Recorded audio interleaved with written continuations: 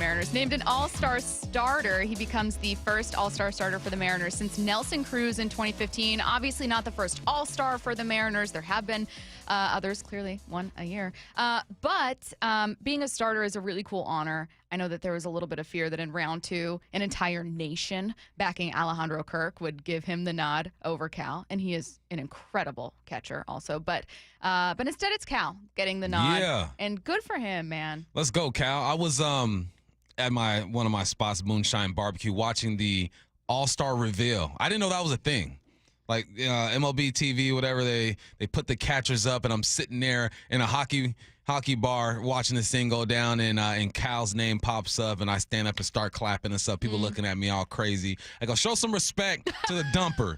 Gosh darn it. People in the bar stand up. Take your hats off, everybody. What was going? I'm looking around like, y'all don't see this? Come on, let's go. And then he won. It was like 70-some% of the votes too. Like it wasn't even close. At the TV. Like it was awesome, man. So that's my first time watching the reveal show. Didn't know that existed, but it was fun. Happy for Cal. Cal Raleigh spoke with reporters yesterday in the dugout ahead of the game. Obviously didn't play in the game. It was a much needed day off. He started with an apology. It's kind of the same that I said to you. You know, I'm sorry that all this nonsense has been going on for the last couple of days with all the voting and stuff. But, you know, I appreciate them and everything they've done for me. And, you know, basically just saying, you know, it's kind of like a dream come true with an all-star game and being a starter.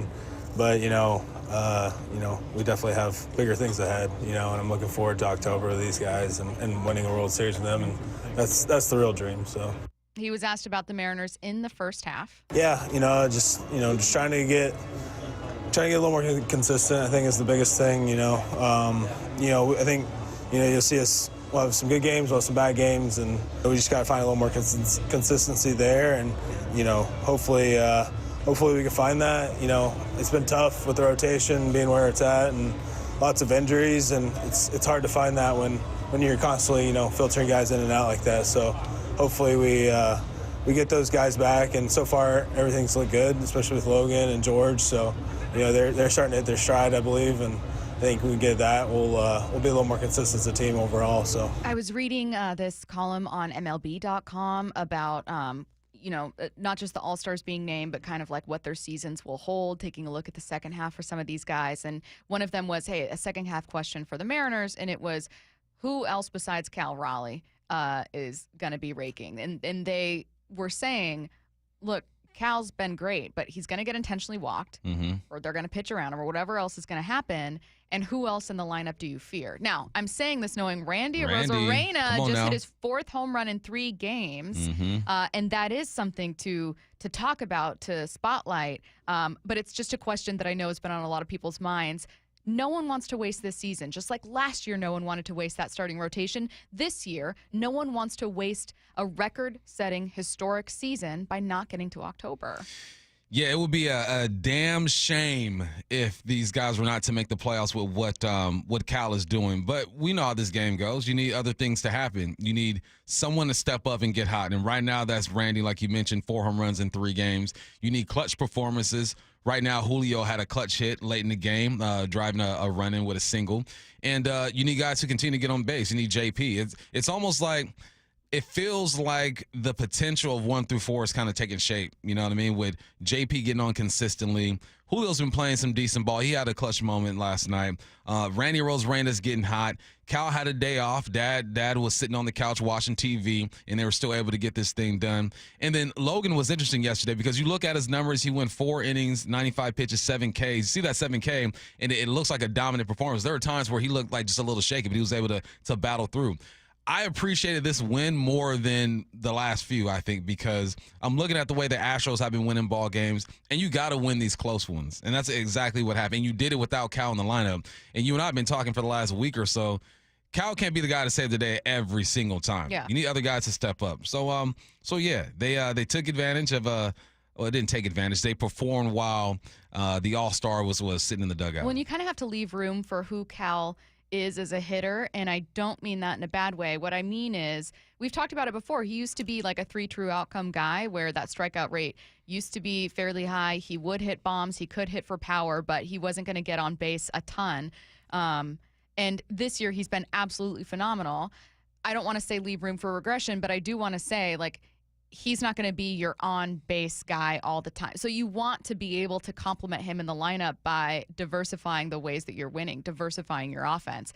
Thankfully, JP was able to get on base a couple times. He also had some timely hits. You mentioned him, and I had been wondering heading into that game, like, is JP gonna, he wasn't by any means in a slump. He'd been one of the better players and then took like a tiny little dip, and you were thinking like, oh God, that first game I just can't get over. Like, what's this gonna look like? Or game 2. But yeah, I think we'll see how they can continue to develop. I think part of the answer must come at the deadline. As cool as it was to see what Randy did, as great as it was to watch JP with a couple singles, to watch the young guys obviously perform, I don't see this team. I see them as a very incomplete offense without adding. Yeah, for sure. I think that you obviously need some help because you're 45 and 41 and you're having contributions from one of the, if not the greatest first half of a regular season we've seen out of a catcher. Yeah. And you're barely in the wild card spot right now. You put Cal on any of these big dog teams and he's performing like that. You're 10 to 11 games over 500. You're looking good. You're leading the division. So it's almost fool's gold, right? Because you understand and accept and respect what Cal is doing, but you also understand that without that crazy performance, this team is probably in a different place. And yes, you're getting contributions from Randy as of late. We appreciate that. Yes, you are getting contributions from the bottom of the lineup. Big Up Williamson had a couple good defensive plays yesterday. Also drove in a run, I believe. No, didn't drive in a run, but hit I think he had a double yesterday. So you're getting contributions from other parts of the lineup, but you don't look at this team and think they are for sure in the playoffs. No. Am I wrong to say, tell me what you guys think. I'm trying to articulate a general thought. Am I wrong to say that windows work a bit differently for teams like Seattle? Nah. Right? The Dodgers have how many All-Star starters? 3? 4, 3? It's just Will Dodgers Smith. and Tigers much. players Mookie. in either league. That's exactly what it is. And good for them, right? And their payroll would have you think nothing other than that.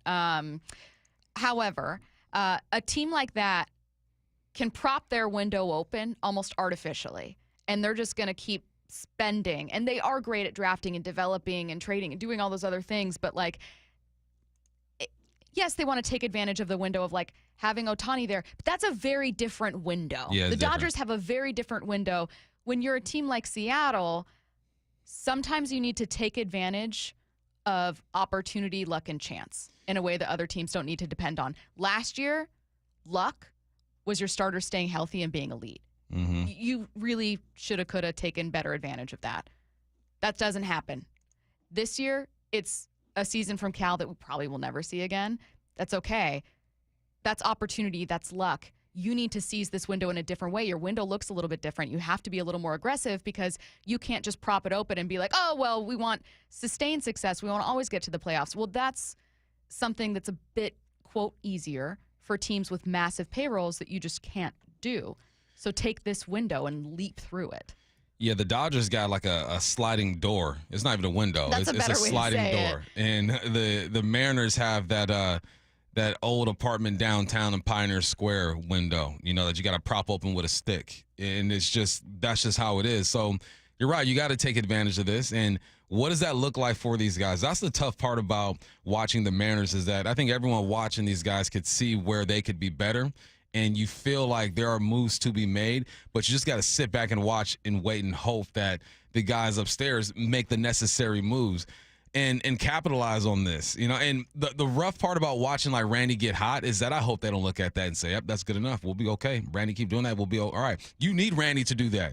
You need Julio to come through clutch with a RBI. You need Crawford to get on base. You need Cal to have an amazing season like he's having just to stay relevant. And then you need to get hot. Yeah, that just keeps you in the game, right? If you're just trying to stay in the game, then I guess you can rely on this. But if you really want to contend for the division and make a push into the playoffs, you make moves. But that's that is the fun part about this, is that we'll sit here and we'll break it down. We'll give our analysis. End of the day, we got to wait and see what Jerry and them dudes are going to do. Yeah, someone said the Dodgers have a garage with a clicker. First of all, I love you saying clicker because I say clicker and not enough people do. Give me the clicker.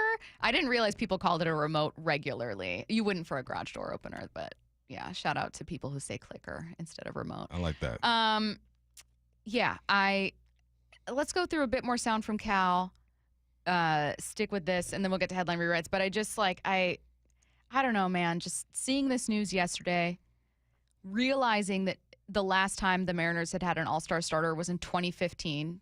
We know that they didn't make the playoffs, and just thinking it's been 10 years. That's crazy. That's something to be very proud of as an organization, as a player. That's very, very cool. It's quite an honor.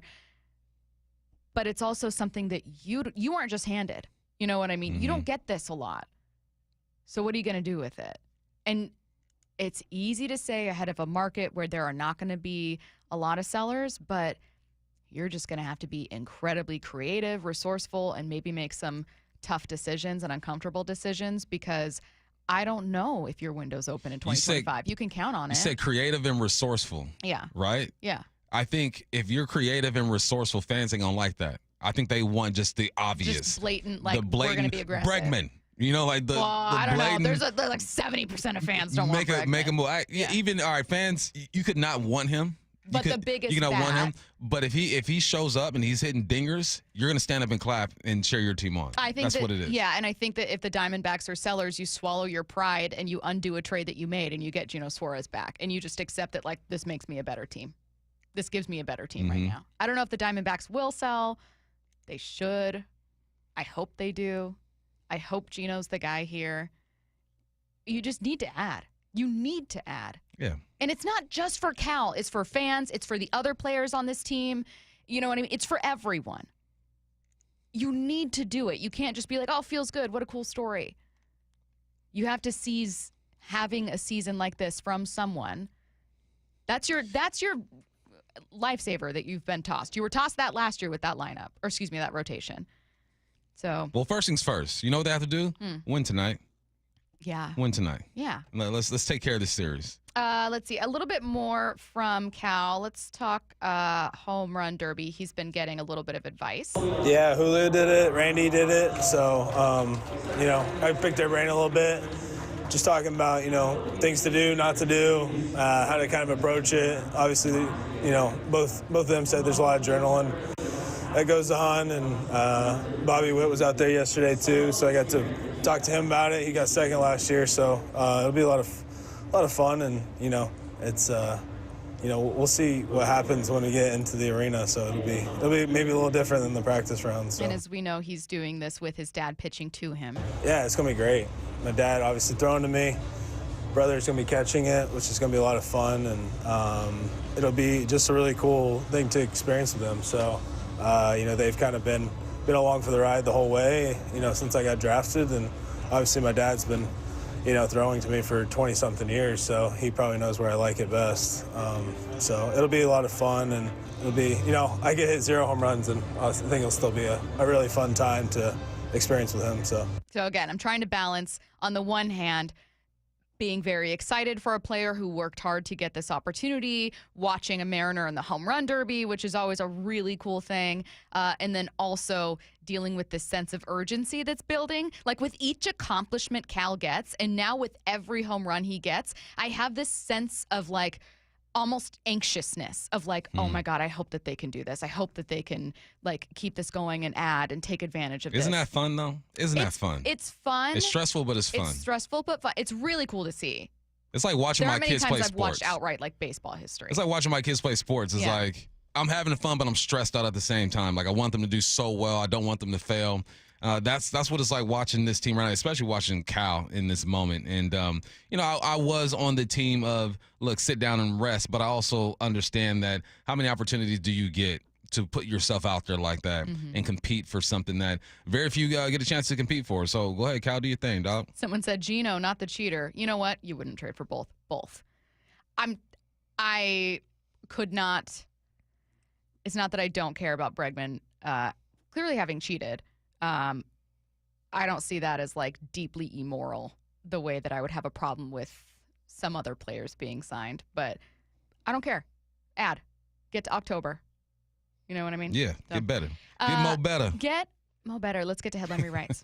Extra, read all about it. Headline rewrites. We must make headlines. The real story behind the headlines in today's news with Bump and Stacy. Headline number one, in addition to being named the starting catcher for the AL All-Star team, Cal Raleigh was also named this morning June's AL Player of the Month. What's the real headline? Let's focus on October.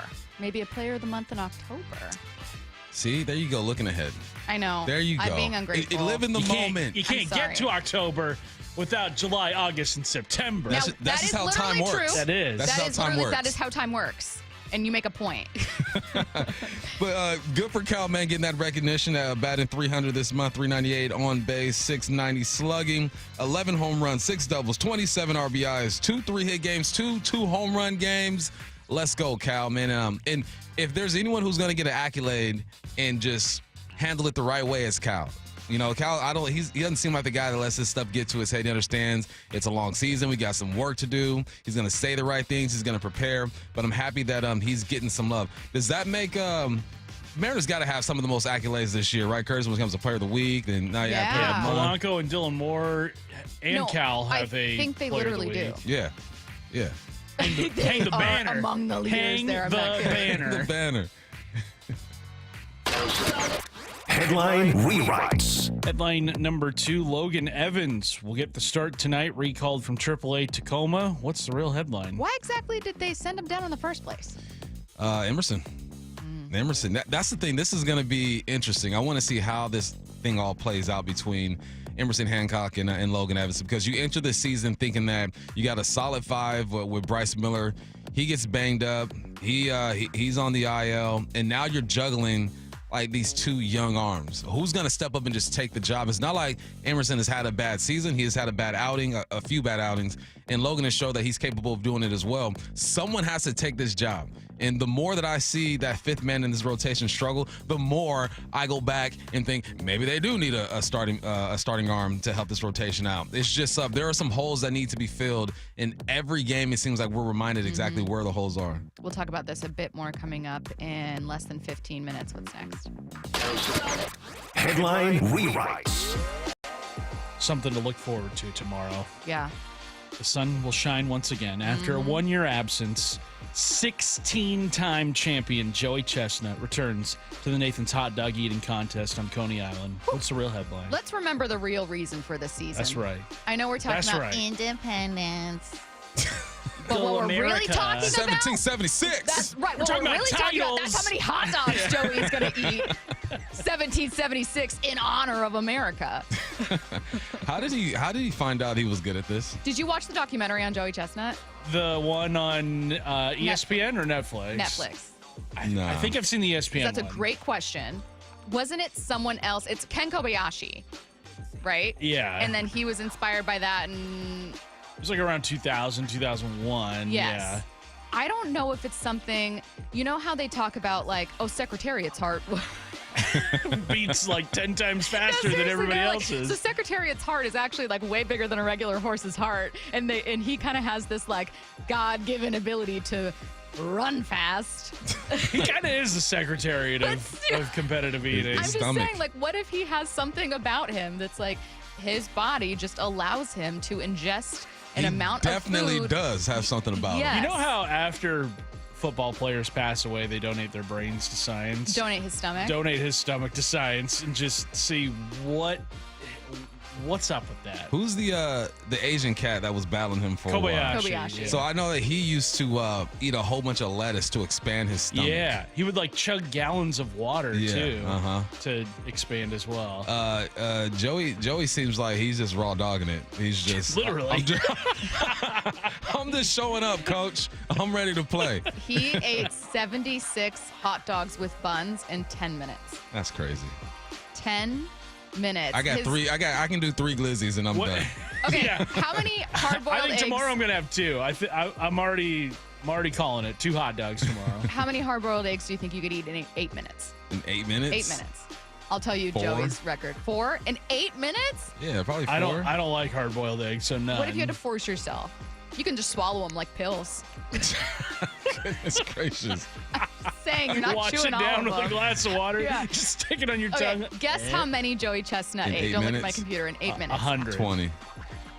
141. In my 8 God. minutes? In 8 minutes. That's what I'm saying. He's swallowing some of those Bruh. holes. He's not chewing those eggs. He is swallowing those eggs. You know, when I was a kid, I used to not eat my dinner. My mom wouldn't let me get up until I ate my dinner, all of it. Joey didn't have that problem. Something tells me that he was just, within 5 minutes, he's done with his play. Someone said competitive eating is entertainment, not sports. I don't think competition. you have respect for the game, brother. Yeah. Right. It sounds like somebody who's lost a few eating contests Thank you. there. It sounds like someone who's a little intimidated by what Joey Chestnut can do. And maybe it makes you a little uncomfortable knowing that a premier athlete. Would I be starstruck if he were in studio with us? Yeah, I think I would be. Who would you be more starstruck by? I know you've got beef with one of them, but Ken Jennings or Joey Chestnut? Genuinely answered, not just. I think it might be Joey Chestnut. Yeah. Who's more popular? Who's more famous in the world, Joey Chestnut or Ken Jennings? That's a good question, I think. Ken Joey Jennings. Chestnut. He's from Edmonds? Oh, yeah, Ken Jennings is local. I didn't know He's a that. Mariners fan. Okay. He's also a coward. Just throw that out Listen, there. Ken Jennings was going to be on the show, and he was going to go toe-to-toe in trivia with Curtis. And backed then out last minute. He had to cancel for some kind of other obligation. But in think 'cause Curtis's he's mind, scared. exactly. I In think that's Curtis's Oh, you exactly guys mind, are going to go trivia head to head? Yeah. we were going to have a fun Oh, thing where snaps. Ken Jennings takes on Curtis with And some he Mariners caught trivia. wind of. We think he caught wind of the trivia I think he battle. got a little scared. Yeah, and then he got a little. Can we set this up again? What's up? Yeah. Look, Ken, I know you're listening, because that's how you found out the last time. But That's how you got if wind of you it. want to come at your boy, I'm right here. You know where to find me. Do the Mariners need a starter? That's next. We've got some breaking news. And the next offer on the way. Cal swinging a drive deep to right field. Big Dumper is in the Derby. Goodbye, baseball. If you're going to get tossed meatballs and stuff, all you got to do is connect. You have enough power. You got a big dumper. That ball is going to travel. What would happen if you switched Cal and Judge? Like, what if Cal was doing this for the Yankees and Judge was doing this for the Mariners? Who's the MVP then? Hear Cal Raleigh in the Home Run Derby Monday, July 14th, right here on Seattle Sports. Ready for summer hoops? Register your team for the July 12th and 13th Everett 3-on-3 tournament, presented by Boeing. 4 players to a team, 2 days of exciting action, 1 incredible tournament. Players of all ages and abilities are encouraged to come out and play. Team registration is extended to July 7th. Register your team today at everett3on3.net. That's everett3on3.net. Each player gets an Amazon player bag. Thank you to event sponsors Boys and Girls Clubs, Xfinity, and Visit Everett. The future is here. So why is your internet stuck in the past? With Quantum Fiber Internet, you can get next-level multi-gig speed on a reliable fiber network. Fair and honest pricing with no annual contracts or bundling required. And whole home 360 Wi-Fi to make sure your devices are ready to take you where you want to go. So you can stream, post, game, surf, like, and love to your heart's content. You do you. Let Quantum Fiber Internet take care of the rest. Learn more at quantumfiber.com. Limited availability, service, and speed in select locations only. Hi, Zoe Saldana. Welcome to T-Mobile. Here's your new iPhone 16 Pro on us. Thanks. And here's my old phone to trade in. You don't need a trade-in. When you switch to T-Mobile, we'll give you a new iPhone 16 Pro. Plus, we'll help you pay off your old phone up to $800, and you still get to keep it. There's always a trade-in. Not right now at T-Mobile. I feel like I have to give you something in return for karma. That's okay. I don't really have much in my purse. Oh, let's see. Hand sanitizer. It's lavender. I'm good. Seriously. Let me check this pocket. Oh, mints? Really, I'm fine. Oh, I have raisins. I'm a mom. Wait 1 sec. I've got cupcakes in the car. It's our best iPhone offer ever. Switch to T-Mobile. Get a new iPhone 16 Pro with Apple Intelligence on us. No trade-in needed. We'll even pay off your phone up to $800. With 24 monthly bill credits, new line, $100 plus a month on experience beyond finance agreement, $999.99 and qualifying forwarded. For well qualified plus tax and $10 connection charge. Pay off via virtual prepaid card below 15 days. Credits end and balance due if you pay off early or cancel. See T-Mobile.com. Heading to the ball game? Don't mess with traffic and pricey parking fees. Make it easy and ride the bus. It's affordable and convenient. No stress, no hassle. And plenty of time to grab a hot dog before first pitch. Community Transit makes riding the bus fun, easy, and affordable. You save money on parking, and kids under 18 ride for free. See where they can take you and plan your trip today. Go to Community Transit at ctgo.org/home run. Get in the zone, AutoZone. John always listens to his truck. So when his brakes start talking, he goes to AutoZone, where a helpful AutoZoner gets him the right parts. If John has time to put them in, he borrows a kit with Loan-A-Tool. And if he doesn't, he gets a free shop referral. No hassles, just help. Everything you need, nothing you don't. Get in the zone, AutoZone. Deposit required for Loan-A-Tool. Restrictions apply. Get in the zone, AutoZone. John always listens to his truck. So when his brakes start talking, he goes to AutoZone, where a helpful AutoZoner gets him the right parts. If John has time to put them in, he borrows a kit with Loan-A-Tool. And if he doesn't, he gets a free shop referral. No hassles, just help. Everything you need, nothing you don't. Get in the zone, AutoZone. Deposit required for Loan-A-Tool. Restrictions apply. The Bump and Stacy Show is powered in part each day by the caring and compassionate team at Pendergast Law Personal Injury Lawyers. Go to pendergastlaw.com.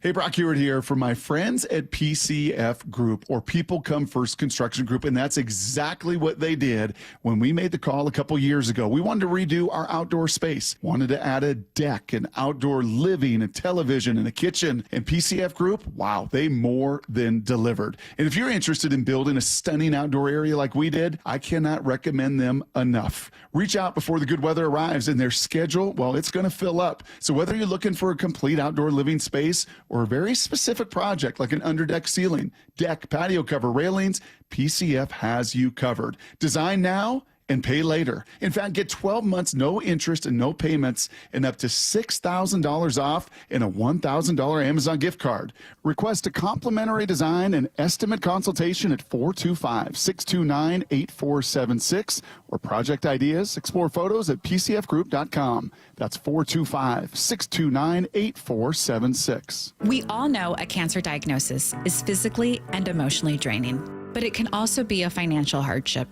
That's why Northwest Hope and Healing is here to help. I'm Dr. Suzette Miranda, a plastic surgeon who is proud to be part of Northwest Hope and Healing's mission. We provide a lifeline for breast and gynecologic cancer patients. We cover essentials like food, utilities, and childcare, so patients can focus on healing. This year, we are proud to celebrate 25 years of Northwest Hope and Healing. Since the year 2000, we have distributed over $2.8 million in direct financial assistance to thousands of local cancer patients. And you can help us make a difference. Mark your calendar for Life in Color, a summer brunch, auction, and fashion show on August 17th at the Columbia Collective in Woodinville. It's an unforgettable afternoon of unwavering hope and inspiration. Get your tickets now for Life in Color on August 17th. Go to nwhopeandhealing.org to learn more. That's nwhopeandhealing.org. From the Quantum Fiber Studio, you're listening to Bump and Stacy. Weekdays 10 to 2. On Seattle Sports and 97.3 FM HD2. Let's talk about Logan Gilbert's day yesterday. Bump, you mentioned that there have been times more recently, and this is prior to like when Kirby had just come back, when we were waiting for Logan. I agree with you. I think that in all of our minds, we were like, oh, well, yeah, right now pitching's a concern, but you're getting these guys back. But now we have these guys back. You obviously don't have Miller. You're waiting to see what happens there. And you're finding that a growing concern is that of pitching. And looking at this team, knowing they need to add a bat, you need to add a corner infielder. That's just what they have to do. Mm-hmm. Adam Jude's column for the Seattle Times says that's a priority for them. But whether it's looking at Logan and his few starts, still waiting to pitch through 6, whether it's, wondering if Miller's going to come back, you're starting to wonder if they need a starter. Yeah, it's what's weird about this team is that it feels like every 2 or 3 days a different concern is there. Yes. It's like the same 3 or 4, but I kind of bounce back and forth. After watching Emerson, I go, all right, maybe they could use an arm. Obviously, the struggles offensively, the ups and downs, smiles and frowns. Like, yeah, maybe they could use a bat. Yeah. And then Rowdy gets released, and you're dealing with Solano and Luke Raley at first base, and then the corner as well, the third base. You're thinking, all right, maybe they could use all the above. They could use a reliever as well. The bullpen's been stretched in also, but it's all about timing, right? We still got how many days until the trade deadline? You got a few weeks, right? When's the trade deadline? 31st. 31st. So however many days until the 31st? 4 weeks. You got 4 weeks. So I could be talking right now after watching Emerson. I could see them using getting an arm. But let's wait until then, and I could be talking about something completely different. It's the timing of the whole situation. That's the tough part about building a team or trying to make your team better, is that the concerns change series by series, day by day. So what is most important to them? I think that everyone, I think all Mariners fans, you could want a reliever, you could want a starter, you could want help on third or first. I think everyone could say at the end of the day, if they get the best bat out there, then that's probably the best move for this team. Yeah, I think that the thing that makes looking at what they can do with pitching different than looking at the offense is that they have made their stated identity their pitching. That's who they want to be. You're in a pitcher's park. You already have great pieces. This is what their identity is. I don't know that they are closer to being elite with pitching in theory. They've been kind of middle of the road in both facets this year, which on the one hand, we just wanted the offense to be average last year. Right. On the other, it's because your pitching was so great. So now your pitching isn't as great. It's not as healthy. And you're wondering if you need to add to that group. I think I see the conversation about adding a starter or even adding to the bullpen as like a philosophical one. Like, this is the type of conversation I like to have about the Seahawks, for instance. If you say you want to be a team in Seattle, in the Seahawks case, that runs the ball and plays great defense, then that's where you should be investing. Yeah. That's where you should be growing. That's what you should be doing well.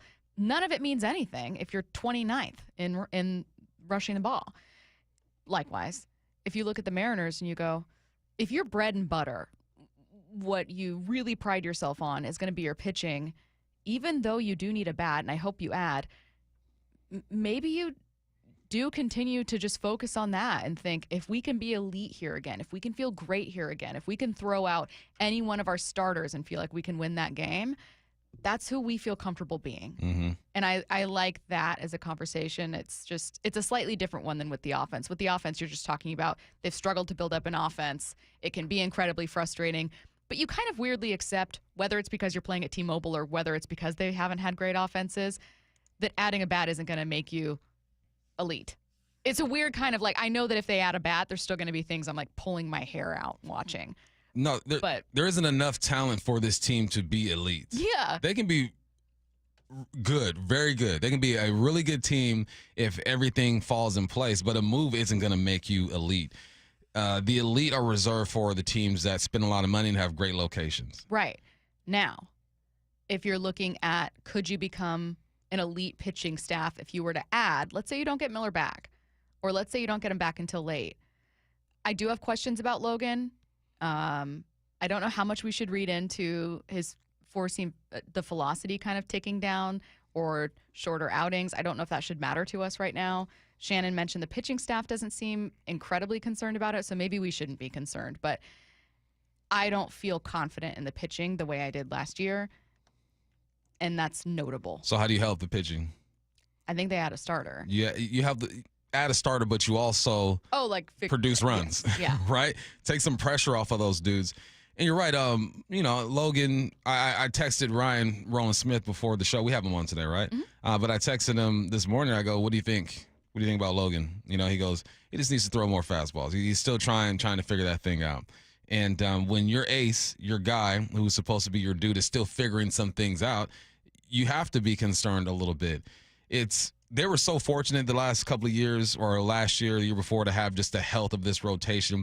And everyone knew that this wasn't going to last. That's not reality when it comes to baseball. It's rare that you have your 5 starters go the whole season and you're good to go.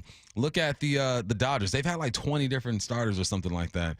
But how are they supported? They got bats. They got Ohtani. They got Mookie. They got Freeman. They got Will. I mean, it's deep over there. So they can cover up some of the deficiencies on the mound because they feel like they're going to score runs. You're just not in that position. I've coached teams where we knew to beat this team, we got to play dang near perfect. And it's so hard to expect that out of your team day in and day out. So you got to grind it out. Right now, it's just stay afloat. You hear about that guy who jumped off the cruise ship to save his daughter who fell off the side of the cruise ship? Are they okay? Yeah, they both made it. Yeah. Oh, okay. Yeah. No, I didn't hear about Disney this. Cruise. He tread water for 20 minutes waiting for help. That's the Mariners right now, okay? You jumped off the side of the cruise ship, and you're treading water, and you're hoping at the trade deadline there's going to be something that's going to save you and keep you competitive. But they're grinding them out, man. This is just I've settled into who this team is at this point of the season. You got to win 3-2 games. You're going to have your explosive games as well because there's firepower offensively. Like Randy has firepower. Julio, Cal has firepower. It's there, but it's just not consistent. So you just got to hold tight and be ready to ride. 509 says, we develop pitching, which is why we should load up on hitters and then develop our own arms. I hear what you're saying. I would say that you have some really exciting bats in theory in your farm system. I also would like to win now. Mm-hmm. I don't want to just add hitters at this deadline and then think. I mean, yes, there is a conversation to be had about how adding at the deadline still helps you the following year. You don't have to look at it as going all in for nothing, right? Pieces that you bring, Randy Rosarena, can still be with you and help you the following season. But how do you solve, if you think there's a pitching problem, how do you solve that now? Mm-hmm. Do you wait and see if Logan starts looking like a really consistent ace? Do you see if Miller comes back? Do you count on Logan Evans? Like, if you're someone who thinks, I don't feel great about the pitching right now, it's not what it was last year, then what? We don't feel great about the pitching, but there's also a couple pieces that we're waiting to see how they develop. We're still waiting to see Walter get back to the guy that we know and love. We're still waiting to see if Emerson Hancock is going to get called back up and do it. And we're waiting to see Logan Evans. I think we don't feel as confident as we used to be, but there's also enough there to where I'm not frantic about it. I'm not stressed out. I'm more stressed out about the bats than I am about the arms. But you also know that your strength isn't as strong as it used to be. Let's get to a little bit of this sound.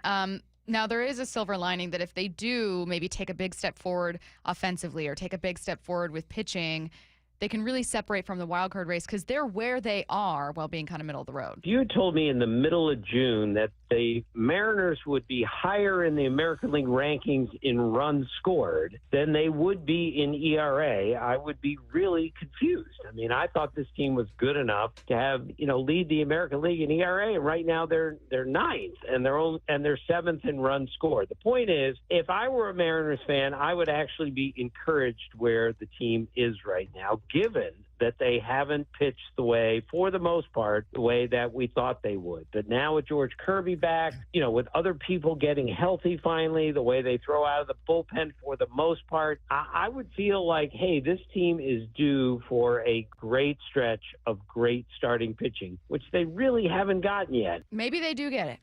Maybe they're not going to add a starter, and what we instead see is that the starters you already have start to look even better and kind of fall into form. They did miss time. That's a really important part of their story this year. So we'll see what happens with this group. All right.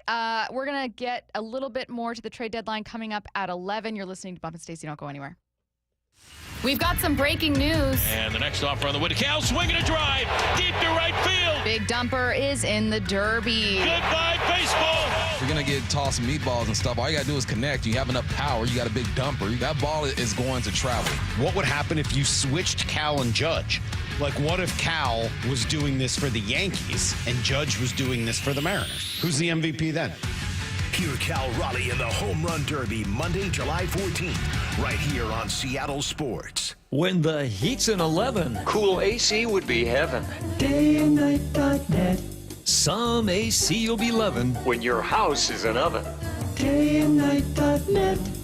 Northwest summers are beautiful, but there's always a long, hot stretch that makes everyone say, man, AC sure would be nice. Well, except for that one annoying friend who won't stop talking about how great his AC is. Hi, I'm Bruce with Day and Night Plumbing and Heating. Don't sweat through another summer. Have Day and Night keep your house cool and comfortable by installing a high-efficiency AC or heat pump. Or if you have an existing system, we'll come and service it. Make sure it's running efficiently and ready to cool when you need it. When the summer is cooking, We're the place to be looking. dayandnight.net. Stay cool this summer with Day and Night. Call now to get 10% off an air conditioner or heat pump. Plus, no payments or interest for a year OAC. Restrictions apply. Call for details. dayandnight.net. Hey, Brock Ewart here for my friends over at Xfinity. You know, change is always happening. It's part of life. And when it comes to music, we know that change is all around us. Songs are rewritten and remade. Classics are remixed. Bands and artists, well, they come and go. Even our taste in music, as we get older, can change a bit. But no matter how things change in 5 years, there's one thing that will stay the same.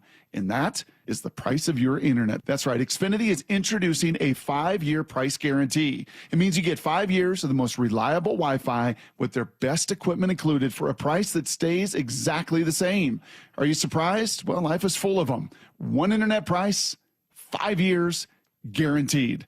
Learn more at Xfinity.com/deals. Now, restrictions apply. New residential customers only. Taxes and fees extra and subject to change. Most reliable Wi-Fi based on Open Signal Awards USA. Fixed Broadband Experience Report, August of 2024. Go check it all out right online at Xfinity.com/deals. Headed to the ballpark? Skip the traffic jams, parking fees, and the stress of driving. Make riding transit part of your game day ritual. Roll in with your crew, talk stats, and meet fans. No traffic, no stress. Community Transit riders enjoy seamless connections to light rail and ferries to get to Seattle and beyond. And youth 18 and under ride the bus for free. All in for the win. Plan your trip with Community Transit at ctgo.org/homerun. Hey, it's Mike Salk here, and we've been talking about this. Luxury awaits at Snoqualmie Casino and Hotel. You can book now for an unforgettable summer experience because the hotel opens up August 8th. Bookings are open at snocasino.com starting on August 8th. The expanded non-gaming floor, the destination spa, the big new entertainment space and convention center, new restaurants as well. They're combining effortless style with the utmost in relaxation. Go to snocasino.com for details. Seattle's closest, now Snoqualmie Casino and Hotel. Guys, did you know your testosterone level impacts your energy, libido, sleep, weight, hair loss, mood, and even ED? And right now, Revive Men's Health Seattle will check your testosterone for free. They've helped thousands of men since 2011 feel and perform better. They're so confident they can help you, they even guarantee it. Schedule your free testosterone test, exam, and consultation today. Call 206-529-1111. That's 206-529-1111. Or visit ReviveMen'sHealth.com. The home of the Mariners. Left off to center. It is on its way. Julio, 2-run home run. Hear every pitch on 710 and the Seattle Sports app. Hey, Brock Ewart here with Shannon O'Kelly, President and CEO of IRG Physical and Hand Therapy, inviting you to come work with IRG. And Shannon, what kind of staff are you looking for at IRG? Brock, we're looking for all kinds of clinical staff, physical therapists, occupational therapists, athletic trainers, certified occupational therapy technicians, physical therapy assistants, you name it on the clinical side. We are looking for those folks. But we are really looking for folks that want to come to an organization that want to be part of our culture and change the culture and work with us to provide the best care and service we can to our patients, our team, and our community. So those clinical people out there, we're looking for you. We also provide advanced certification. We want to provide you mentorship. We want you to grow personally and professionally here at IRG. With over 40 clinics throughout the Pacific Northwest, you've got the opportunity to work in the city you want. Just head over to irgpt.com/careers. That's irgpt.com/careers.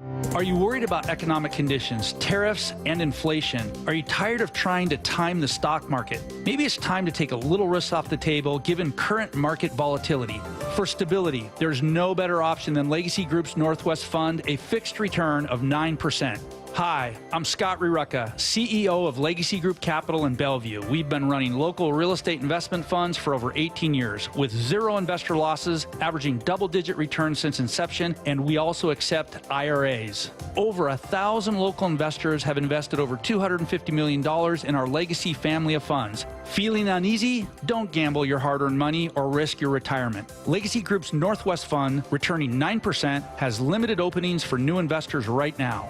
Call 425-635-4700 or visit LegacyG.com. That's LegacyG.com. This is not investment advice. Legacy investments available to accredited investors only. Details at legacyg.com. From the Quantum Fiber Studio. This is Bumpin' Stacy. Weekdays 10 to 2. On Seattle Sports and 97.3 FM HD2. What's your win prediction for the Seahawks in 2025? That's not necessarily what we're doing here, but Aaron Schatz of FTN Fantasy was on with us earlier this week, and we asked him, hey, if Vegas, let's say, has the Seahawks at, over under 8 wins, what do they do to eclipse that total? Here's what Aaron said. The most realistic idea of how the Seahawks will suddenly become a really good team is that Mike McDonald's defense totally gels, right? Improved in the second half of last year. They were like the number 11 defense or something in my numbers. Better in the second half of the year. McDonald's defense with the Ravens improved in the second half of his first year. That took a big step forward in the second year.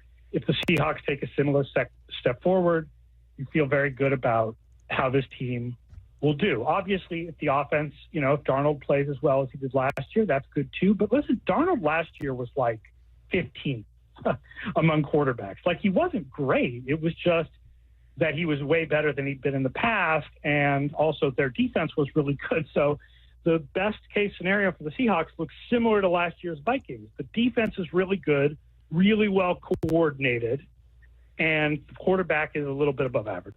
Now, I'm going to start with reframing the first question Aaron got. Aaron was asked about over under 8 wins, so it's not necessarily like his own prediction, though maybe it is. I don't think he's as high on this team as would be obviously local fans or folks who maybe just know this team more personally.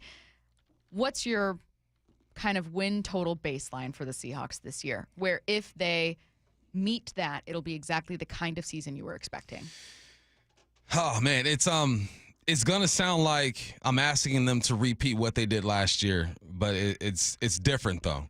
I remember, I forget, last time I had this take, somebody was someone got mad at upset you. with me. Yes. Oh, repeat what they did last year. I'm like, yeah, you could win. Winning 10 games can look completely different. Yes. It can look different. And, people say they won 9 games because that last game with the Rams, when they played the Rams, they were sitting a bunch of dudes getting ready for the playoffs. It could look different. Winning 10 games this year for me is like the bare minimum. I think that's where they're going to end up. 10 games. And it could look different because you can be better with the run. You could have a better defense. You could establish your franchise quarterback for the next several years. There are boxes that you can check. Like, if you just look at the number of wins, you can get caught up in all that, but it just looks different because, the Chiefs won 15 games last year, right? They could win 14 games this year and the offense could look better. They can win 13 games this year and this offense could look better. No year looks exactly the same. You can look at the win total and kind of get caught up into that. Mm-hmm. With me, I'm just looking for improvement. And I want them to be, and I think they can be a playoff team this year, but it's more about establishing that foundation and making sure that, 1, you have your coach for the next 8 to 10 years. How lovely would that be? 2, you found your quarterback for the next 2 to 3 years and let Jalen Monroe grow and marinate. You could find your number 1 receiver for the next 3 to 5 years, waiting to see if JSN could be that guy. Maybe you found a system that works for Ken Walker. You'll re-sign him for the next 2 or 3 years. There are some things that you can improve on and still have the same win total. Rick Woolen can come back this year and have himself a better year. Maybe you found your safety in Nick Mawari for the next few years. Jay Love looks good. Like, there are some things that this team could do to make this 10 wins. Hopefully this should look better than last year's 10 wins. Joe and Bellevue, only loser mentalities have the Seahawks any worse than 20-0. There you go, Joe. We were diagnosing loser mentalities yesterday. Dr. Ross yesterday. I was giving out all kinds of prescriptions for curing that loser mentality. Okay, so the second part of Aaron's question. So your total, and I agree with you. Before anyone, I remember when people were getting on you for this because people were like, wait, if they get 10 wins and don't make the playoffs, how in any way is that a success? And it was the answer you just gave. Sometimes the same record feels different. If they took steps forward and maybe just had bad luck, or if it looks like they're going in a really good direction, that feels different than what 10 wins was last year. So I agree with you. So I'm going to start with that. Secondly, Aaron says, look, if they are going to outperform my own expectations, I think it's going to be because of Mike McDonald's defense. Now, if the Seahawks are going to outperform your wildest expectations, it'll be because of what? It'd be because this offense is rolling. I I thought the same thing. This I was like, offense I is rolling. immediately went to the offense instead of defense. If this offense looks good, if we look like the 2024 Vikings, just a little glimmer of that with Sam Darnold, that changes things. I think this team can win 10 wins with this offense being mediocre, honestly, just because of this defense. You have that much faith in the defense. Yeah, that much faith in defense. Like, I'm not saying mediocre, meaning that, all right, Sam Darnold tosses for 23 touchdowns and 10 interceptions and K9 rushes for 900 yards. You have a 1,000-yard receiver. The prolific offenses obviously are better than that. You got Baker Mayfield tossing for 40. You have Jared Goff tossing for 30, 35 touchdowns. Like, those are the prolific offenses. But with this team, it's all about just getting into the playoffs, because I feel like if they're able to get into the playoffs and develop the run and have a good defense, you have a fighter's chance. And that's all really you're looking for. But it comes down to the offense. I'm so confident in this defense and what I think they're capable of doing with the additions that they have, with Mike McDonald having his second year, and Jenna being healthy, Ernest coming in, Tyrese Knight, his second year there, Leo playing with a chip on his shoulder. Interested to see what Lawrence looks like. I'm so confident in the defense.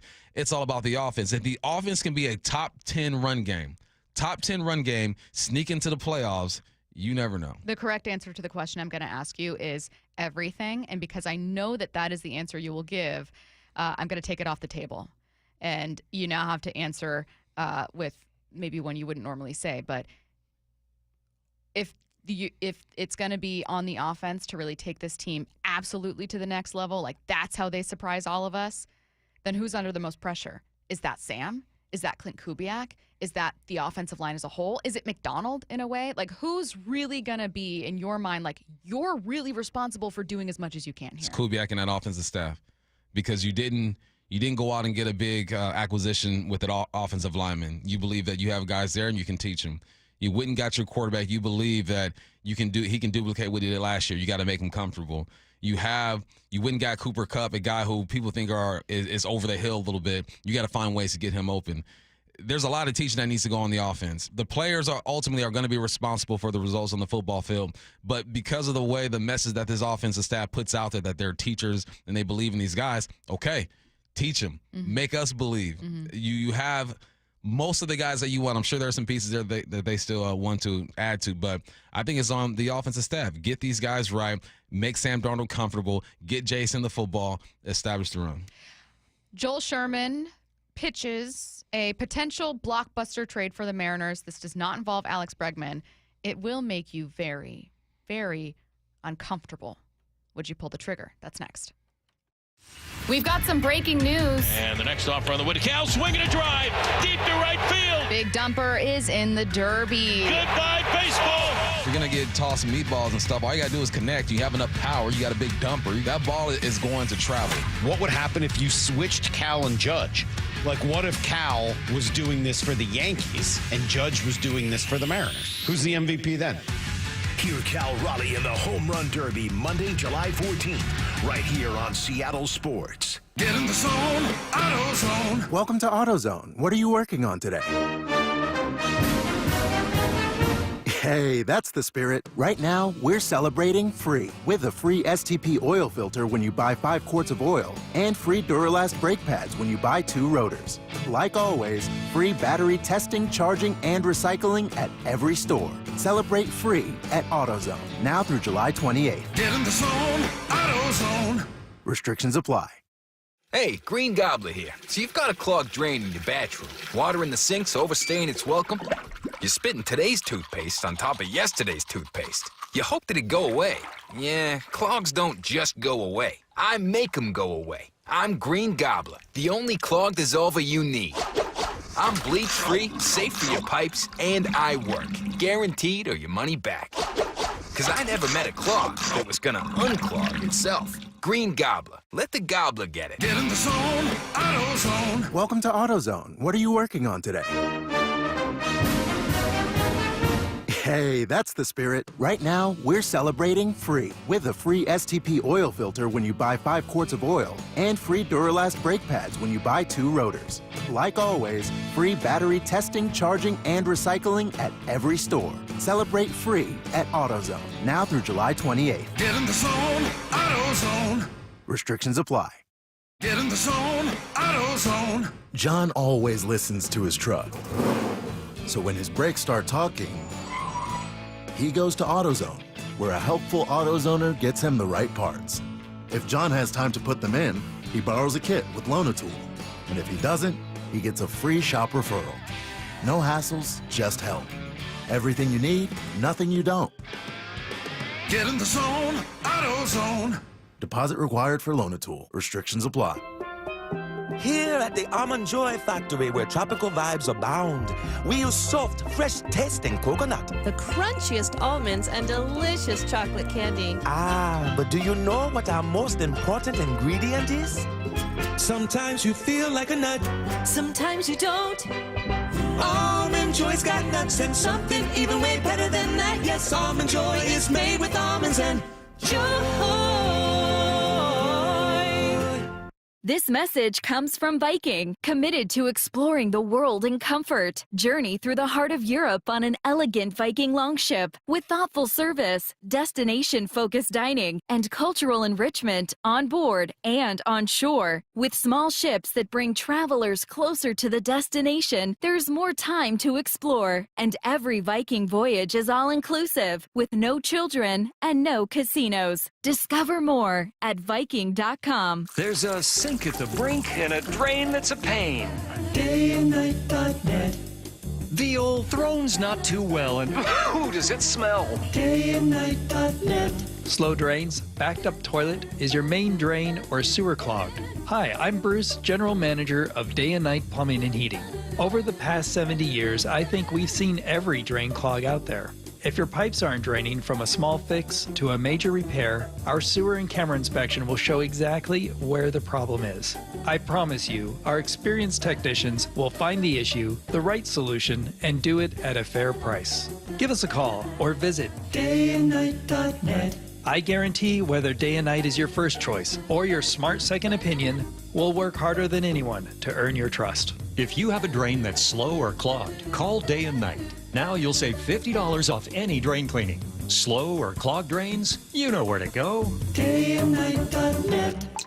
How we going, mates? It's Rowland-Smith for Eastside Weight Loss Clinic. So I've told you this before. I dropped 30 pounds in 60 days, but that was back in the month of March. Well, how am I doing now? I'm doing awesome. I'm keeping the weight off. I haven't even moved in regards to adding the pounds. I've kept right there at a steady 220, feeling amazing. I only have to, measure myself, check in basically once a week now, but this is so easy. I have to travel a lot for the season with the Mariners, obviously, and heading off to MLB Network on the East Coast. So it can be tough. When I get it, when you travel, some of the airport food and everything else, it can be tough. But listen, they give you the systems, the guidelines to keep you in check and to keep the weight off. It is so easy, and I can't believe how well it worked.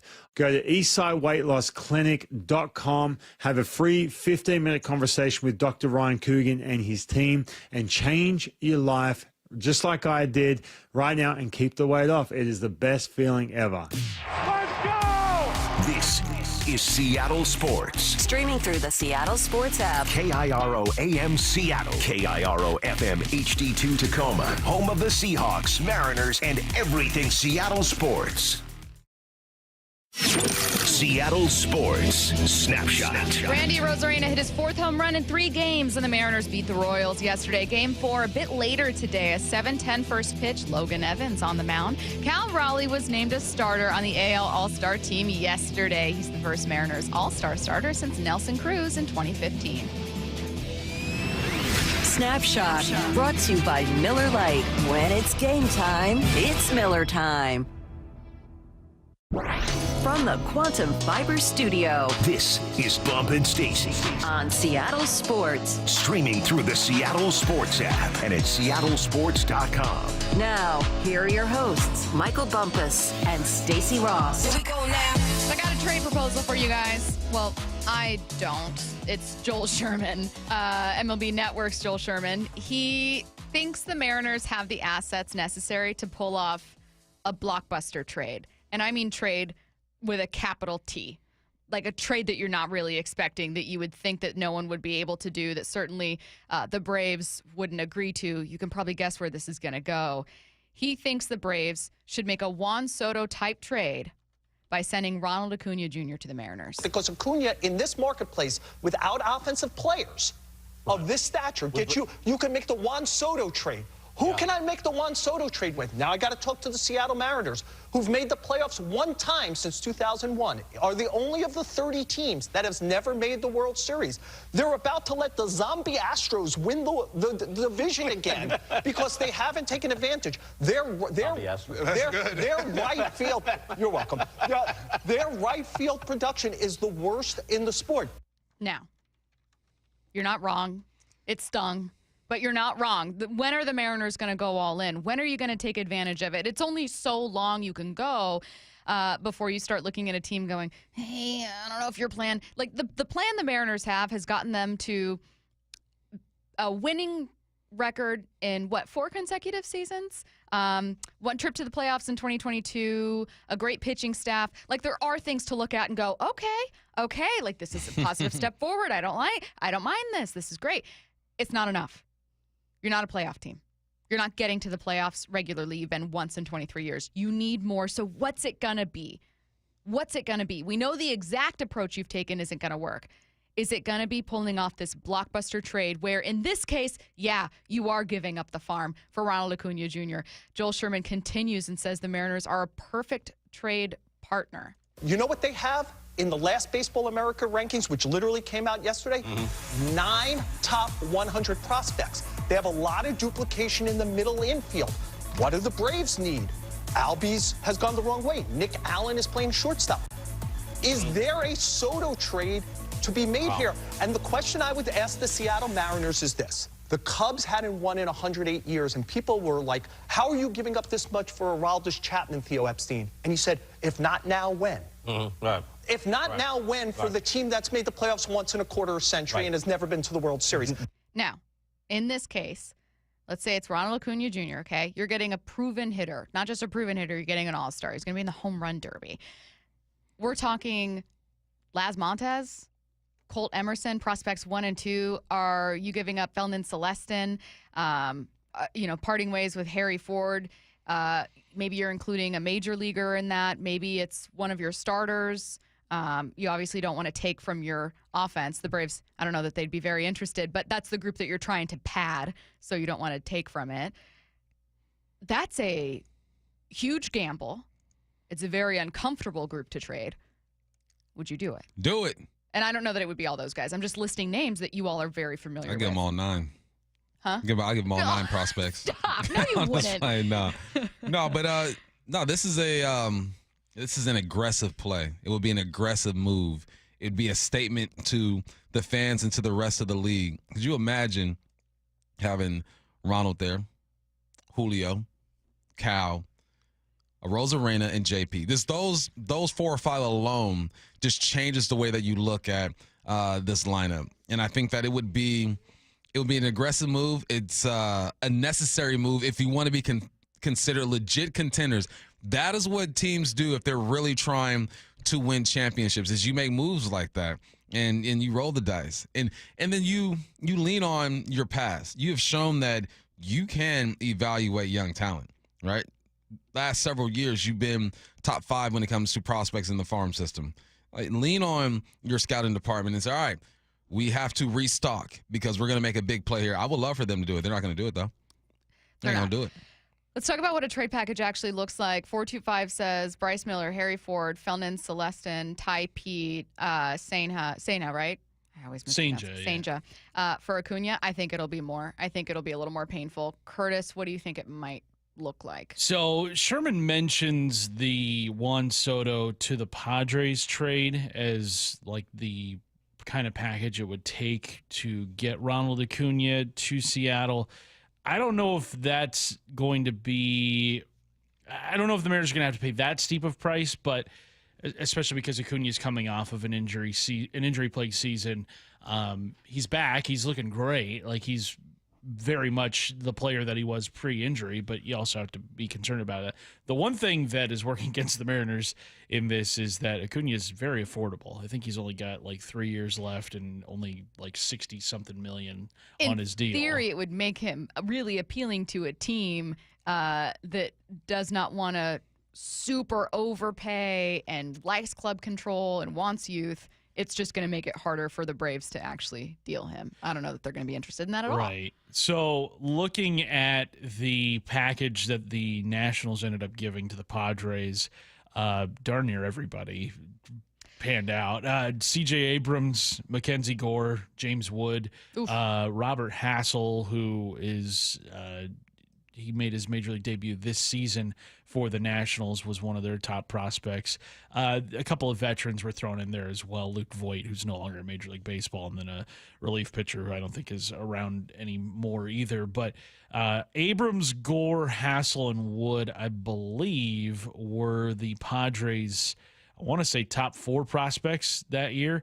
4 of their top 5. So Abrams was 1, Hassel was 2, Gore was 4, and James Wood was 5. So it would be like dealing, if they can get away with not dealing Emerson or Montez, I don't know, they probably have to deal both. Let's pretend it's Emerson, Montez, I mean, Celestin. 4 of your top 5, according to MajorLeagueBaseball.com right now, that's Colt Emerson, Laz Montez, Felnian Celestin, and Harry Ford.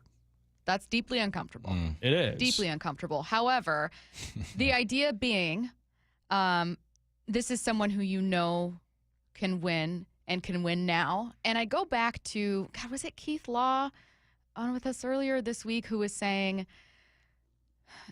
one of the very difficult things when it comes to prospects is that you spend so much time and an emotional investment that you make in these guys, and you really believe that they're going to end up working. Here's that cut. Thank you. Sometimes the hardest thing for any front office to do is just to evaluate your own prospects, because they're all like, we always joke as writers, these are my little word babies. I don't want to delete any of them, right? It's kind of the same thing with prospects. You drafted them, you scouted them. How do we let them go? But at some point, you've got to make those decisions, even if you really believe the player is going to be good. He just may not fit for you.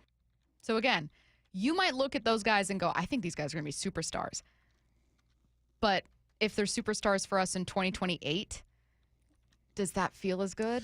You know what I mean? I don't care about 2028. That's, I think, where a lot of Mariners fans find 2025 right now. We've been waiting how long now? Forget all that. The prospects, nothing's guaranteed. People are hesitant to get rid of prospects because of the potential. Potential is great. Potential will have you holding on to things you're not supposed to hold on to because you feel like a change is right around the corner. Forget holding out to see if this young man is going to turn out. You have that on in your prospects already. You're not going to get rid of all your prospects, right? Focus on who's in the bigs right now because it's so hard to make it to the show. If there's any climb in sports that is the most difficult, it is probably Major League Baseball and getting on the PGA Tour. It is hard to do, the hardest to do. So you got to live in the moment. And I think that's something that has been tough for management to do is to live in the moment and go all out and just embrace it. It's more just, all right, hold on tight. We're so close. We're a couple steps away. Instead of being like, let's just go all in. 1,000 on black right now. Mm-hmm. Well, and Keith Law talks about the difficulty in trading prospects, but the Mariners do have a bit of a get out of jail free card in the number 3 overall pick in 10 days when the draft happens on July 13th. Yes, you would have to give up a prospect that you've put time and energy and all sorts of resources into developing, but you're also going to get a stud in the draft, somebody that is probably going to be a top 3 or 4 prospect in your system the day he signs. Immediately replenishing that group. 360, all we ever do is wait, forget that radio edit, make a move. 425 says, exactly, who gives a blank at this point? How long are we going to do this? Make the moves. 253, remember Kelenic and Ackley were top prospects, get a proven MVP candidate. I'm actually a little surprised. I was fully expecting that it would be way more of a 50-50, maybe even 60-40 with people saying, I don't want to give up our guys. I don't want to, because you kind of get attached to prospects. It's normal. I don't want to give up these pieces for Ronald Acuna Jr. who's coming off an ACL injury. I don't know if I fully believe it. But again, I think of what I was expecting with this person's right about Kelenic and Ackley. I think of what I've expected with so many prospects and the way I would have felt about if you were to say, oh, they're going to trade Jared Kelenic and Julio Rodriguez. I'd be like, are you insane? That's the future of your franchise. Are you a psycho? That's what I would have said 5 years ago. I'd be like, you're crazy. And now I feel very differently about Jared Kelenic. People smell water in the blood. That's exactly what it is. That's what it is. People smell water in the blood right now. And how good does it get with the Mariners? Realistically, how good does it get? You have 5 or 6 starters who are more than capable. You have a catcher who's having the greatest year out of a catcher we've seen thus far. You have a leadoff hitter who's getting on base at a crazy percentage at this point, top 10 in the game. You have young talent in Cole. I think Cole Young's going to be good for this team. Williamson is showing that he can do his thing. It's like, how much better does it get for the Mariners? I know we always go back to 1995 and we talk about that team, and we talk about the early 2000s team. You're not going to get that team. You're not going to have a team where you got Griffey and A-Rod on the same squad anymore. Like, how good does it get for Seattle? I think this is as good as it gets. So why not go all in when you have all these pieces? I will preface this by saying that outside of this very interesting cut from Joel Sherman, I don't know that the Braves are actually going to deal Acuna Jr. I don't know that this is really a trade. But what this kind of becomes is, how uncomfortable would you make yourself to add star power right now? That's the real conversation that the Mariners front office is going to be asking themselves over the next 4 weeks. So why don't we ask ourselves as well? Yes or no? 866-979-3776. Text in. If it was 4 of your top 5 prospects and, let's say, 1 of your starting arms, would you make that deal for Ronald Acuna Jr.? 4 of your top 5. 4 of your top 5. And 1 of your starting arms. Yeah, let's say. Depending on who we talking about. Who we talking about? Let's say it's not Gilbert. It's not Gilbert, and it's not Castillo. They're probably not going to want maybe Kirby. Kirby or I wouldn't trade Brian Wu. No, I wouldn't touch Wu. I ain't touching Wu. I ain't touching Wu. Miller being hurt only like slightly sweetens the pot, even though he's got great upside. He's a great player. It's just that. I mean, if you involve Kirby in the trade, that might be kind of like them saying, like, well, I don't know if we could re-sign him. I would gladly have Ronald Acuna in place if you don't think that you can re-sign George Kirby. Right. Okay, so if you think we can't re-sign Kirby and you're including Kirby in the trade, so we're still including 4 of your top 5 prospects? Yep. 4 of your top 5 prospects in Kirby. Let them go. You'd make the trade. Let them be free. Curtis, Brady. I think I might do it. I'm doing it. It's a very difficult decision. I'm doing it. Brady. I mean, as a Mariners fan, I'm already uncomfortable with our lack of getting to the postseason and just dancing around it. So, yeah, I'm pulling the trigger on this one. I mean, I already know what missing the playoffs for 20 years feels like. So, if they miss the playoffs again, oh no. I don't know about you guys, just with our age group, I've spent the entirety of my adult life and teenage life missing the playoffs. So that's a familiar feeling for me. If it ends up costing them and it backfires, it kind of falls into that territory of how I feel about the Jamal Adams trade. This would be a much bigger one, but where I go, it didn't work out. You didn't get to a Super Bowl. Jamal Adams ended up getting hurt. But part of me has a bit of a respect for them really taking a massive swing. Like, there is part of me that's like, I can only be so mad at a team that went all in to try to win. Yeah. And that's how I'll feel about this trade. If it ends up backfiring, I can only be so mad before I just have to go, you did everything you could to try to get this team you tried. You did it. You tried. Max effort. Coaches are never mad at max effort, you know? They're never mad at it. Just give me everything you got. Never. You know, if you go down swinging, go down swinging. But you gave it your all. That's all I can ask for. Only one who, when you said give it everything you got, heard, give it everything you got. Give it everything you got. Let's get to 4 down territory.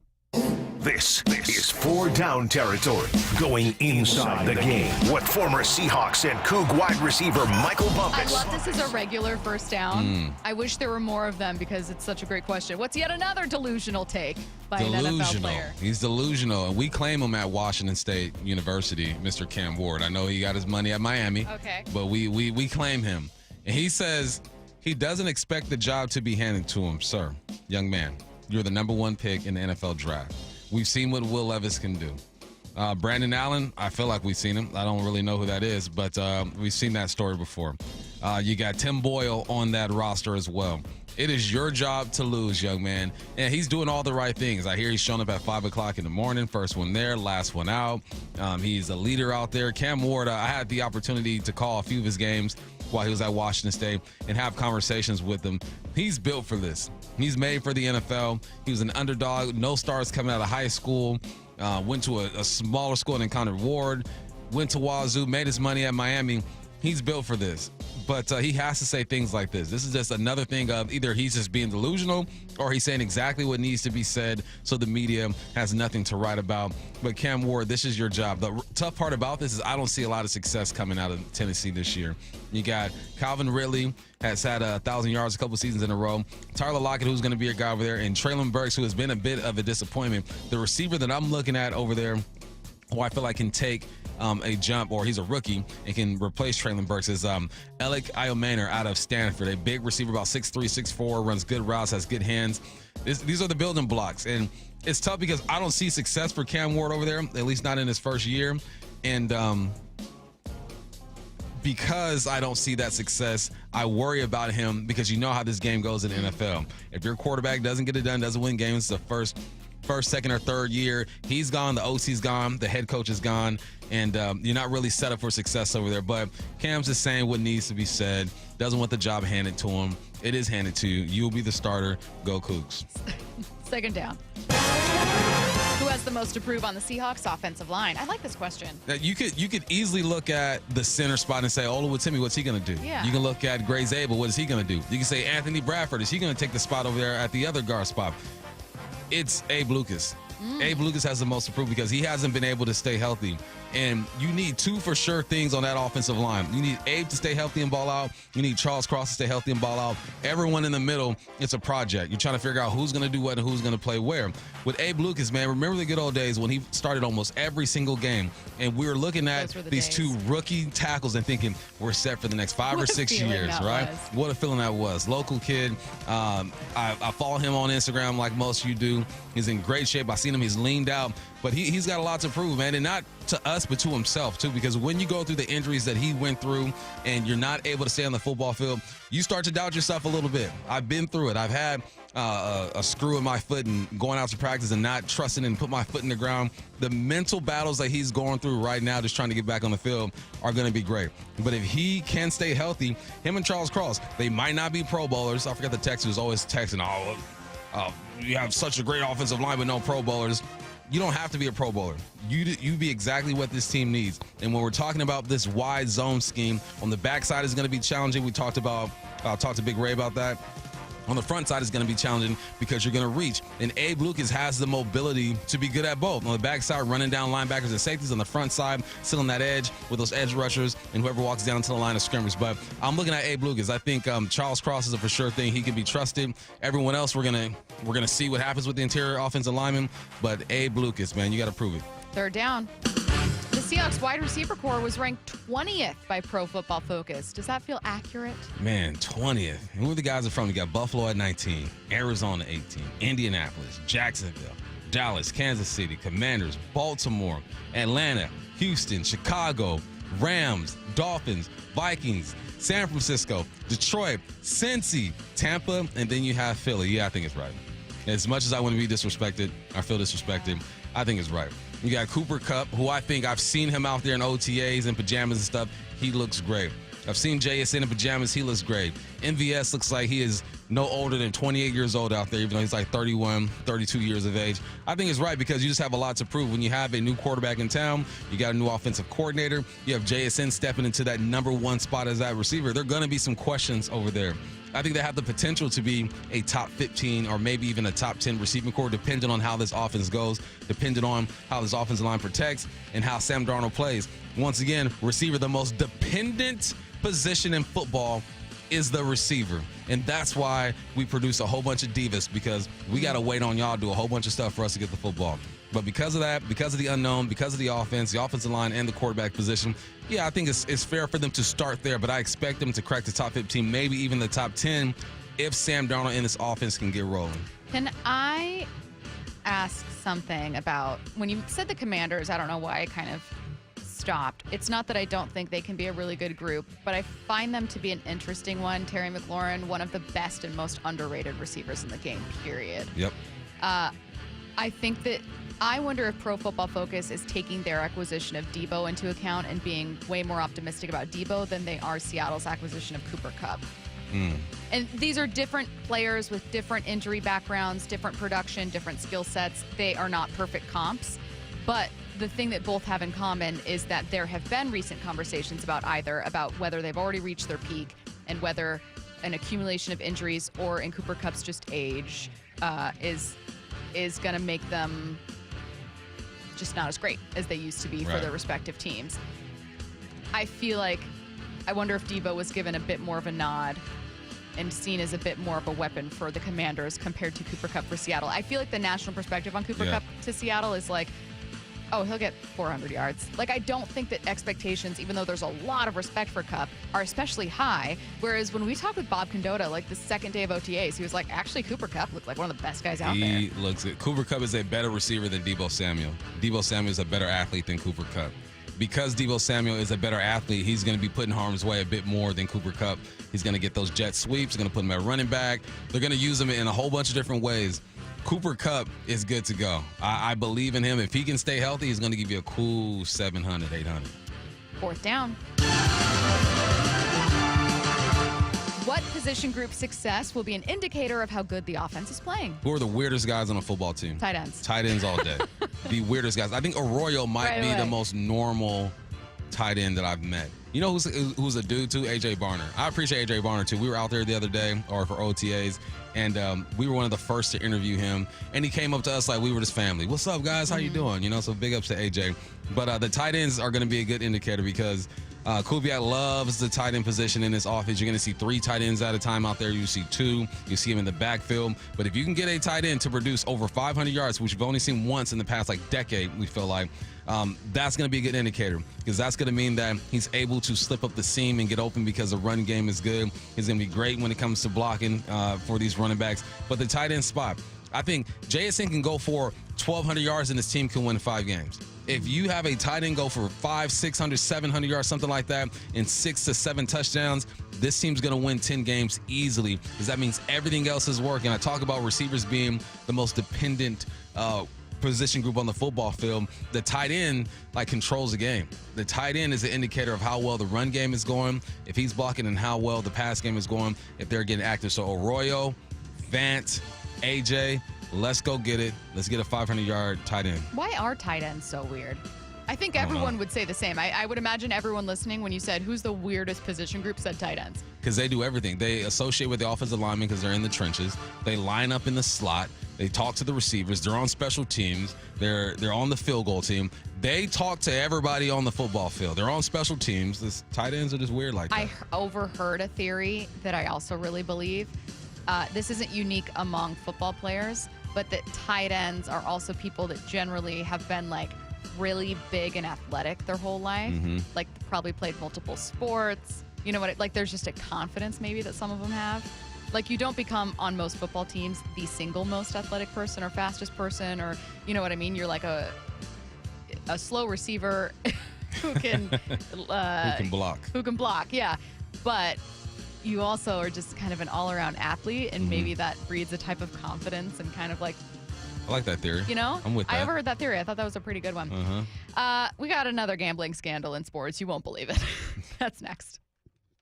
Wyman and Bob, afternoons 2 to 7. Talking about the Mariners' plan for the trade deadline. You think people are reticent to the minor leagues and trade some prospects? I know fans develop a connection to names they hear over and over. Often you don't see these guys. I don't know how many people are making trips out to Everett or out to Tacoma to watch the young guys, but there just aren't any sure things. Dave Wyman and Bob Stelton, afternoons 2 to 7 on Seattle Sports, the app, YouTube, and your smart speaker. There's a sink at the brink and a drain that's a pain.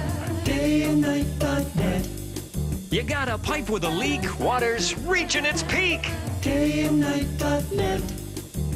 Your old water heater, she's starting to peter. DayandNight.net. The throne's not too well, and ooh, does it smell? DayandNight.net. Have a clogged drain, water heater issue, or plumbing repair, and wish you could get a second opinion? Maybe it's sticker shock, or you'd like to know your options. Hi, I'm Bruce, General Manager of Day and Night Plumbing and Heating. Don't feel trapped. Do the smart thing and get a second opinion. Day and Night will provide you with a fair and honest quote, explain all your options, and help you with the right solution. Give us a call or visit dayandnight.net. I guarantee you, whether Day and Night is your first choice or smart second opinion, We'll work harder than anyone to earn your trust. Dayandnight.net. Thousands of items at the Butts Golf Sidewalk Sale. Too many clubs, too little time. Wedges from $99.99. Iron sets from $399.99. Putters starting at $79.99. But hurry, it ends on Sunday. Ready to order? Yes. We're earning unlimited 3% cash back on dining and entertainment with the Capital One Saver Card. So let's just get one of everything. Everything? Fire everything. The Capital One Saver Card is at table 27, and they're earning unlimited 3% cash back. Yes, Chef!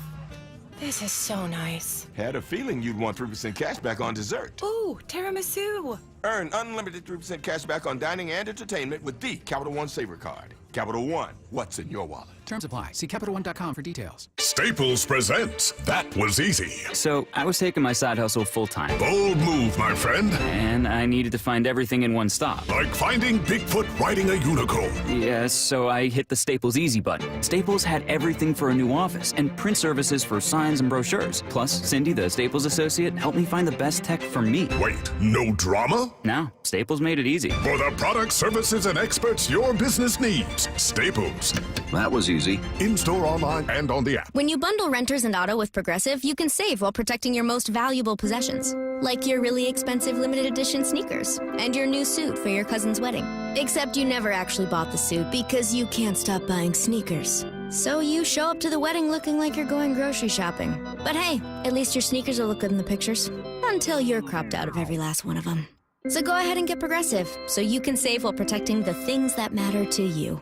Progressive Casualty Insurance Company and affiliates and other insurers. Not available in all states or situations. Staples presents That Was Easy. So, I was taking my side hustle full-time. Bold move, my friend. And I needed to find everything in one stop. Like finding Bigfoot riding a unicorn. Yes, so I hit the Staples Easy button. Staples had everything for a new office and print services for signs and brochures. Plus, Cindy, the Staples associate, helped me find the best tech for me. Wait, no drama? No, Staples made it easy. For the products, services, and experts your business needs. Staples.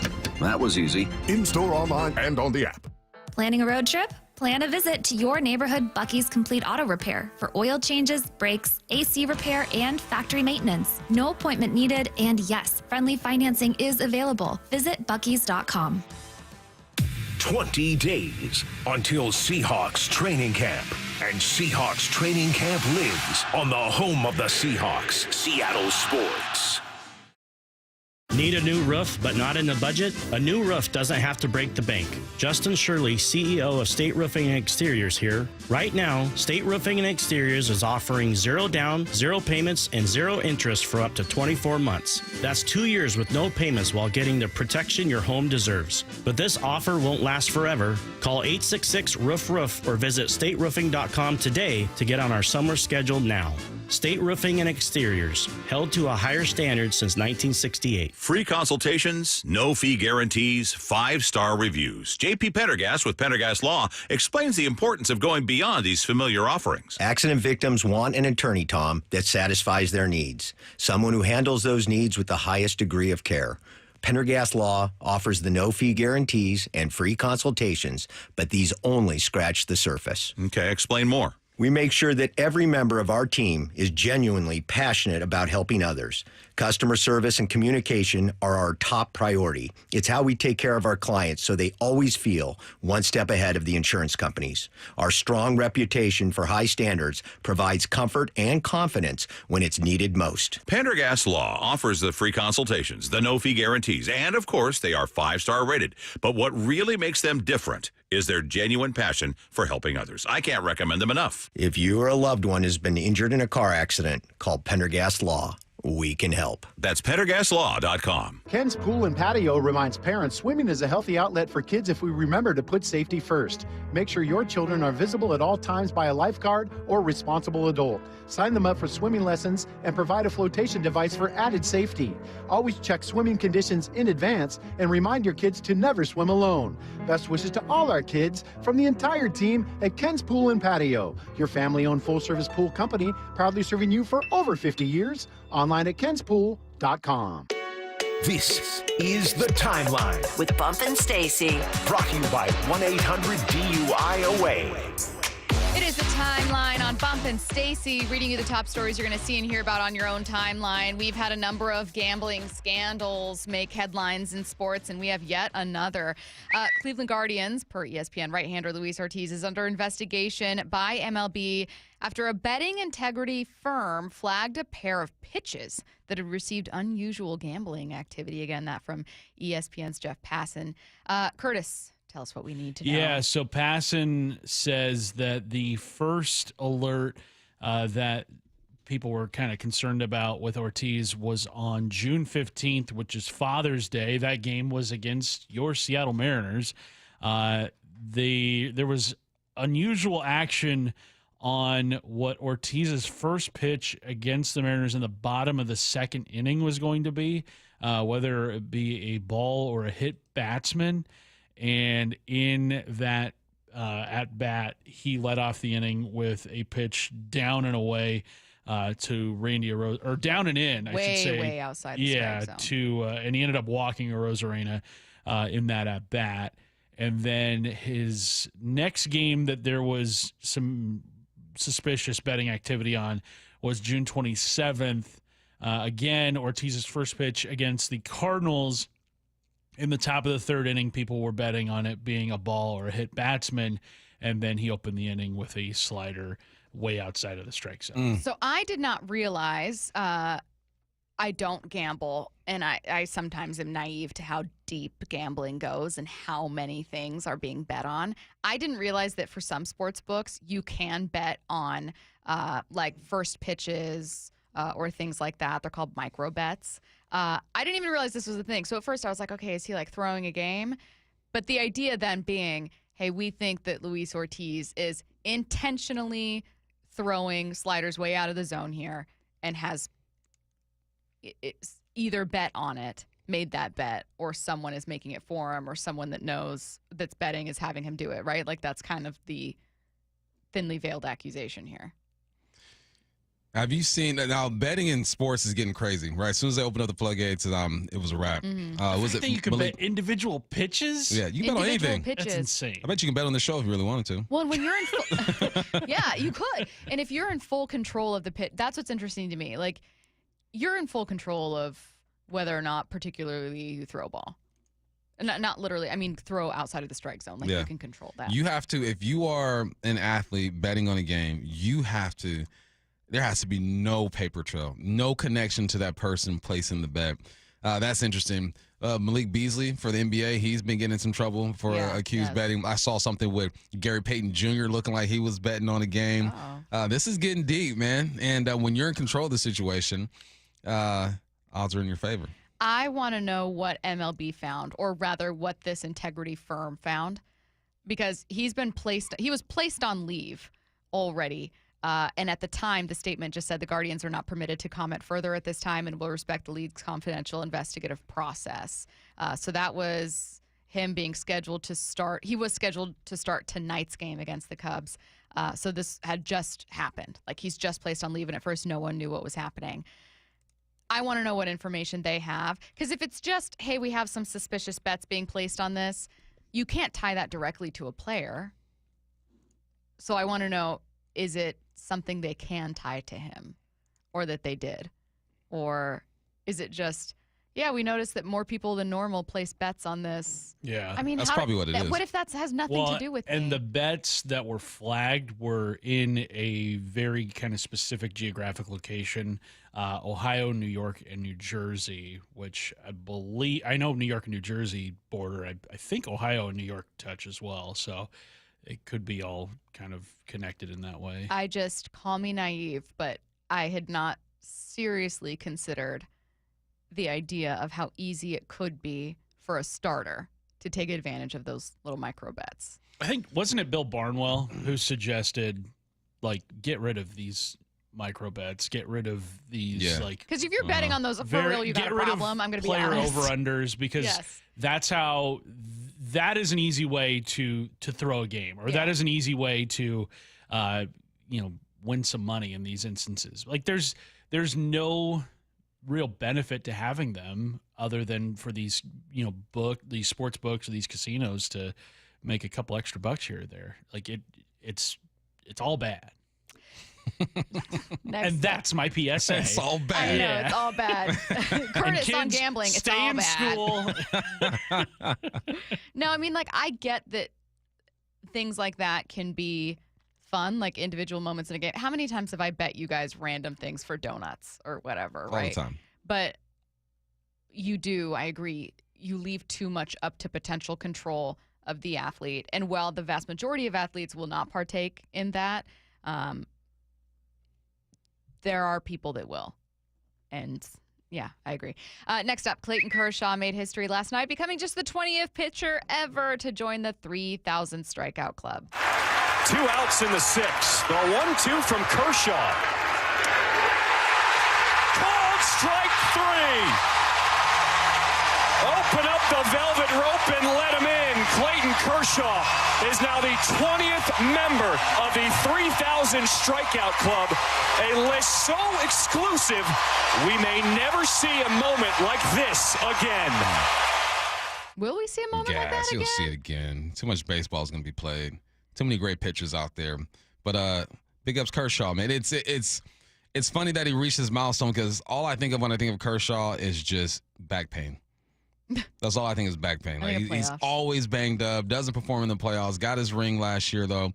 Good for him, man. Because it's he'll go down as one of the greatest pitchers of all time, right? But his career has been a little weird because he's always banged up. So the fact that he reached 3,000 is amazing to me. It's because the last 5 years haven't been kind to him. Next up, the third home run derby participant has been announced. We already know it's going to be Ronald Acuna Jr. and Cal Raleigh joining that club. National star James Wood. I don't like James Wood. What? Why? Because he tore us up when he was here, man. But I know that you secretly like James Wood. No, he's nice though. 23 years of age, man. This young man has a bright future. That should be fun. Let's go. More star power. Some good news about bad news. Legendary basketball halftime performer Red Panda had to spend 11 hours in the hospital after breaking her wrist in a fall from her unicycle on Tuesday night. I never thought it would happen. Despite her injury, Red Panda vows to be back in time for the 2025-26 basketball season. She's been doing halftime shows since 1993. You know, I saw Red Panda. I in discovered, person? yeah, at Santa Monica Promenade. What was it like? I didn't know who she was at the time, but she was awesome. Yeah. You tell her, hey, stick with it. Yeah. Keep doing what you're doing. Like what you're doing here. Yeah. keep it I rolling. really like your vibe. The fact that she got hurt and she wasn't even flipping bowls, man. She was literally just starting her show on a little unicycle. I think that's just the game catching up to her. You know, like she's been. Are you trying to say she's washed? No, I'm saying you've been LeBron, but at a certain point we're gonna see LeBron falter, and it's gonna be weird to see. And that's how I don't think we that's will. Red Panda. I don't think we will see LeBron falter. Yes. I think he's going to go out averaging 25 points a game. Well, you don't think that you're going to be able to see in this upcoming season? I mean, you see it now. He's not getting as high when he jumps. What does and faltering dunks, look like for LeBron then? Maybe I should ask that. It would be like just an averaging objectively- like 18 to 15 points. Shooting like 45% from the field. Yeah. And you don't think we'll see that this year at all? That's Nah, too big of a dip. He's going to be still just pretty fine. Dominant. You talk about aliens. Yeah. There's one. You're exactly right. Time for the IRG injury report brought to you by IRG Physical and Hand Therapy. Bryce Miller has started light throwing sessions, but his timeline for a return remains the same. Per Mariners GM Justin Hollander, don't go anywhere.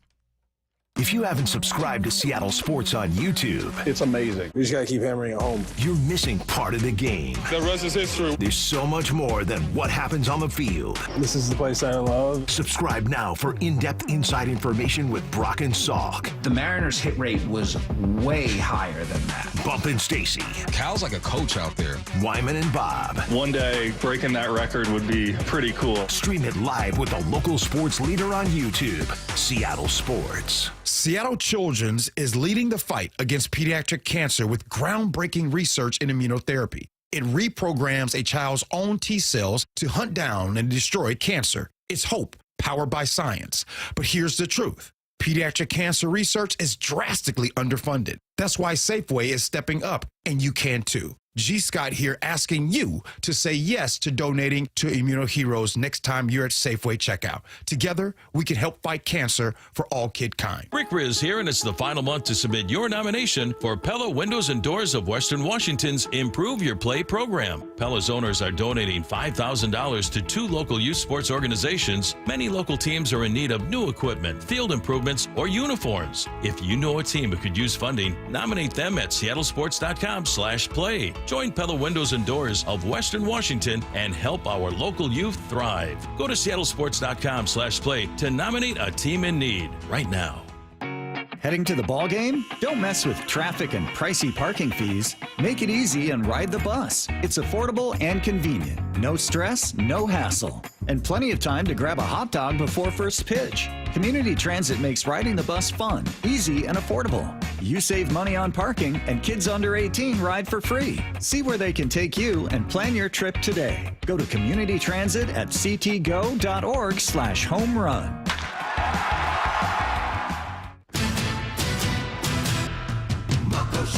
If you've ever wondered if there's something after death, Tyler Henry proves the answer is yes. Be part of his live audience readings and his jaw-dropping ability to connect with the departed at Muckleshoot Event Center, Thursday, July 10th and Friday, July 11th at 8 p.m. Experience this evening of hope and healing, bringing peace and closure to loved ones. Tyler Henry proves our loved ones never leave us. Get tickets at muckleshootcasino.com. Muckleshoot. Staples presents That Was Easy. So, I was taking my side hustle full-time. Bold move, my friend. And I needed to find everything in one stop. Like finding Bigfoot riding a unicorn. Yes, so I hit the Staples Easy button. Staples had everything for a new office and print services for signs and brochures. Plus, Cindy, the Staples associate, helped me find the best tech for me. Wait, no drama? No, Staples made it easy. For the products, services, and experts your business needs. Staples. That was easy. In-store, online, and on the app. Get in the zone, AutoZone. Welcome to AutoZone. What are you working on today? Hey, that's the spirit. Right now, we're celebrating free with a free STP oil filter when you buy 5 quarts of oil and free Duralast brake pads when you buy 2 rotors. Like always, free battery testing, charging, and recycling at every store. Celebrate free at AutoZone now through July 28th. Get in the zone, AutoZone. Restrictions apply. Bonneville International radio station contests are open to participants 18 years of age or older that are residents of Washington State unless otherwise specified. Employees or agents of the station, Bonneville International Corporation, other area radio stations, or any entity associated with the contests are not eligible to win unless the station otherwise specifies at its own discretion. Persons who have won in the last 60 days from a station contest or event may not be eligible. Full general contest rules are available on seattlesports.com or in person at the station during regular business hours. The home of the Mariners. One hopper snared at short. Not a quick hop by J.P. Crawford. That guy's a magician over there at shortstop. Seattle Sports. Download the Seattle Sports app.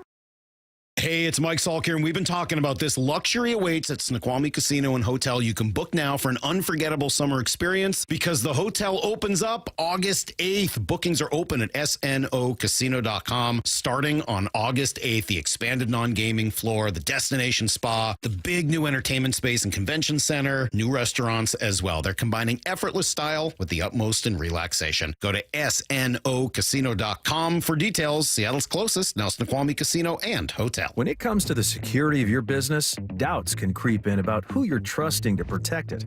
Are they a reliable service? How will I know if something happens? Are they keeping everyone safe?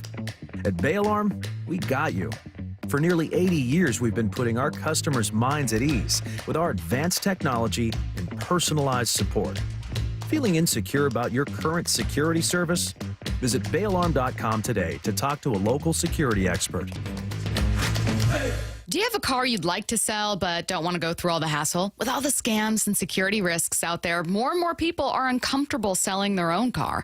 So how do you get the most money for your used car without selling it yourself? Stacy here with the answer. Wayscar Ford in Auburn. Not only will they purchase your car and pay you right up front for it, but it gets way better. Once they resell your old car, they share half the profit with you. The question I get most from my friends and colleagues is, what's the catch? And how can they offer this? It's super simple. All the money they save by not traveling to buy cars at auctions, like purchase fees, shipping, and travel expenses, is what allows them to offer this. They'd rather share that money they save with you than outside vendors. They encourage you to shop around, but if Wayscar Ford can pay you the same or more as their competitors and then share half their profit with you once they resell your car, why would you sell your car anywhere else? They've already shared over $800,000 with customers, and it's only at Wayscar Ford. That's wayscarford.com, Wayscar Ford in Auburn. From the Quantum Fiber Studio. This is Bumpin' Stacy. Weekdays 10 to 2. On Seattle Sports and 97.3 FM HD2. Get ready to text in with your answer to this one. That number is 866-979-3776. It's kind of easy. I have a question about questions. What's your biggest second half question for the Mariners? You have to pick one. You have to pick one. I know every single person's going to have more than one, but I'm talking about your biggest. Number one. Your number one question that's lingering in the back of your mind as we watch the Mariners inch towards the All-Star break. Bump. You remember the meme of the kid coming out of anesthesia? He's like, is this real life? Yeah, I do remember. Is this real life? That's Cal. Is this real life? Like, is this, can he continue this? Is this real? Okay. Like, can he continue to do this? Is it fair for me to ask him to continue to do this? I don't think it's fair. I don't know how to operate in this world. Yeah, I'm scared. I'm scared. Yeah, because that's fair. We've never seen this before. Yes. And I think fans here have done a great job of being in this moment with him and realizing that if he doesn't have this type of season, this team isn't in the wild card race right now. But it's just real life, Cal. Like, can you continue to perform this way? Is it fair for me to ask you to perform this way? But I'm going to ask you to perform this way because without you, this team just doesn't go. Yeah. Cal is the face of this team. It's no longer the rotation. It's not Julio. It is Cal. Is this real life, Cal? What's his real name? Calvin? Caleb. Yeah. You can just say, sometimes I say calendar or calculator. Cauliflower, spelled wrong. It's Caleb. Is this real life, Cal? That's my biggest question. I don't mean to second it, but it is just my biggest question. I think you're absolutely right. The thing that makes this so important to the Mariners and so top of mind for so many Mariners fans is we've never seen anything like it before, quite literally, which is very cool. Cal's making history. We have never seen a catcher hit this many home runs before the All-Star break ever in MLB history. So on the one hand, that's very awesome. On the second hand, you have no idea what that means moving forward. He's one home run away from matching his career high, which was set last season. To your point about expectations, should I expect him to hit 10 home runs in August? That feels unfair. Is 5 a fair baseline? If he, 5's cool. You know what I mean? I'm like, if he hits cool. 10 home runs for the rest of the season and finishes at, let's say 43, is disappointed. Right, but that's what I'm saying is like that would still be a monumental season. What do expectations look like now for Cal? What are fair expectations? How do I even look at his season is a fair question. The other part of that is, and what if he doesn't? And what if Cal doesn't hit 60 home runs? If Cal Still hits a 60. historic, amazing season for him, and no one should look down their nose. If Cal hits 10 bombs for the rest of the year, stand up round of applause. I have no further comments because he's going to get pitched to. He's going to get pitched around. He's going to get intentionally walked. It's going to be more difficult. You're going to be disappointed if he only I'm going to be 10 more. disappointed, but he will not be at the top of my list of problems with this team. At the top of the list, if that's the case, will be, okay, well, no one else ended up stepping up to the plate. Like, who else is going to hit not named Cal Raleigh? I was going to make a dad joke right there. Oh, no. Everyone steps up to the plate I knew. eventually, Once Stacy. I said it, the second I said talking about an offense who's going to step up to the plate, I was like, I already know. Get at least 3 opportunities. I know. Usually 4. No, but you're right. It's got to be someone else, right? Julio has to be the guy. Yeah. There's no other option. What'd you get from Randy as extra? What'd you get from everyone else as extra? It has to be Julio because you're right. He's going to be pitched around. He's not going to get the same opportunities he got this first half. Okay, I have some listener questions. All right. 866-979-3776. I'm just going to read through a couple, but if you really are like, I need to sound off on this, then stop me. Okay. Will second half Julio show up? is the 509's biggest question. Yeah, that's a big one. Mm-hmm. What does his second half look like? I want to go back and look at his. Julio at his best looks stats. like an MVP candidate. Yeah, I mean, just numbers-wise, Yeah. I'm interested to see how he progresses in the second half. But, no, you're still waiting. Yeah. He's still hitting 255, 11 bombs, 43 RBIs. He's not playing horribly, but you're absolutely right. He has to be able to step up in the second half. Let's see. Okay, so will second half Julio show up was a couple people's. Will the Mariners catch Houston? Someone else's second half question. I don't think that. You don't think they will? Houston, like you run your race. Yeah, Houston has like a 50-meter lead on you, and you're watching them. You're trying to keep pace, but it feels like you're just never going to catch them. If something happens and they slip up, you keep running your race and you'll be fine, but you're not going to catch them. Last year in July, Julio hit 375, 434 on base, 688 slugging. That's pretty good. 1121 OPS, 4 bombs. Let's get it, Julio. Next, 425. Will we see 2024 Gilbert and 2023 Kirby in the second half? Will we see the best versions of two of the best young arms here? I think we're doing all right with Kirby. I think it's more Gilbert as the concern. The concern with Gilbert is getting to those high pitch counts early in games. Again, I have no idea what to make of the fastball velocity. I'm not an expert, so I'm not even going to continue to mention it because I don't have anything to say about it other than, like, you can see it ticking down early. But if they're not concerned, then maybe it's the wrong thing to focus on. But you're going to race through your bullpen. And your bullpen's been actually more solid. Credit to the bullpen of late. I went into the deadline being like, this is your biggest need. They're blowing games. Like, it's really, they've been so great. You've seen such great outings, but you're going to tax them if if Logan doesn't start going deeper into games. Yeah. I like Brad in Seattle. Let's grab Chapman. Imagine the fire. How nice would that be? I wish it was that easy just to grab Chapman. How is he doing this? How old is he? 35, 36? Yeah, he's still throwing like 102. It's crazy. He's probably the most intimidating reliever I've seen other than Munoz, for sure. Next question. 253, will Jerry and ownership take a chance on a legit trade piece or pieces? So how bold will the front office and will Mariners decision makers be at the deadline is their second half question. I feel like that's a question every second half with this group. Yeah. What are you going to do? Like what are you willing to do? How aggressive are you willing to be? And how much do you believe in this group? I don't want them to have too much belief in this group. Because you believe too much, I feel like they're not going to make big enough moves. You're going to be like, we're fine. Everyone's getting healthy. We're going to be good to go. So believe in the group, but let's not overdo it, Jerry. Brady, Curtis, do you guys have one that maybe we haven't focused on? Or were yours pretty much covered? Were yours both about Cal? Mine was on Julio. Yeah. He's hitting the ball hard, and he's finding the barrel. It's just, can he figure out the launch angle? Can he get that ball up and deep rather than just hitting missiles to the third baseman and shortstop? Yeah, I think Julio, for me, is the biggest question mark. Like, I think even if Cal cools off just a little bit, it's still going to be one of the most valuable players in all of baseball. Whereas if Julio cools off even more so than what he is right now, then you're looking at a big below hole replacement in that level. Yeah, exactly. Let's ask Rowland-Smith. He joins us next.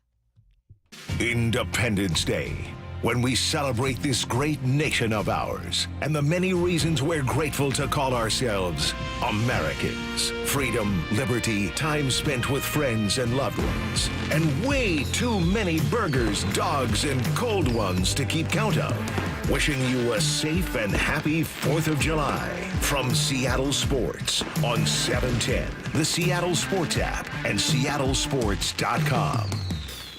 Hey, are aches, injuries, or everyday pains slowing you down? Well, it is time to move better, feel stronger, and get back to doing what you love. IRG Physical and Hand Therapy is now accepting new patients, and no referral is needed. Their expert team offers personalized hands-on care to help you recover faster and stay pain-free longer. Shannon, what is it like to see new patients walk through your doors? Brock, it's wonderful. You know why? It's because it's an opportunity for us at IRG to make a difference in someone's lives. It's so important that when people come in, they experience engagement, coaching, teaching. We build relationships with our patients, and we want to make it easy. We all know that healthcare has a lot of what I call minutia in it. We have a concierge call center. When you call, we're going to check your authorization, verification, certification, justification. We're going to find out everything we need to know about your insurance, and we're going to make it easy for you because we want you focusing on getting better. And all you got to do is head over to irgpt.com to find the clinic nearest you. irgpt.com.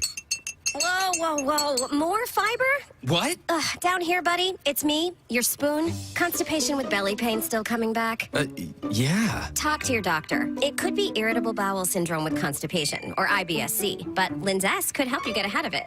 Linzess linaclotide is a prescription medicine that treats IBS-C in adults. It's not a laxative. It's a once-daily pill that helps you get ahead of your symptoms. It's proven to help you have more frequent and complete bowel movements and helps relieve overall abdominal symptoms, belly pain, discomfort, and bloating. These symptoms were studied in combination, not individually. Do not give Linzess to children less than 2. It may harm them. Do not take Linzess if you have a bowel blockage. Get immediate help if you develop unusual or severe stomach pain, especially with bloody or black stools. The most common side effect is diarrhea, sometimes severe. If it's severe, stop taking Linzess and call your doctor right away. Other side effects include gas, stomach area pain, and swelling. Talk to your doctor and say yes to Linzess. Learn more at linzess.com or call 1-800-LINZESS.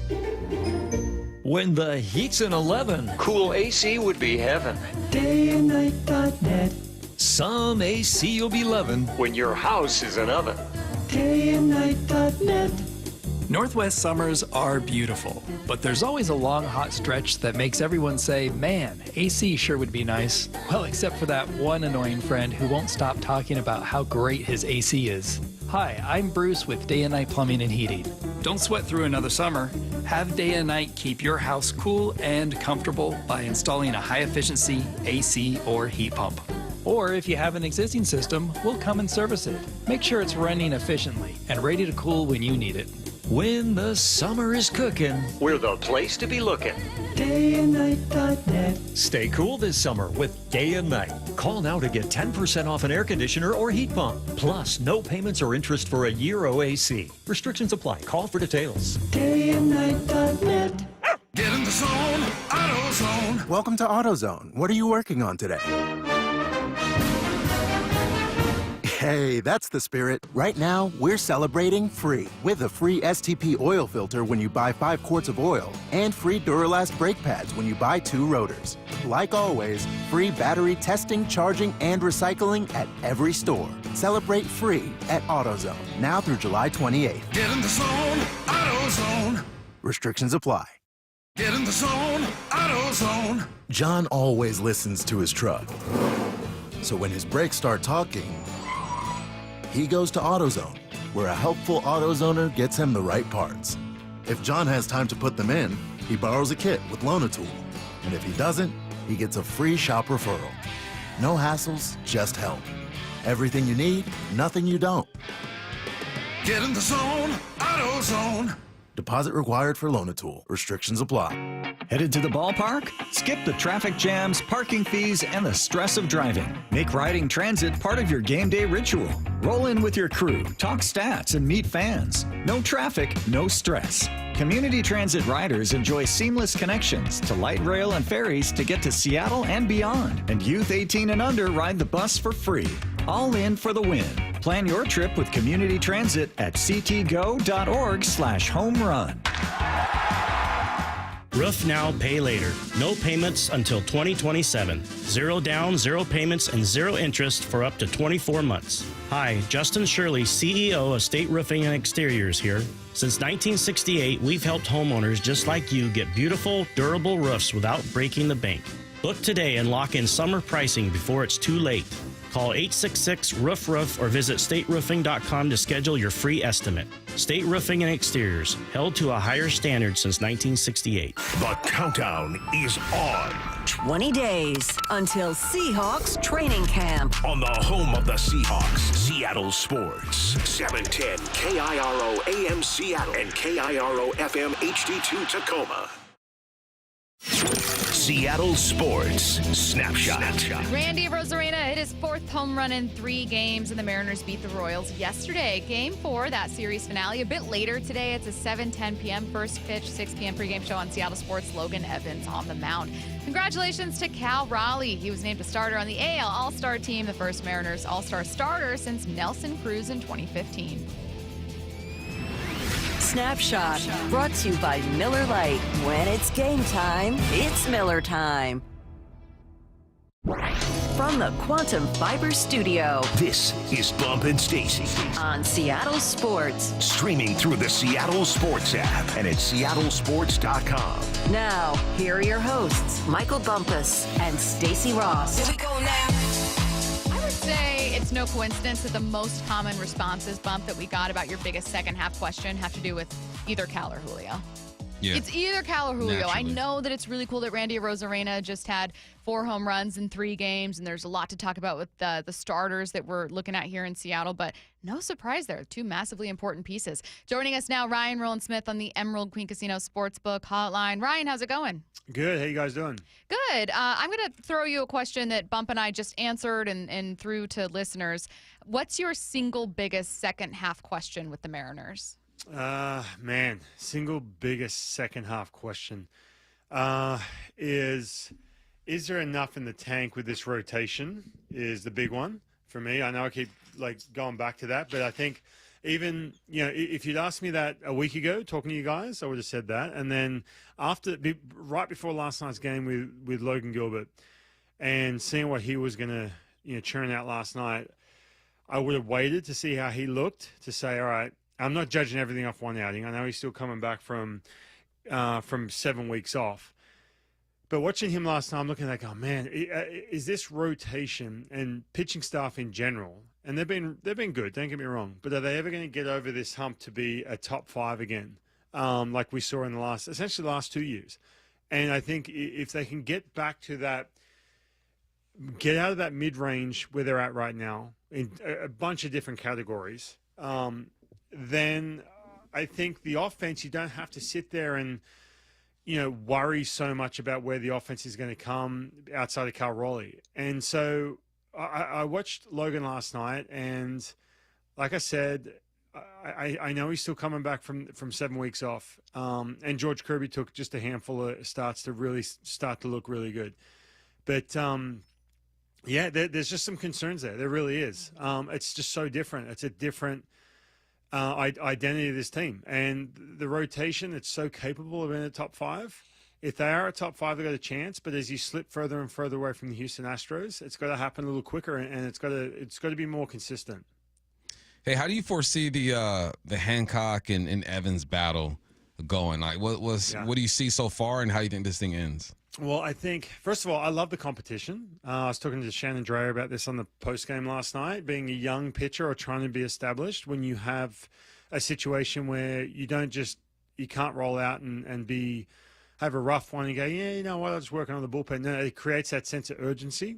And especially, too, when you're looking at this month of July coming up, around the All-Star break and everything else, and you really want to climb back into it with the Houston Astros in the West, then you need that sense of urgency. And you want Logan Evans to come up, and he's beyond that, hey, I'm making my debut, I'm a young pitcher, and this is awesome. Now he's at a place where he has a chance to say, I'm a part of a 5-man rotation, and there's a bit of a window here for him because it hasn't been as dominant as it was a year ago. There's no way Logan Evans could come up last year and stick around. Like, it would have been really tough. Now all of a sudden he's walking into July saying, there's a sense of urgency where I want to outduel and compete with an Emerson Hancock. I know I've got some runway here because Bryce Miller's going to take a little bit longer to get here as well. It's a huge opportunity. So I love it, man. I think it's great. And and don't get me wrong, I'm not sitting here saying Emerson Hancock sitting back thinking, oh, I've got it made in the shade. But when you see another pitcher, and look, I was guilty of this too, man. When you see someone else go down, when you're that 4th or 5th guy in a rotation, you look at it and say, well, who else they're going to rely on me here? So I've got a couple rough ones I can work around.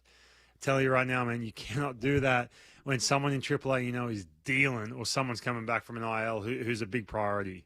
I want to get back to starting pitching, looking particularly at Kirby and Logan. I know we started off and you mentioned, it just hasn't been there for the pitching staff as a whole. Your numbers just aren't there where they were last year. Is what we're dealing with just, hey, they missed some time, they're getting back into the swing of it, it takes a minute? Or is there this idea, like I have a fear, for instance, Ryan, with Logan, that he's just going to be at 70% for the rest of the season. We're not going to see the fastball velocity tick up, and stay up where it was. Like, there's just certain things we're not going to see. Like yesterday, Bump made a great point where, like, if you looked at just his line, it ignored innings pitched, but if you looked at 7 strikeouts, 3 hits, 1 run, you'd think, oh, what a great night. But as a pitcher, just watching it, it was like he was exhausted. Yeah, and all right, so in different ways, right? So let's just kind of start with George Kirby. Okay, so I mentioned earlier he's getting far enough removed away from his time off and coming back from a shoulder injury to the point where you're starting to see that last 20% threshold. You're talking, I'll give you a scenario, 6th inning and 2 runners on, and not saying you don't want to go to the bullpen, but you want that starting pitcher, especially this rotation we saw last year. They're your number one option. And so all of a sudden you got 2 runners on, and there's a little bit of a, starting to fade a little bit from a George Kirby. Now, he's at that stage now where it's like, no. He's our best option, and he can go this pitch, that pitch, and he's out of this inning. I think he's gotten to that place. The thing that worries me about him is the fact that he has kind of shelved his split, and he's gone back to just a regular changeup because he needs a weapon, especially the lefties, besides that little 2-seam fastball that goes into him, and besides the breaking ball. He needs that secondary pitch in the sense of an off speed in regards to the split or the change. And I say he was really struggling with that split, so he just went back to a basically Luis Castillo grip on the changeup. And I'm sitting going, man, that's not a good time for that when you're talking June, July, because it is very tough and a tough pitch to work on in a bullpen session to find that split again. He needs to find that pitch. I've said that multiple times now. And when I heard that he'd gone back to just a straight changeup, I was like, oh, that concerns me a little bit. So you're losing, you know how good George Kirby is, and he's got X amount of pitches? Well, you've just lost about 25% of that, right? And so that's something he needs to get back. So that's a little bit of concern. With Logan Gilbert, watching him pitch, and we saw this last night, and actually Goldie and I talked about it during the game. He tried to quiz me on the fastball percentage of Logan each year. It's gone down every year. Now, I know he's had really good success. I get it. Last year and even with the strikeout numbers, and the strikeouts per 9 are the highest in Major League Baseball, even since coming back from the IL. Man, there was just some times last night where I was watching going, dude, you could literally just blow the doors off this dude by throwing a 4-seam with that good extension at the top of the strike zone, because you're messing around with this split and this slider and you're not getting bites. And get after this dude who's hitting 7th in the lineup. And you just didn't go to that pitch. And it was really interesting. And I think, too, Stacy, you mentioned the velocity aspect of this.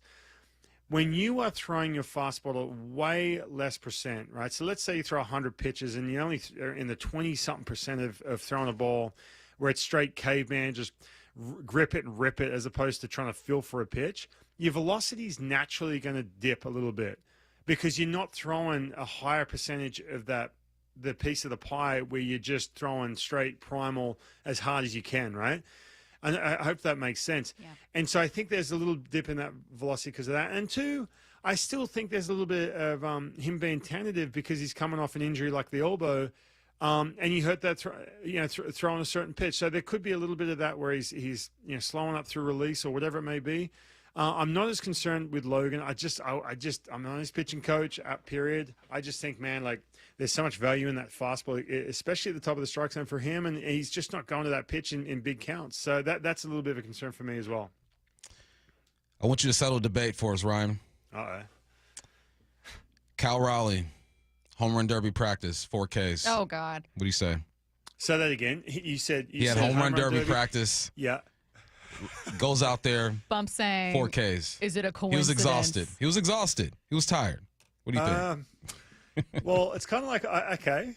Now, I'm keeping an open mind about this. I pulled up some numbers about the effect of home run derbies in the second half from the guys who in the last night, and I'll summarize this real quick for you. There really was no evidence saying that it affects your not so much your performance, but more so your physical output, right?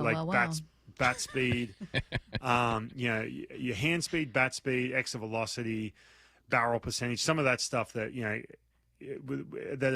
physically, if there's something wrong in regards to fatigue. So, look, on the day when you were out there in the afternoon with your dad and you kind of having that, regardless if it's a home run derby practice or you're having that extra workout or whatever, there could be a little bit of fatigue. But if you really slice up some of those at-bats, he got pitched to in a good way. It was tough. And there's a little bit more. Stacy and I spoke about this yesterday at the field. There's a little bit more of a different approach from Cal right now, where he's being more aggressive on the first couple pitches of an at-bat. And so Lorenzen, for example, said, all right, I'm going to throw secondary pitches. I'm not going to cough up a fastball to get into a good count. I'm going to cough up secondary pitches. And Cal's been really good around the home runs of, when you're talking on base. Like, for example, he was like up there top 3 in walking the first at-bat. You know why? Because guys are just not willing to give in on him, especially the first at-bat of a game when it's 0-0 or it's 1-0, whatever it may be, early on. And so Lorenzen pitched him well. Like, that's the way it goes. And then later on in the game, he faced a really good back end. So you have to factor that in too. Now, if he was up there in at-bat number 3 and there was a little bit of – I haven't looked at the bat speed metrics, and there was something to do with that when there's a pitch down the middle, like a 2-1 count that he could just unleash with hand speed and bat speed, and there was a lapse, fair enough. Mentally, he could have been a little bit fatigued too. I'm throwing that out there. So to give you my answer, I really want to see – I'm going to say no. You know why? Because I want to see Cal – it's a childhood dream of his to compete in that home run derby. It's unreal. It's fun for us. It's good for Seattle Mariner baseball and fans and what have you. He's going to be just fine, man. He's dealt with so many different elements and aspects to this game throughout his whole career since he was a kid, especially catching, where you have to play with fatigue or a little bit of soreness or whatever it may be, as we know. I think he's going to be fine. You think he could win it? Yeah, I do, actually. I think he could, for sure. And by the way, too, I didn't realize this, that, Julio and Randy, competing in the home run derby, that, he's leaning on them too, asking for advice and especially about the timing of it all, right? Like to pace yourself the right way. And I'm sure you got people texting right now, oh, you shouldn't be doing it. No. Look, I think about this all the time, and it dawned on me yesterday. If you're a kid, and I was a kid loving baseball, man, any access I had to baseball, anytime the All-Star game was happening, they would show more of that in Australia because they'd only show the good stuff in Australia. They showed that home run derby. It's like, how cool is this? Cal mentioned this the other day to Shannon. He said, I was a childhood. I was a huge fan of the home run derby. I used to watch it every time. And I said, can you imagine being a 10-year-old going, man, maybe one day. And maybe you might only get one chance. Get in there and do it. Are you kidding me? You're like pretending as a kid that you're doing it, and then you actually. It's like when I was a kid, I used to pretend to accept Oscars. Nice. And there's still time. I could totally see that. Absolutely. Yeah, the two things I pretended to be when I was younger is I would pretend to be a teacher, and I would make my sister and her friends be my students, and then I would pretend to accept Oscars. So you're the oldest. Very on brand. I am the oldest child. Yeah. Hey, my 6-year-old right now is copping that, like with the 10-year-old sister, just the face paint in the backyard. I'm like, you poor kid, man. Yeah. I had 2 older sisters. When you're the oldest, you're the boss. You're the boss. Random question. I thought about you yesterday, Ryan. Have you seen the Major League Cricket? Have you seen that? No, I haven't. People have brought it up to me. I haven't still, but it popped up on TV. I was like, oh, there it is. Nice. I watched some of it yesterday. I still don't understand what the heck's going on, but it was pretty entertaining though. Hey, I could literally give me 15 to 20 when you at T-Mobile, and I'll sit down and I'll draw it up for you. Perfect. Because I'm telling you, it's one of these ones. Look, I copped it when I went back to Australia because I said I wasn't a cricket fan when I was a kid. But I will say this: if you understand the rules and you kind of have a gist of the style of certain players, it is fun to watch. I will say. I don't follow it. I'll admit that. But when I go home and I'm around my friends, I'll just get the quick little, hey, who's this guy? Who's this stud? And they sort of give me a quick little backstory and then where the teams are at, and boom, I'm dialed in. It's a fun game to watch. It is for sure. It is. I didn't understand it. I still have fun watching it. Last one for me.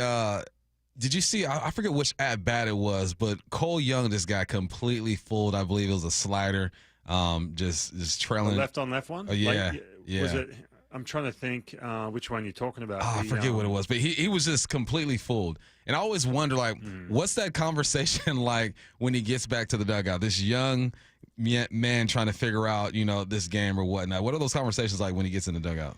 Well, you know what? It was against. By the way, it was against Noah Cameron, right? Who was really good there until he hit a wall. And left on left matchup. And for Cole Young, like everyone's a little bit different. You're got to remember too. One thing about him, and this is classic, and we saw this with Ben Williamson. You're a young player. You don't see the command or you don't see the stuff left on left in double and triple A. I'm sorry. If you have plus stuff as a lefty, or if you're throwing really hard, you're going to find your way in the big leagues. You'll come across it, but you're not going to see it consistently. So it's really tough to get those consistent at-bats. And, I was watching that, for Cole Young, and I like his approach, and he's starting to loosen up a little bit. But it's one of these ones where it's like, you don't want, and you're speaking of the dugout, I couldn't stand this bump when young players would come back in the dugout and you'd have some saltier players saying, well, that's how it is here, as opposed to, not in double. No. You want him to go back in. All right, give it a little process. What is it? And then the conversation should be, now, I don't know, I'm not in the dugout, but this is what I liked about some of the veteran players, which actually made an impact on young players. You come back in, have a quick process. You don't have to dissect it like crazy, but you have that glass half full approach to say, hey, man, next time, if that pitch is in the zone, it's down and away, just go with it. That pitch is just see it up or whatever it is and just crush it. That kind of like, hey, man, there's Noah Cameron. He's got nothing on you, right? I couldn't stand it when, I never forget, we were facing John Lester, who was with the Red Sox, and Lester had just absolutely capitalized on cut fastballs in on righties, and he pitched in a ton. So it was fastballs in and cutters. I remember, and I used to love watching John Lester, a fellow lefty, and just his presence and the whole bit. And we were scuffling. We were going through a couple of rough weeks. And one of the hitters, not naming names, comes in the dugout. He goes, "Oh man, that cutter! I just can't handle that cutter. It's just getting in my hands." And you say that loud enough, and 5 or 6 dudes hear it. They may be like, "Oh yeah, no, I'm all good." Right? Because they're not going to be like starting to shake in their boots. But it just sends this kind of this tone when you are in, fight mode, and all of a sudden it's like, oh man, he's got something on us. He's owning us, and we're only going to get lucky here. So I think that conversation, I hope, if you got a veteran player in there or someone, call it JP, looks up to JP. JP's like, hey man, next time you get that pitch, just put an A swing, hit that ball in the left field. You got it. You know what I mean? Right. So I'm hoping it's a lot of that. But I'll tell you what, Noah Cameron, man, he was Dyson last night. He was good for a second. Then the Mariners were started to lay off a little bit, messed with his tempo, and they started to get to him. Our weekly visit with Ryan is brought to you by Eastside Weight Loss Clinic. Thanks, Ryan. Thanks, Ryan. Thanks, guys. Let's get to headline rewrites. Extra, read all about it. Headline rewrites. We must make headlines. The real story behind the headlines in today's news with Bump and Stacy. Headline number 1, in addition to being named the starting catcher for the AL All-Star team, Cal Raleigh was also named this morning June's AL Player of the Month. What's the real headline? Let's focus on October. Maybe a Player of the Month in October. See, there you go, looking ahead. I know. There you go. I'm being ungrateful. Live in the moment. You can't get to October without July, August, and September. Now, that's just how time works. That is. That's how time works. That is how time works. And you make a point. But good for Cal, man, getting that recognition. Batting 300 this month, 398 on base, 690 slugging, 11 home runs, 6 doubles, 27 RBIs, 2 3-hit games, 2 home run games. Let's go, Cal, man. And if there's anyone who's going to get an accolade and just handle it the right way, it's Cal. Cal, he doesn't seem like the guy that lets his stuff get to his head. He understands it's a long season. We got some work to do. He's going to say the right things. He's going to prepare. But I'm happy that he's getting some love. Does that make Mariners got to have some of the most accolades this year, right, Curtis, when it comes to Player of the Week? And Polanco and Dylan Moore and Cal have I think they literally do. Yeah. Hang the banner. Among the leaders Hang there. the banner. The banner. Headline rewrites. Headline number 2, Logan Evans will get the start tonight, recalled from AAA Tacoma. What's the real headline? Why exactly did they send him down in the first place? Emerson. Emerson. That's the thing. This is going to be interesting. I want to see how this thing all plays out between Emerson Hancock and Logan Evans, because you enter the season thinking that you got a solid 5 with Bryce Miller. He gets banged up. He's on the IL, and now you're juggling like these 2 young arms. Who's going to step up and just take the job? It's not like Emerson has had a bad season. He has had a bad outing, a few bad outings, and Logan has shown that he's capable of doing it as well. Someone has to take this job. And the more that I see that 5th man in this rotation struggle, the more I go back and think maybe they do need a starting arm to help this rotation out. It's just there are some holes that need to be filled. In every game, it seems like we're reminded exactly where the holes are. We'll talk about this a bit more coming up in less than 15 minutes. What's next? Headline rewrites. Something to look forward to tomorrow. Yeah. The sun will shine once again. After a 1-year absence, 16-time champion Joey Chestnut returns to the Nathan's Hot Dog Eating Contest on Coney Island. What's the real headline? Let's remember the real reason for this season. That's right. I know we're talking about independence. But what we're really talking about? 1776. That's right. What we're really talking about, that's how many hot dogs Joey's going to eat. 1776 in honor of America. How did he find out he was good at this? Did you watch the documentary on Joey Chestnut? The one on ESPN or Netflix? Netflix. I think I've seen the ESPN That's one. a great question. Wasn't it someone else? It's Ken Kobayashi, right? Yeah. And then he was inspired by that, and it was like around 2000, 2001. yes. Yeah. I don't know if it's something, you know how they talk about like, oh, Secretariat's heart beats like 10 times faster than everybody else's. So Secretariat's heart is actually like way bigger than a regular horse's heart. And he kind of has this like God-given ability to run fast.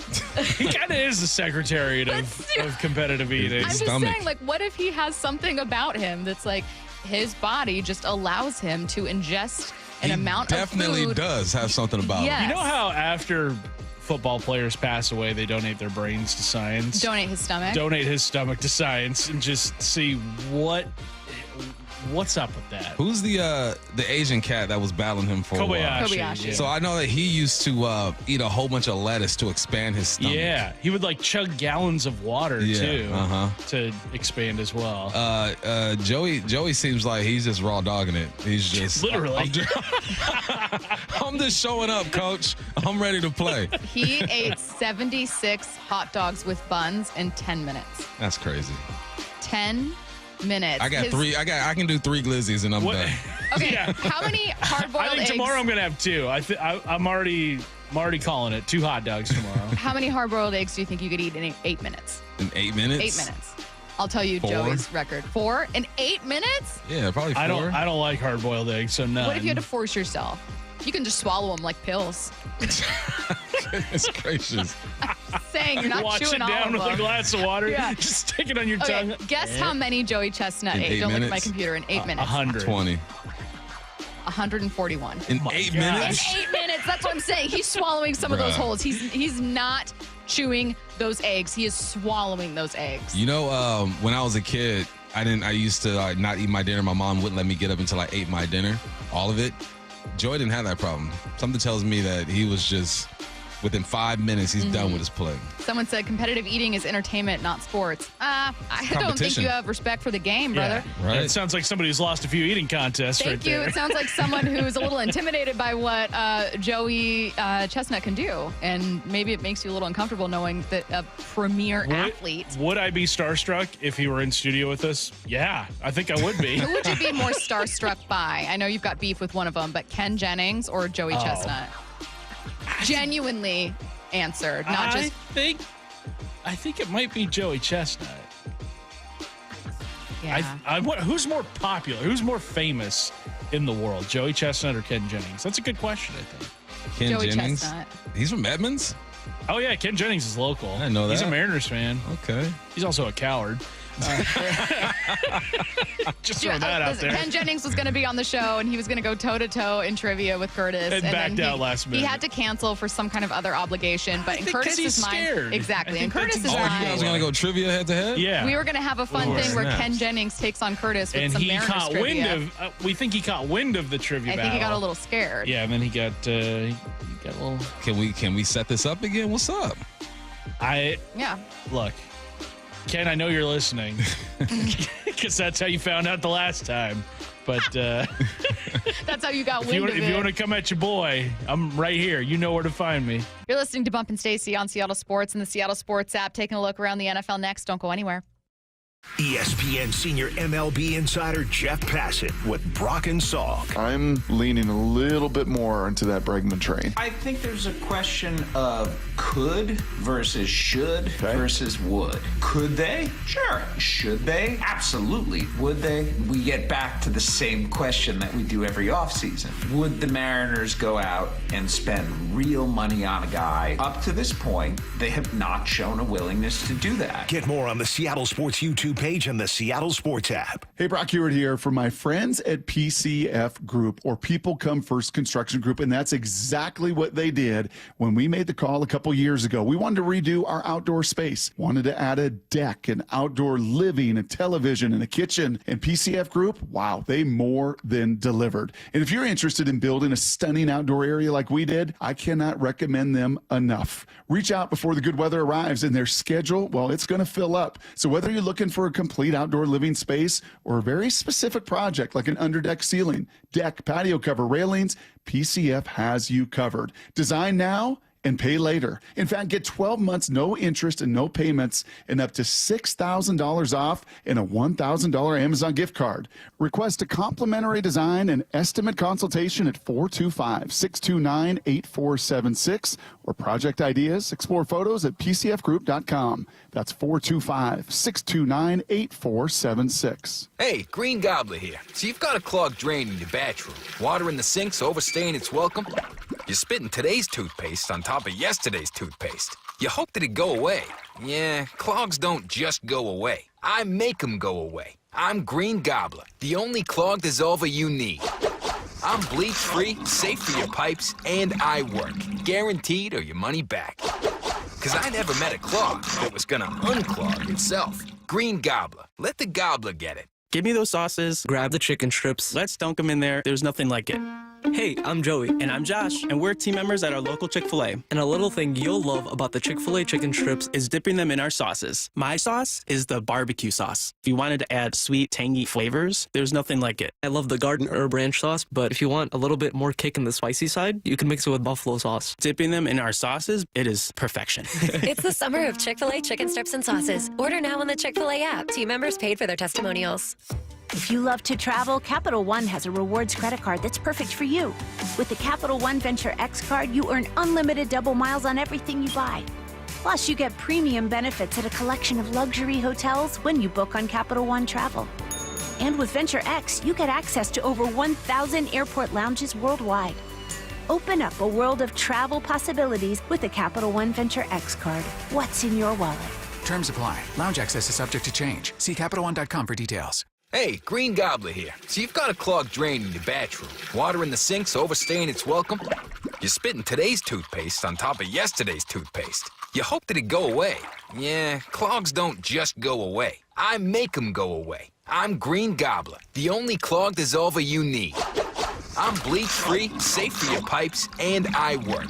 Guaranteed or your money back. Because I never met a clog that was gonna unclog itself. Green Gobbler. Let the gobbler get it. The Davis Law Group Charity Golf Tournament heads to Suncadia on August 20th. Benefiting Life Support I-90, proceeds fund life-saving equipment and training for first responders on call daily in the I-90 corridor east of Snoqualmie Pass. Learn more at dlggolf.com. The Putz Golf Sidewalk Sale is on now, and we're blowing out the shoes, starting with FootJoy, and includes all the best brands, starting at only $29.99. Hurry in now because it all ends on Sunday.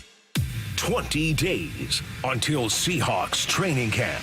And Seahawks training camp lives on the home of the Seahawks, Seattle Sports. This might be the most surprising statistic I've shared in decades of doing local news. More than 75% of commuters will be involved in a car accident at some point.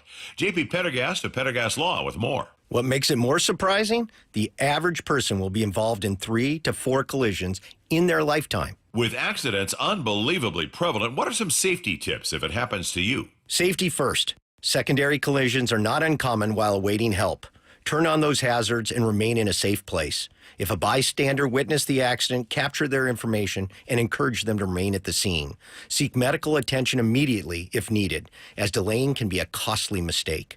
Lastly, remember that statements made to police and insurance adjusters can affect your case. Collisions are more common than we'd like to think. If you find yourself in one, follow these helpful tips and then call my friends at Pendergast Law. If you or a loved one's injured in a car accident, call Pendergast Law. We can help. PendergastLaw.com. You're free now. Free to stream beyond your wildest dreams. Rom-coms, slasher-coms, space operas. Free to fill your feed with impossibly chunky chunkers. Cats, corgis, babies on demand. Free to make your smart devices do silly things. Bowl of chips on the Robo-Vacuum. Free to open a world of remote work and Gametopia. Who's the boss now? Free to be everything you imagine. That's how it feels to have Quantum Fiber Internet. Your world unleashed. Learn more at quantumfiber.com. Limited availability, service in select locations only. Guys, did you know your testosterone level impacts your energy, libido, sleep, weight, hair loss, mood, and even ED? And right now, Revive Men's Health Seattle will check your testosterone for free. They've helped thousands of men since 2011 feel and perform better. They're so confident they can help you, they even guarantee it. Schedule your free testosterone test, exam, and consultation today. Call 206-529-1111. That's 206-529-1111. Or visit ReviveMen'sHealth.com. From the Quantum Fiber Studio. This is Bumpin' Stacy. Weekdays 10 to 2. On Seattle Sports and 97.3 FM HD2. Take a look around the NFL. We are starting with a story on Aaron Rodgers. And I know some people might have fatigue, but I promise this one's spicy. Former NFL PA director Rowland-Smith had big beef, apparently, with Aaron Rodgers. This is from his upcoming autobiography, Turf Wars. He writes, "The god of Cheesehead Nation was isolated and dismissive. He sat," and this is about Rodgers in a player meeting, "he sat in the back row of the meeting room, issuing loud sighs before standing for a dramatic exit." I'm just going to pause and say, iconic. Can you imagine being in the back of a meeting room and someone's like, "Hey, everyone," so, and you just hear, he said, "An incredible quarterback to be sure, but an even more impressive antagonist." Bars. Then there's this line, quote, "In August 2021, my phone chirped with a text from Aaron Rodgers. Can you call me?" It read. "Could I run into traffic instead?" Oh, wee. Could you imagine being so good at something that most men would love to be good at that you don't have to pay attention in meetings? Like, you're in the back of the class. You can be blatantly disrespectful you're to just someone's face. Hurry up. Let's go. We got the install. Literally stomping. Inside out read, cover 3.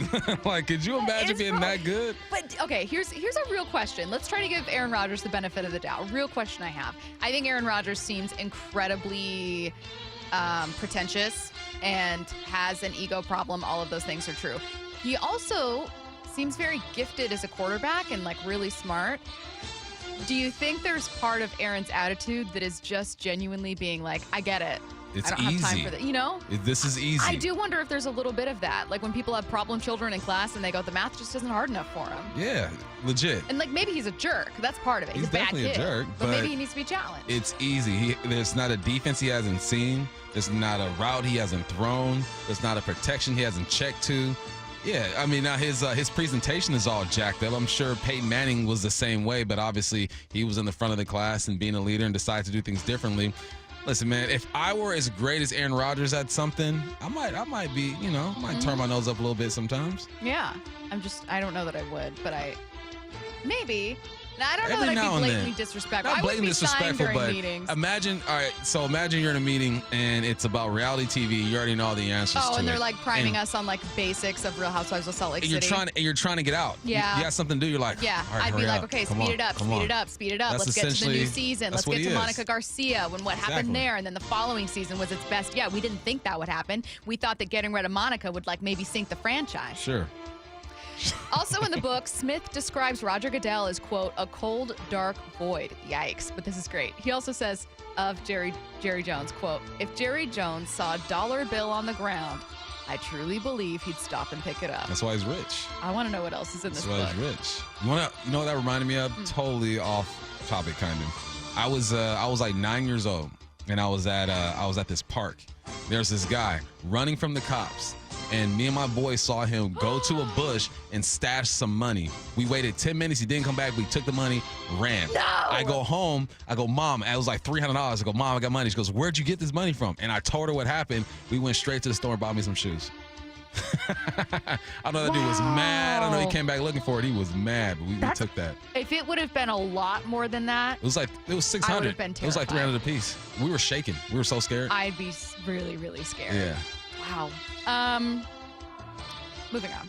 The Steelers continue to be the most active team heading into training camp. They gave GM Omar Khan a 3-year extension today. They're a really interesting team, and sometimes I don't want to give in to the hype, right? Like something's really popular, and you're like, well, I don't like it. But I'm sorry, the Steelers do have my interest a bit this year. They do. They have Aaron Rodgers over there. You got DK Metcalf, Jair Alexander. I feel like they signed somebody else, too. Who am I missing? Queen is over there from last year. Their star power is there. Ramsey. Star power is there over there in Pittsburgh. So I will be watching. But Pittsburgh is a franchise that I typically always kind of tune into to kind of see what's going on. Like there's a few franchises. Unfortunately, Dallas, Steelers is one of them. The Eagles is a team that I keep track on. So yeah, they got my attention. Yeah, absolutely. They always kind of have your attention. I agree. I think if Aaron Rodgers starts to fall off, look horrible week after week for 6 weeks, I'm tuning out just a little bit. But in prime time, yeah, I want to see if there's some deep bomb to DK Metcalf. I want to see, what Jalen Ramsey looks like on that defense. You want to see Mike Tomlin lead a team and see if yet again he finishes over 500, gets to the playoffs. And then importantly, if they get to the playoffs, are you going to be one and done? Are you going to actually make it? It's been a while since they've, right? How many years has it been since they've won a playoff game? 2016, I think. That's crazy. That's crazy. Looking down my nose at covering a team that didn't even make the playoffs. ESPN's EJ Manuel says we're sticking with Pittsburgh. I'm sorry. All of Pittsburgh's offseason moves won't matter if they can't extend TJ Watt. If they don't sign TJ Watt, all these offseason transactions are a wash. They mean nothing. And I don't understand why they've waited so long to do this. I don't know if they need to call Heinz Ketchup in Pittsburgh and get a loan to give TJ some more money. I just don't get it. Like, how do you have to wait to pay somebody who's been a bookend, defensive end, not just in this league, but also for your football team? And you talk about the cornerstone pieces. You talk about the culture. TJ is exactly that. When I think of the great Steelers teams in the past, the teams that I played, they always had really good edge rushers. And, I think TJ's done every single thing right. If I'm him, I would be upset at this point, considering all the changes and the moves that they made. You bring in Aaron Rodgers, but you got to pay him, make him happy, and go out there and start fighting to get in the playoffs. He is not wrong. Yeah. Correction. Jair Alexander's on the Ravens, not the Steelers. Thanks, 206. Go ahead. Oh, I was going to say, he's not wrong. I mean, you didn't do this stuff to replenish your defense so that you could potentially move on from Watt if you didn't want to sign him to that massive extension. He's maybe the biggest part of all of this. Your defense is what led you to the playoffs last year. Like, you could have inconsistency and at times, frankly, just underwhelming play at quarterback on offense because your defense was so great. You need Watt there. You need Watt. And listen, every day I read an article saying that he is connected to the Seattle Seahawks. Would I love for Watt to be on this roster? Most definitely. But the Steelers would be fools to let that dude walk, man. When you think of the Steelers, you think of defense. You don't think offense. Yes, Ben Roethlisberger was there. You've had Ward. You had the Bus, Plaxico Burress, Antonio Brown. Even with all those names, when you think of Pittsburgh, you think of defense. Next and last story as we look around the NFL, Levi Stadium has been around for only 10 years, yet will be undergoing a $200 million renovation ahead of this year's Super Bowl, of course, and also the World Cup in the summer of 2026. Good for them. Yeah, good. Cool. Awesome. You know what's so funny is even news that isn't directly tied to the team itself. Yeah, You're just like anything connected to any team you don't like. You're like, well, shame on that. Levi Stadium is in the most inconvenient place of all time. Santa Clara's nowhere near San Francisco. No. It's also weird how brand new stadiums are already getting renovations. It's either new stadiums either last forever and ever and ever and still look brand new. I think of T-Mobile Park. It still looks brand new when you walk in. And then there are other stadiums that they churn through them quick. I know the Braves were in their stadium for only 20 years before moving into their new ballpark.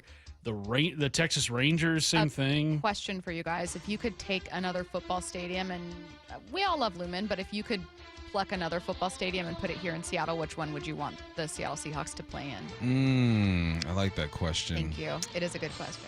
I would probably go with, I'm old school though, man. It's so basic. It's the Coliseum, LA Coliseum. Okay. It's just so grand, but it wouldn't be able to fill it though. It's like 100,000. If it's 100,000. Oh, wouldn't be enough fans. Yeah. Curtis. I thought AT&T for a minute. Yeah, I was going to say like, no, Cowboys think about those pretty windows. cool. Like, how many times have players complained about it? They don't get much sunlight up here. I think the fan experience. Would be very cool. I instantly thought of that. The jumbo, like big screen, jumbotron thing. But like, players have regularly complained. AT&T. What would it work? It's so unnecessary. The whole stadium. Yeah. I walked it. But it's cool. It's cool, but it's so unnecessary. But it's cool. Did the Vikings just get a massive stadium? Yeah, they did, yeah. Nice. Their ceiling's glass, and they've had an issue with birds flying into it. Oh, no. I don't like that. That's not a good omen for the Seahawks. We can't have bird team looking up at birds running into the glass window. No. The metaphor's too heavy. All right, Hype Train coming your way next. We've got some breaking news. And the next offer on the way to Cal, swinging a drive, deep to right field. Big Dumper is in the Derby. Goodbye, baseball. If you're going to get tossed meatballs and stuff, all you got to do is connect. You have enough power. You got a big dumper. That ball is going to travel. What would happen if you switched Cal and Judge? Like, what if Cal was doing this for the Yankees and Judge was doing this for the Mariners? Who's the MVP then? Hear Cal Raleigh in the Home Run Derby Monday, July 14th, right here on Seattle Sports. Summer is here, and now is the time to break through those weight loss frustrations. Hey, it's Dr. Coogan with Eastside Weight Loss Clinic, and we have a proven system that can help you lose weight and get healthy. No drugs, no side effects, no calorie counting, no exercise. Just teaching you the simple steps to become a fat-burning machine and keep it off long term. Remove the stress of trying to do this on your own and picture being down 20 to 30 pounds in just 60 days with our help. At Eastside Weight Loss Clinic, we know the secret for fast and lasting weight loss using real healthy foods and lifestyle changes. Schedule your free consultation online at eastsideweightlossclinic.com. Yeah, look your best this summer. Even with a busy schedule and vacation, the Eastside Weight Loss Clinic plan isn't going to cause much disruption. Don't wait or put it off because you're busy. Lose weight during this summer and watch that transformation really happen for you. Join the thousands of people who've lost 20 to 30 pounds or more in just 60 days. You can do our program in person in Kirkland or all remotely. Schedule your free phone consultation online at eastsideweightlossclinic.com. Dr. Ryan Coogan, D.C. Results may vary. Hey, it's Mike Rohn. If I have a choice, I like to do business with companies that actually stand for something. That's why I switched from Verizon to Pure Talk. No offense to Verizon, I'm sure they stand for something. I just don't know what it is. Pure Talk, on the other hand, is a veteran-owned company that supports our military in a big way, and I appreciate that. Yeah, I also appreciate unlimited talk and text and plenty of data for half the cost of the big guys, and I do like being on America's most dependable 5G network for just $20 a month, but what I really appreciate is no contract, no cancellation fees, and Pure Talk's commitment to handle all their customer service in this country. I saw it for myself. I went to Georgia, I got a tour of their headquarters, I met their CEO, and I talked to the same customer service folks that you'll talk to when you dial pound 250 and say keyword micro. Switch today and save 50% off your first month when you dial pound 250 and say keyword micro. Pure Talk. A wireless company that actually stands for something. When you're hiring, have you ever felt like you're missing out on meeting truly great candidates for your roles? It seems impossible to find them, but they have to be out there somewhere, right? Well, they're not hard to find when you know where to go, and that place is ZipRecruiter. And right now, you can try ZipRecruiter for free at ZipRecruiter.com/free. ZipRecruiter helps 10 million people with their job search every day. And because these people are actively looking for jobs just like yours, it's easy to find the right person right away. In fact, 4 out of 5 employers who post on ZipRecruiter get a quality candidate within the first day. But if you're not using ZipRecruiter, you're missing out. So see what it's like when the impossible is easy. When you go to ZipRecruiter.com/free right now to try ZipRecruiter for free. Once again, that's ZipRecruiter.com/free. ZipRecruiter.com/free. Never miss out on great candidates with ZipRecruiter. Do you know a woman who gives her all to the sports community, encourages diversity, and empowers those around her? Stacy Rost here. Seattle Sports is partnering with the Seattle chapter of WISE, which stands for Women in Sports and Events. We want to recognize a woman in our community, and we need your help finding her. Nominations for the 4th annual Women of Inspiration Award are open until July 11th. The winner will receive a donation to the cause of their choice. Nominate an inspiring woman today at woiseattle.org. That's woiseattle.org. The home of the Mariners. It is gone! Cal Raleigh, 2-run home run! Hear every pitch on 710 and the Seattle Sports app. Now is your time to get into a new D.R. Horton home by taking advantage of its National Red Tag Sales Event this Saturday, July 5th through July 20th. Stop by any of its participating communities and find select Red Tag homes at incredible pricing. So whether you're buying your first home or looking for an upgrade, you don't want to miss the Red Tag Sales Event starting this Saturday. Discover the D.R. Horton difference at drhorton.com. D.R. Horton, America's builder and equal housing opportunity builder. Dave Wyman joined by a very special guest, Dr. Daniel Landis. He's on the Swedish CyberKnife team treating prostate cancer and accepting new patients. Dr. Landis, what could patients expect during CyberKnife treatment? So the CyberKnife treatment's an outpatient procedure. Essentially, it's a 5-day treatment, about 30 minutes per day.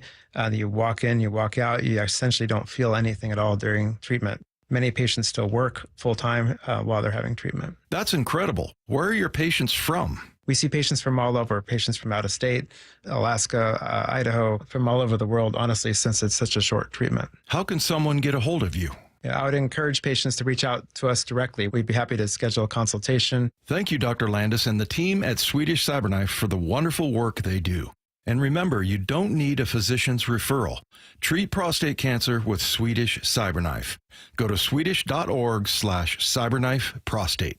That's swedish.org/cyberknifeprostate. When it comes to the security of your business, doubts can creep in about who you're trusting to protect it. At Bay Alarm, we got you. For nearly 80 years, we've been putting our customers' minds at ease with our advanced technology and personalized support. Feeling insecure about your current security service? Visit bayalarm.com today. Luxury awaits at Snoqualmie Casino and Hotel. It's Mike Salk here, and the opening day for the hotel is August 8th. Book now for an unforgettable summer experience. Go to snocasino.com. Seattle's closest is now Snoqualmie Casino and Hotel. From the Quantum Fiber Studio, This is Bumpin' Stacy. weekdays 10 to 2. On Seattle Sports and 97.3 FM HD2. Coming up in 15 minutes, MLB's draft is right around the corner. Mariners with pick number 3. We're not just going to talk about MLB's draft and what the Mariners could do there, but also take a look back at scouting reports for some of your favorite Mariners right now. Mariners VP of Amateur Scouting, Scott Hunter, joining us again. That's coming up at 1. Before we get to it, let's head to the station for a hype train.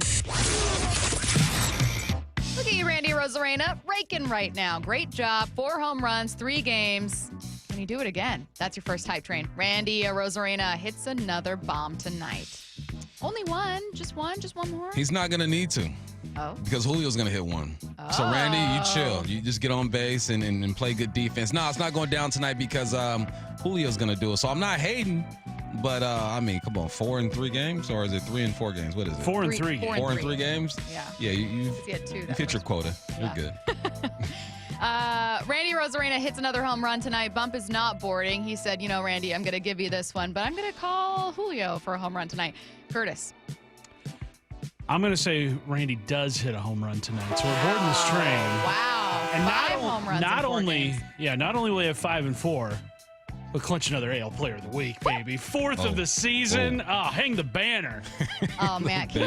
I know that this isn't indicative of like where you should be, but it is crazy to know the number of players, different players the Mariners have had. AL Player of the Week, now Cal AL Player of the Month. You have Cal leading the league in home runs. I wish Houston wasn't playing the Rockies. It makes me so mad. Yeah. Their schedule makes me so mad. Mm-hmm. No, I don't think he does it. But I like the idea of picking another player. I'm going to go with Luke Raley. Assuming he's in the lineup tonight. Pinch hit last night. I'm going to say Luke Raley does. Next up. Seattle's second half home run leader will not be Cal Raleigh. I'm not on that train, man. Nobody else is doing anything. Somebody do something. Bump said miss me with it. Randy's doing something, but nah, man. It has to be Julio. And if this team wants to make a run at this thing, that's Cal, not Julio. Cal. Has to be Cal. And if they want to make a run at this thing, Cal has to continue to do what he does when he's doing it. He's doing it well. Keep doing it, Cal.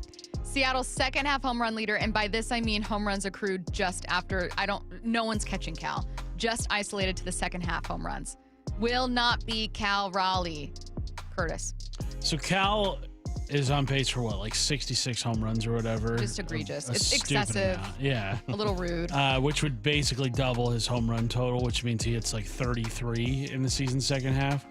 The next highest home run total that anybody has on this team is 12. Can he catch And that him? was Randy Rosarena, who has gone on a bit of a added heater four. here. No one is catching Cal's home run pace on this team. Not boarding this train.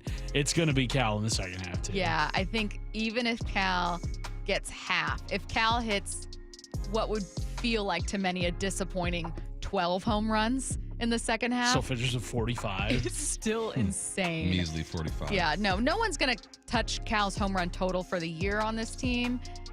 But I agree with you guys. I don't know that anyone hits as many as Cal just in the second half. He's just on a tear.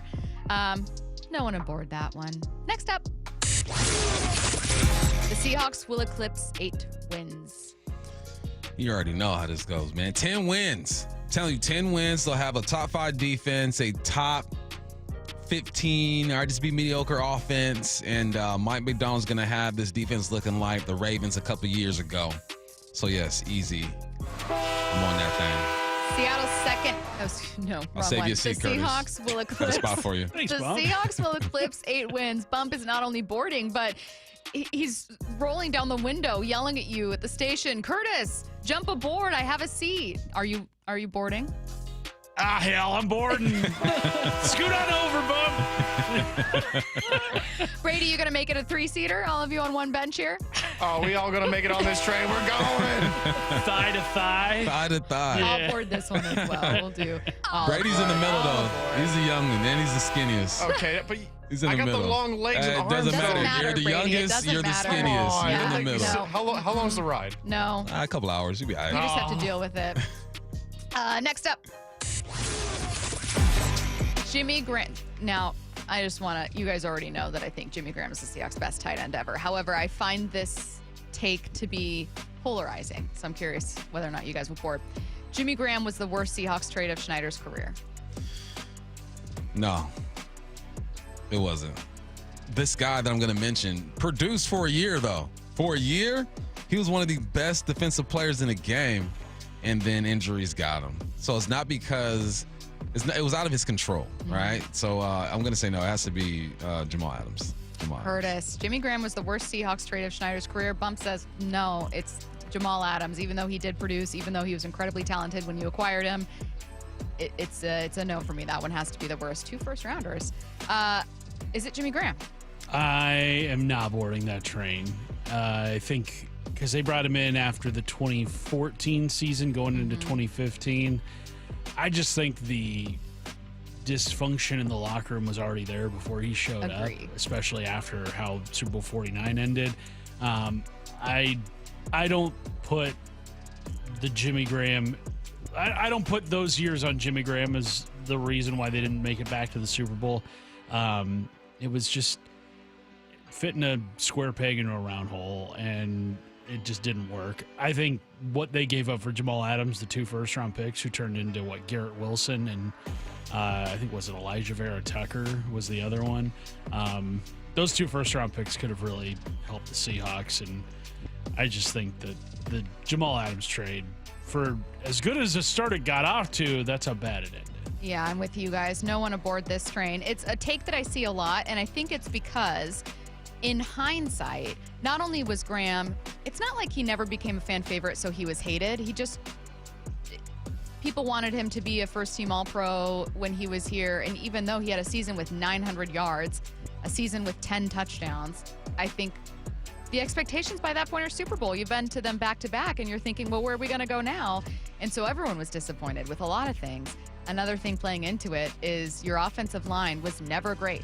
and you traded away someone who became a Pro Bowl center. When they made the deal, they included that first rounder because Max Unger was not at the time like the best center in football. And so there's a little bit of hindsight probably playing a massive factor here of like, dang, how badly you would have wanted a center now. Still, no, I cannot board this train. I don't agree with it. I'm right with you guys with it being Jamal Adams. All right, we are diving into the Mariners draft and looking at some past scouting reports on your current favorite Mariners players with Mariners VP of Amateur Scouting, Scott Hunter, next. Wyman and Bob, afternoons 2 to 7. Talking about the Mariners plan for the trade deadline. You think people are reticent to the minor leagues and trade some prospects? I know fans develop a connection to names they hear over and over. Often you don't see these guys. I don't know how many people are making trips out to Everett or out to Tacoma to watch the young guys, but there just aren't any sure things. Dave Wyman and Bob Stelton, afternoons 2 to 7 on Seattle Sports, the app, YouTube, and your smart speaker. There's a sink at the brink and a drain that's a pain. Dayandnight.net. The old throne's not too well, and ooh, does it smell? Dayandnight.net. Slow drains, backed up toilet, is your main drain or sewer clogged? Hi, I'm Bruce, General Manager of Day and Night Plumbing and Heating. Over the past 70 years, I think we've seen every drain clog out there. If your pipes aren't draining from a small fix to a major repair, our sewer and camera inspection will show exactly where the problem is. I promise you, our experienced technicians will find the issue, the right solution, and do it at a fair price. Give us a call or visit Dayandnight.net. I guarantee whether Day and Night is your first choice or your smart second opinion, we'll work harder than anyone to earn your trust. If you have a drain that's slow or clogged, call Day and Night. Now you'll save $50 off any drain cleaning. Slow or clogged drains? You know where to go. Dayandnight.net. Staples presents That Was Easy. So, I was taking my side hustle full-time. Bold move, my friend. And I needed to find everything in one stop. Like finding Bigfoot riding a unicorn. Yes, so I hit the Staples Easy button. Staples had everything for a new office and print services for signs and brochures. Plus, Cindy, the Staples associate, helped me find the best tech for me. Wait, no drama? No, Staples made it easy. For the products, services, and experts your business needs. Staples. That was easy. In-store, online, and on the app. Get in the zone, AutoZone. John always listens to his truck. So when his brakes start talking, he goes to AutoZone, where a helpful AutoZoner gets him the right parts. If John has time to put them in, he borrows a kit with Loan-A-Tool. And if he doesn't, he gets a free shop referral.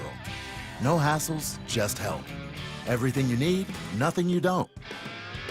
Get in the zone, AutoZone. Deposit required for Loan-A-Tool. Restrictions apply. Do you have a car you'd like to sell but don't want to go through all the hassle? With all the scams and security risks out there, more and more people are uncomfortable selling their own car. So how do you get the most money for your used car without selling it yourself? Stacy here with the answer. Wayscar Ford in Auburn. Not only will they purchase your car and pay you right up front for it, but it gets way better. Once they resell your old car, they share half the profit with you. The question I get most from my friends and colleagues is, what's the catch? And how can they offer this? It's super simple. All the money they save by not traveling to buy cars at auctions, like purchase fees, shipping, and travel expenses, is what allows them to offer this. They'd rather share that money they save with you than outside vendors. They encourage you to shop around, but if Wayscar Ford can pay you the same or more as their competitors and then share half their profit with you once they resell your car, why would you sell your car anywhere else? They've already shared over $800,000 with customers, and it's only at Wayscar Ford. That's wayscarford.com, Wayscar Ford in Auburn.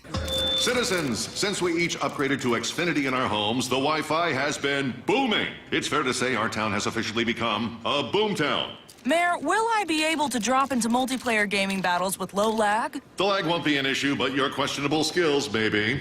And what if I have hundreds of devices on the Wi-Fi? Purely hypothetical. Seems like a lot, but sure, hundreds of devices all booming together with the Xfinity Gateway. Yes, friends and neighbors, with Xfinity, the Wi-Fi is booming. The Wi-Fi isn't the only thing that's booming. Now get the most reliable Wi-Fi and our best-in-class equipment for one consistent price for 5 years guaranteed. All in. Plus, get unlimited data included and no annual contract. all with the 5-year price guarantee from Xfinity. Visit Xfinity.com, call 1-800-XFINITY, or visit a store today. Restrictions apply. Not available in all areas. New residential customers only. Select plans only. Xfinity Gateway with XFi Complete required for unlimited data, except in certain areas. Most reliable Wi-Fi based on Open Signal Awards USA. Fixed Broadband Experience Report, August 2024. Actual speeds vary. This message comes from Viking, committed to exploring the world in comfort. Journey through the heart of Europe on an elegant Viking longship with thoughtful service, destination-focused dining, and cultural enrichment on board and on shore. With small ships that bring travelers closer to the destination, there's more time to explore. And every Viking voyage is all-inclusive, with no children and no casinos. Discover more at Viking.com. You're not at your house. You're at a lavish seaside estate. You're not walking the dog. You're hunting for clues in an Agatha Christie mystery. See it differently with BritBox. Stream an endlessly entertaining collection of British TV, including new original series Ludwig, starring David Mitchell. Bit awkward, really. I think I might just have solved a murder. And Outrageous, a scandalous true story. Seems there's a political extremist in every family these days. See it differently when you stream the best of British TV with BritBox. Let's go! This is Seattle Sports. Streaming through the Seattle Sports app. KIRO AM Seattle. KIRO FM HD2 Tacoma. Home of the Seahawks, Mariners, and everything Seattle sports. This hour is brought to you by Mazda of Everett. From the Quantum Fiber Studio. This is Bump and Stacy. On Seattle Sports. Streaming through the Seattle Sports app and at seattlesports.com. Now, here are your hosts, Michael Bumpus and Stacy Ross. Here we go now. Joining us now on the Emerald Queen Casino Sportsbook Hotline, ahead of the Mariners draft, it's M's VP of Amateur Scouting, Scott Hunter. Scott, how's it going? Good, Stacy. How you doing today? Great.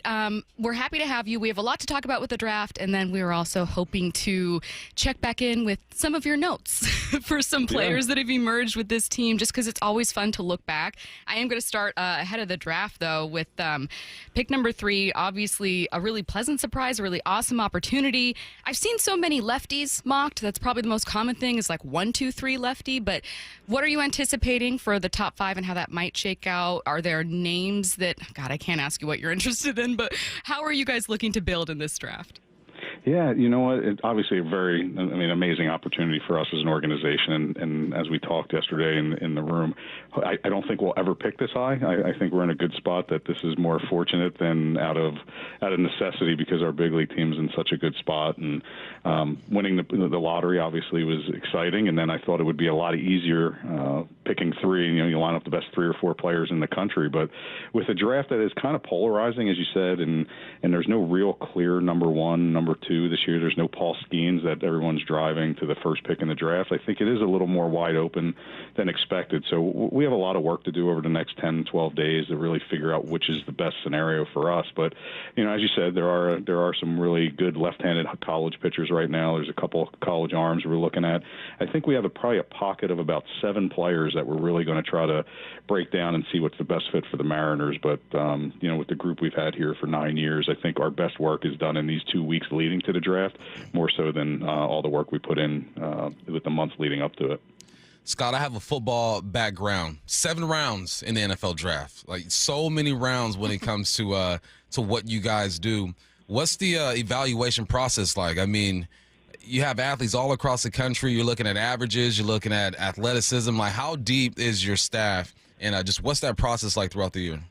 Yeah, when one draft is finishing, another one's starting. So, this is a 365-day-a-year process for our guys. We have 14, regional area scouts that cover our, the country for us. We have 5 supervisors. We have some special assistants that could move around. So we're not a very large staff, but I would think we're pretty efficient on how we do things. But, we have guys in the field right now that are not only working on the 2025 draft, finishing up some of the, the finer points of it as we lead into, the 2005 draft, but they're started 2026 already. So it is just an accumulation of information. Getting as many looks as we can as a group. But for me, everything starts with our area scouts in the field. They're probably the most unsung heroes of baseball. They're the guys that are in the weeds, and especially guys like myself. We come out once a year, it seems like, from the darkness to make some picks, and then we go back into it with our travels. But as I tell our guys all the time, every player that's ever played a major league game, it has a report from the first guy that saw him, and we really take a lot of pride in that, the work we do in the grassroots of things, and then it just filters up to what we do here for the 2 weeks leading to the draft, when we start bringing not only our in-person views and looks together, but our analytical looks, our high performance group, our medical team. There's so many hands that go into a pick that I think once we do make a selection, our whole organization has kind of touched them in a way that we're all on board and excited to have the player. I know that a large part of scouting involves metrics and analytics that are simply above my pay grade, Scott, and I'm not going to pretend to dive in. However, I would imagine, I'm curious, how much of it involves behavior, interactions with people, family backgrounds or personal backgrounds. Like, how much of that weighs into your evaluation of players? Yeah, it's a huge part for me and our group. I mean, it's something that we've challenged our staff with from the beginning that I got here 9 years ago. It's, we have information, we have everything. We can open a computer and get a lot of information on a player without ever even seeing them, and we can get a pretty good idea of what they can do physically without even laying eyes on them. But what we've challenged our staff with is give us something that's not in the computer, something that we can't measure with technology, and that is get to know the player, get to know the family, tell us what the player is about and how they're wired. And it's something that I say all the time. I tell our guys, it's like, please don't tell me they love to play. Everybody loves to play the game. It's fun when the lights turn on, you get your 4 at-bats or pitch your 7 innings. But tell me if they love the work that goes into being prepared to play. And that has been a real separator for us, and our guys have done an amazing job of not only identifying the right talent, but the right people. And I think that's kind of showed up here in Seattle over the last several years. We have talented kids, but we have even better young men and human beings that are making a real difference, not only in our communities, but in our clubhouses. That has to be rewarding, right? Making your picks, evaluating players, and seeing them shine. A guy like Cal Raleigh, a guy like Logan Gilbert. What's it like for you and your staff when you have these guys that you've seen since they were teenagers kind of step into the limelight and do their thing? Yeah, I don't want to, no disrespect to my own kids, but I feel like, a proud parent almost, because, I have 2 boys myself that are baseball players, and I couldn't be prouder of them. But, talking to Cal and talking to his parents when I see them, or seeing, getting a text message from Logan or his family on draft day wishing us luck. I mean, it really is an extension of our group. I mean, scouts, it's funny. Some people can go lay their head on the pillow every night and put work away. Our guys live and die with the kids we take. Like, they take real pride in watching them play, watching them develop, and then when we can actually see our work impact us here in Seattle and winning baseball games, that is obviously it's a really connecting moment for an organization, because when you have a homegrown player, it just kind of sticks a little different, because you've seen them grow up, you've seen them as young men, you've seen them as amateurs, and then you see them grow up to be on the big field here in Seattle. And the things that they're doing, like Cal, even Cole Young and Logan and George, like, they all have different personalities, but it's like your kids, like they're different, but you love them all the same. And to see them is a very proud moment for our entire staff and us as an organization. I wonder if seeing what Cal's doing is insane. It's not like you guys didn't value Cal. I mean, he was still a 3rd-round pick. He had a nice signing bonus. You guys clearly valued him more than maybe even some other scouts and saw a ton of potential in him. But is what he's doing now surprising even you? I'll be very honest, and I would even tell Cal this. If I thought he was going to be a Platinum Glove Award winner and have more home runs than Aaron Judge, I'd been lying to you. We liked Cal for exactly what he was the leader, and I can even go back to the report I have. Like, his game, he had some flaws to his game coming out of college, like every amateur does, but the one thing he did have was leadership skills, and there was a difference between him and most kids you see. It's like when you watch him play a game, it wasn't about, like, let me go get my bat, go hit. It was, let me grab my pitcher, let me sit on the bench, talk to him. All right, now it's time for me to go do my job at the plate. And there was something about his presence on the field and the leadership that he exuded. And our scout, Rob Mumau, who's known him better than anybody, said, this is a real leader. And to see what he's done to come into our system and not only improve every area of his game, not only shows you what he's all about, but like how important finding the right makeup in a player is. Because we as scouts evaluate what you're doing now, but we hope to predict the future. And that's what we all do in this game. But when you get somebody who's as passionate about the position, about the job, about his teammates, and just does things the right way to get better every day, not only for himself, but the guys around him, this is what can happen. And it's just he's a true example of really showing our guys the importance of the makeup of a player before we sign them. I always wonder what it's like for, you mentioned one of your scouts who had that close relationship with Raleigh and was really pitching him to you guys. I always wonder what it's like for those guys once a player is with an organization, maybe eventually gets promoted, because the organization's so massive. And behind the scenes, post-draft, I mean, we're talking like in season, maybe a guy that you guys are really passionate about comes up. What's communication look like? Like, I doubt you can like advocate for something for players, but what's it like between the scouting department, the rest of the front office, managers? Yeah, I think everybody has their own personal flavor of human being and who they gravitate towards, but we do such a good job with having our scouts meet players, spend time. Like we have even in a spot in our reports, it's like the background. Give us what the kid's about, what their coaches say, what their family life's like, how many times you've met with them. And then when you get into the room, when you see a player that has ability and then you know everything that they're wired to do off the field, it's easy to come into a room. And we spend a lot of man hours talking players. And it's not just, we kind of do it in an old school way with a lot of new school techniques. We still sit in our draft room now for 12 days and just talk about every player in the country, basically, that we have signed or in for the draft. And then prior to coming up here, we do our regional meetings where every scout in the field can come in and present their players. And we already kind of know what the player is based off of their reports, but those moments in time where we spend just sitting here for 4 or 5 days, even at the end of in early June, we're talking about the makeup of the player and how they would fit the Mariners' values. And we've passed on players that were really good players that we just didn't think were fits for us. And I think that's okay. I think we have to know what we do well as an organization. We have to set some values and some guidelines of what makes a good Mariner player. And, we've said it for 9 years now. We don't want just good players. We want players that care about, being good, but also winning and winning here in Seattle.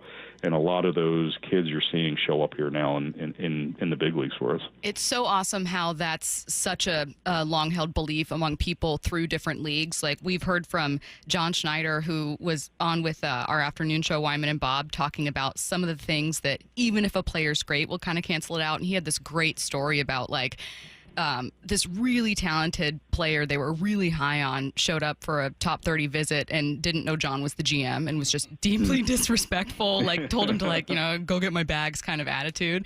And John was like, well, yeah, that's it for us. Have you guys had guys where you're almost sold on them and then you do a little more personal research and you go, we can't, we just... Yeah. I mean, there's so many different personalities in the game now, and with the way social media is, some of my views have changed. I used to get really upset when a kid didn't run every ball out as hard as they could, or if they were, doing a bat flip. Now it's so rampant all over baseball. I try not to have too many hard views like that, and I try to take the person for who they are. And without using names, we've definitely walked away from guys. We just said, you know what, this is kind of not a fit for how we do things in the minor leagues. It may be too much for him, or he may not buy in, or we just don't believe that the clubhouse fit might be right. And I think it's an old Pat Gillick saying, and I've really bought wholeheartedly into it, is when your best players are your best people, real change happens. And I think that has been a mantra here for years that I've been here. And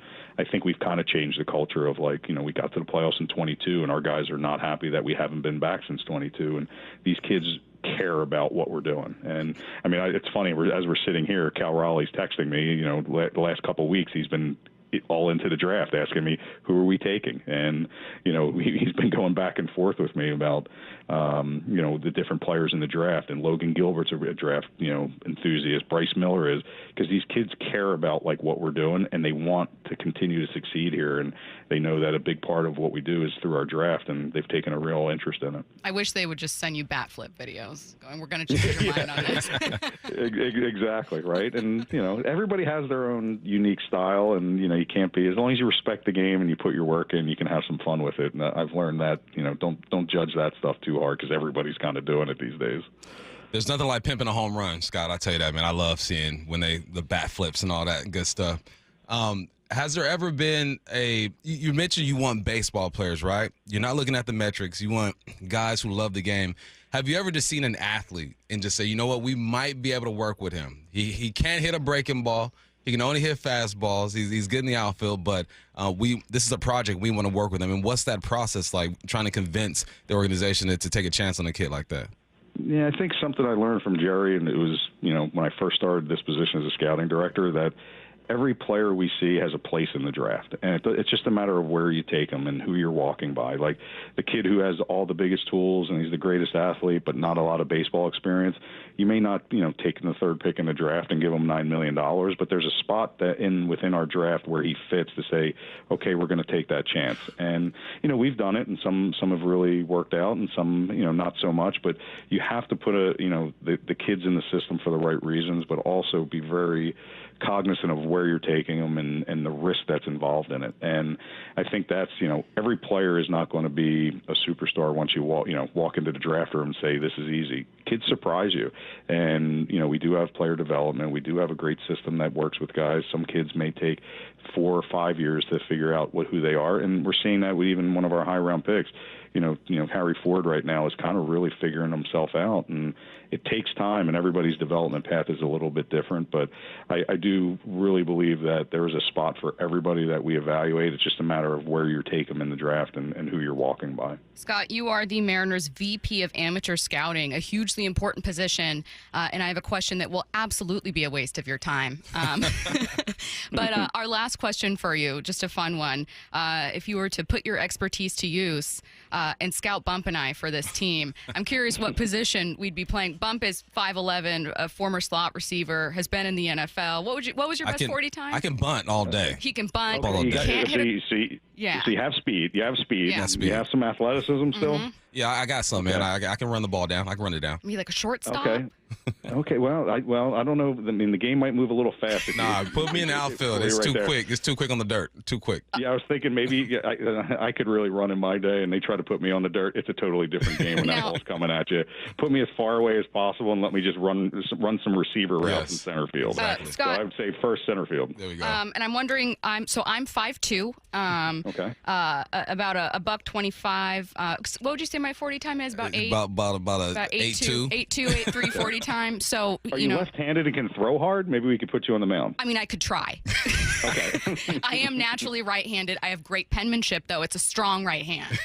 Okay. Well, maybe we can drop your slot a little bit and give you a little unique look to freak some people out and get a different angle. Tiny strike zone. Tiny strike Bad girl. Don't lie, Scott. Bad girl. No. I think, imagine Jose Altuve, but better. That's what I could be, Scott. I know it. Or manager. Maybe you could manage your team. It sounds like you have some thoughts and you have some good questions. So thank you. You can lead the team to battle. He is Mariners VP of Amateur Scouting, Scott Hunter. We can't wait to watch this draft. We know you guys work years and years and years in prepping for this stuff. So really excited. Thank you so much for the time. Thanks, Scott. No, thank you guys. Let's get to 4 down territory. This is 4 down territory, going inside the game with former Seahawks and Coug wide receiver Michael Bumpus. I love this as a regular first down. I wish there were more of them because it's such a great question. What's yet another delusional take by an NFL player? He's delusional, and we claim him at Washington State University, Mr. Cam Ward. I know he got his money at Miami, but we claim him. And he says he doesn't expect the job to be handed to him. Sir, young man, you're the #1 pick in the NFL draft. We've seen what Will Levis can do. Brandon Allen, I feel like we've seen him. I don't really know who that is, but we've seen that story before. You got Tim Boyle on that roster as well. It is your job to lose, young man. And he's doing all the right things. I hear he's showing up at 5 o'clock in the morning, first one there, last one out. He's a leader out there. Cam Ward, I had the opportunity to call a few of his games while he was at Washington State and have conversations with him. He's built for this. He's made for the NFL. He was an underdog. No stars coming out of high school. Went to a smaller school and encountered Ward. Went to Wazoo, made his money at Miami. He's built for this, but he has to say things like this. This is just another thing of either he's just being delusional or he's saying exactly what needs to be said so the media has nothing to write about. But Cam Ward, this is your job. The tough part about this is I don't see a lot of success coming out of Tennessee this year. You got Calvin Ridley, has had 1,000 yards a couple seasons in a row. Tyler Lockett, who's going to be a guy over there, and Treylon Burks, who has been a bit of a disappointment. The receiver that I'm looking at over there, who I feel like can take a jump, or he's a rookie and can replace Treylon Burks, is Alec Iomanor out of Stanford. A big receiver, about 6'3", 6'4", runs good routes, has good hands. These are the building blocks. And it's tough because I don't see success for Cam Ward over there, at least not in his first year. And because I don't see that success, I worry about him because you know how this game goes in the NFL. If your quarterback doesn't get it done, doesn't win games the first, second, or third year, he's gone, the OC's gone, the head coach is gone, and you're not really set up for success over there. But Cam's just saying what needs to be said, doesn't want the job handed to him. It is handed to you. You'll be the starter. Go Cougs. Second down. Who has the most to prove on the Seahawks offensive line? I like this question. Now, you could easily look at the center spot and say, Timmy, what's he going to do? Yeah. You can look at Gray Zabel. What is he going to do? You can say Anthony Bradford. Is he going to take the spot over there at the other guard spot? It's Abe Lucas. Abe Lucas has the most to prove because he hasn't been able to stay healthy. And you need two for sure things on that offensive line. You need Abe to stay healthy and ball out. You need Charles Cross to stay healthy and ball out. Everyone in the middle, it's a project. You're trying to figure out who's going to do what and who's going to play where. With Abe Lucas, man, remember the good old days when he started almost every single game. And we were looking at these two rookie tackles and thinking, we're set for the next 5 or 6 years, right? What a feeling that was. Local kid. I follow him on Instagram like most of you do. He's in great shape. I seen him. He's leaned out. But he's got a lot to prove, man. And not to us, but to himself, too. Because when you go through the injuries that he went through and you're not able to stay on the football field, you start to doubt yourself a little bit. I've been through it. I've had a screw in my foot and going out to practice and not trusting and put my foot in the ground. The mental battles that he's going through right now just trying to get back on the field are going to be great. But if he can stay healthy, him and Charles Cross, they might not be Pro Bowlers. I forget the Texans always texting, you have such a great offensive line but no Pro Bowlers. You don't have to be a Pro Bowler. You be exactly what this team needs. And when we're talking about this wide zone scheme, on the backside is going to be challenging. We talked to Big Ray about that. On the front side is going to be challenging because you're going to reach. And Abe Lucas has the mobility to be good at both. On the backside, running down linebackers and safeties. On the front side, still on that edge with those edge rushers and whoever walks down to the line of scrimmage. But I'm looking at Abe Lucas. I think Charles Cross is a for sure thing. He can be trusted. Everyone else, we're gonna see what happens with the interior offensive lineman. But Abe Lucas, man, you got to prove it. Third down. The Seahawks wide receiver core was ranked 20th by Pro Football Focus. Does that feel accurate? Man, 20th. And where the guys are from? You got Buffalo at 19, Arizona 18, Indianapolis, Jacksonville, Dallas, Kansas City, Commanders, Baltimore, Atlanta, Houston, Chicago, Rams, Dolphins, Vikings, San Francisco, Detroit, Cincy, Tampa, and then you have Philly. Yeah, I think it's right. As much as I want to be disrespected, I feel disrespected, I think it's right. You got Cooper Kupp, who I think I've seen him out there in OTAs and pajamas and stuff. He looks great. I've seen JSN in pajamas. He looks great. MVS looks like he is no older than 28 years old out there, even though he's like 31, 32 years of age. I think it's right because you just have a lot to prove. When you have a new quarterback in town, you got a new offensive coordinator, you have JSN stepping into that number one spot as that receiver. There are going to be some questions over there. I think they have the potential to be a top 15 or maybe even a top 10 receiving core, depending on how this offense goes, depending on how this offensive line protects and how Sam Darnold plays. Once again, receiver, the most dependent position in football is the receiver. And that's why we produce a whole bunch of divas, because we got to wait on y'all to do a whole bunch of stuff for us to get the football. But because of that, because of the unknown, because of the offensive line, and the quarterback position, yeah, I think it's fair for them to start there. But I expect them to crack the top 15, maybe even the top 10, if Sam Darnold and this offense can get rolling. Can I ask something about, when you said the Commanders, I don't know why I kind of stopped. It's not that I don't think they can be a really good group, but I find them to be an interesting one. Terry McLaurin, one of the best and most underrated receivers in the game, period. Yep. I think that I wonder if Pro Football Focus is taking their acquisition of Debo into account and being way more optimistic about Debo than they are Seattle's acquisition of Cooper Kupp. And these are different players with different injury backgrounds, different production, different skill sets. They are not perfect comps, but the thing that both have in common is that there have been recent conversations about whether they've already reached their peak and whether an accumulation of injuries or in Cooper Kupp's just age is going to make them just not as great as they used to be for their respective teams.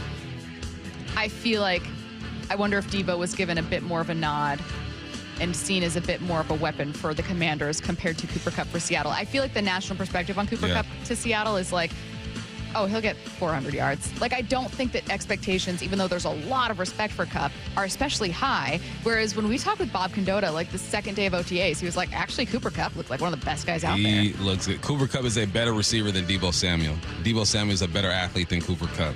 Because Debo Samuel is a better athlete, he's going to be put in harm's way a bit more than Cooper Kupp. He's going to get those jet sweeps. They're going to put him at running back. They're going to use him in a whole bunch of different ways. Cooper Kupp is good to go. I believe in him. If he can stay healthy, he's going to give you a cool 700, 800. Fourth down. What position group success will be an indicator of how good the offense is playing? Who are the weirdest guys on a football team? Tight ends. Tight ends all day. The weirdest guys. I think Arroyo might be the most normal tight end that I've met. You know who's a dude too? A.J. Barner. I appreciate A.J. Barner too. We were out there the other day, or for OTAs, and we were one of the first to interview him. And he came up to us like we were his family. What's up, guys? How you doing? You know, so big ups to A.J. But the tight ends are going to be a good indicator because Kubiak loves the tight end position in his offense. You're going to see 3 tight ends at a time out there. You see 2. You see him in the backfield. But if you can get a tight end to produce over 500 yards, which we've only seen once in the past decade, we feel like, that's going to be a good indicator because that's going to mean that he's able to slip up the seam and get open because the run game is good. He's going to be great when it comes to blocking for these running backs. But the tight end spot, I think JSN can go for 1,200 yards and his team can win 5 games. If you have a tight end go for 500, 600, 700 yards, something like that, and 6 to 7 touchdowns, this team's going to win 10 games easily because that means everything else is working. I talk about receivers being the most dependent position group on the football field. The tight end controls the game. The tight end is an indicator of how well the run game is going, if he's blocking, and how well the pass game is going, if they're getting active. So Arroyo, Vance, AJ, let's go get it. Let's get a 500-yard tight end. What's on tonight with Bump and Stacy, brought to you by Caesars Sportsbook at Muckleshoot. Now, here's what's on tonight. The Mariners are what's on tonight. Again, it's Game 4 against the Royals, a series finale. First pitch is a little bit later today, 7:10 p.m. start, 6 p.m. pregame show right here on Seattle Sports. Coming up next, we continue our look around the AL West, talking about the Rangers. If you haven't subscribed to Seattle Sports on YouTube, it's amazing. We just got to keep hammering it home. You're missing part of the game. The rest is history. There's so much more than what happens on the field. This is the place I love. Subscribe now for in-depth inside information with Brock and Salk. The Mariners' hit rate was way higher than that. Bump and Stacy. Cal's like a coach out there. Wyman and Bob. One day, breaking that record would be pretty cool. Stream it live with the local sports leader on YouTube, Seattle Sports.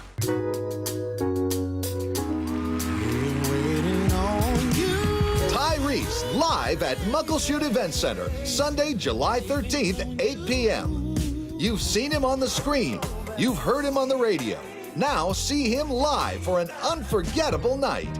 Get tickets before they sell out at MuckleshootCasino.com. Tyrese, only at Muckleshoot Casino Resort. Hey, Brock Hewitt here for my friends at PCF Group, or People Come First Construction Group, and that's exactly what they did when we made the call a couple years ago. We wanted to redo our outdoor space, wanted to add a deck, an outdoor living, a television, and a kitchen, and PCF Group, wow, they more than delivered. And if you're interested in building a stunning outdoor area like we did, I cannot recommend them enough. Reach out before the good weather arrives, and their schedule, well, it's going to fill up. So whether you're looking for a complete outdoor living space or a very specific project like an underdeck ceiling, deck, patio cover, railings, PCF has you covered. Design now and pay later. In fact, get 12 months, no interest and no payments, and up to $6,000 off and a $1,000 Amazon gift card. Request a complimentary design and estimate consultation at 425-629-8476 or project ideas. Explore photos at pcfgroup.com. That's 425-629-8476. Now is your time to get into a new D.R. Horton home by taking advantage of its National Red Tag Sales event this Saturday, July 5th 5th through July 20th. Stop by any of its participating communities and find select Red Tag homes at incredible pricing. So whether you're buying your first home or looking for an upgrade, you don't want to miss the Red Tag sales event starting this Saturday. Discover the D.R. Horton difference at drhorton.com. D.R. Horton, America's builder, an equal housing opportunity builder. Get in the zone, AutoZone. Welcome to AutoZone. What are you working on today? Hey, that's the spirit. Right now, we're celebrating free with a free STP oil filter when you buy 5 quarts of oil and free Duralast brake pads when you buy 2 rotors. Like always, free battery testing, charging, and recycling at every store. Celebrate free at AutoZone, now through July 28th. Get in the zone, AutoZone. Restrictions apply. Staples presents That Was Easy. So, I was taking my side hustle full-time. Bold move, my friend. And I needed to find everything in one stop. Like finding Bigfoot riding a unicorn. Yes, so I hit the Staples Easy button. Staples had everything for a new office and print services for signs and brochures. Plus, Cindy, the Staples associate, helped me find the best tech for me. Wait, no drama? No, Staples made it easy. For the products, services, and experts your business needs. Staples. That was easy. In-store, online, and on the app. Heading to the ball game? Don't mess with traffic and pricey parking fees. Make it easy and ride the bus. It's affordable and convenient. No stress, no hassle. And plenty of time to grab a hot dog before first pitch. Community Transit makes riding the bus fun, easy, and affordable. You save money on parking, and kids under 18 ride for free. See where they can take you and plan your trip today. Go to Community Transit at ctgo.org/home run. 20 days until Seahawks training camp.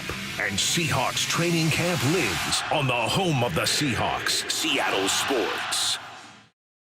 Endless hours of research, seeking referrals, dozens of calls. Hiring the right attorney can be a challenging process during an already difficult time. J.P. Pendergast with Pendergast Law explains. In Washington State, Tom, there are thousands of attorneys to choose from. Referrals and online research can be helpful, but discovering the right attorney requires a conversation. It can be hard to identify integrity and authenticity without that interaction. So, what do you recommend? We encourage anyone looking for personal injury representation to call for a free consultation with our team before making a decision simply based on referrals or online research. Accident victims need an attorney that listens, demonstrates honesty, and is genuinely understanding of their unique circumstances. The care, attention, and preparation that our firm provides throughout the case mirrors the effort involved when taking on the insurance companies. Save time and avoid mistakes after an injury. Contact the caring and compassionate team at Pendergast Law. If you or a loved one has been injured in a car accident, call Pendergast Law. We can help. Hey, Brock Ewart here with some great news. I'm with Shannon O'Kelly, physical therapist and owner of IRG Physical and Hand Therapy. Shannon,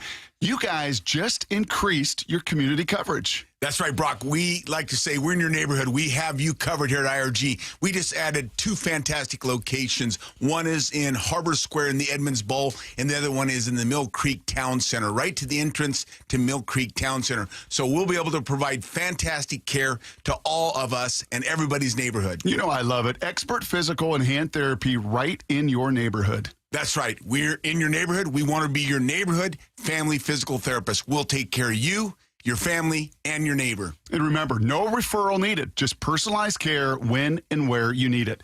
Visit irgpt.com and schedule your appointment today. With over 40 convenient locations, IRG is right in your neighborhood, and now 2 new spots as well. That's irgpt.com, irgpt.com. This hour is brought to you by Mazda of Everett. From the Quantum Fiber Studio, you're listening to Bumpin' Stacy. Weekdays 10 to 2 on Seattle Sports and 97.3 FM HD2. Continuing our AOS check-in, this time with MLB.com Rangers reporter Kennedi Landry joining us on the Emerald Queen Casino Sportsbook hotline. Kennedi, how's it going?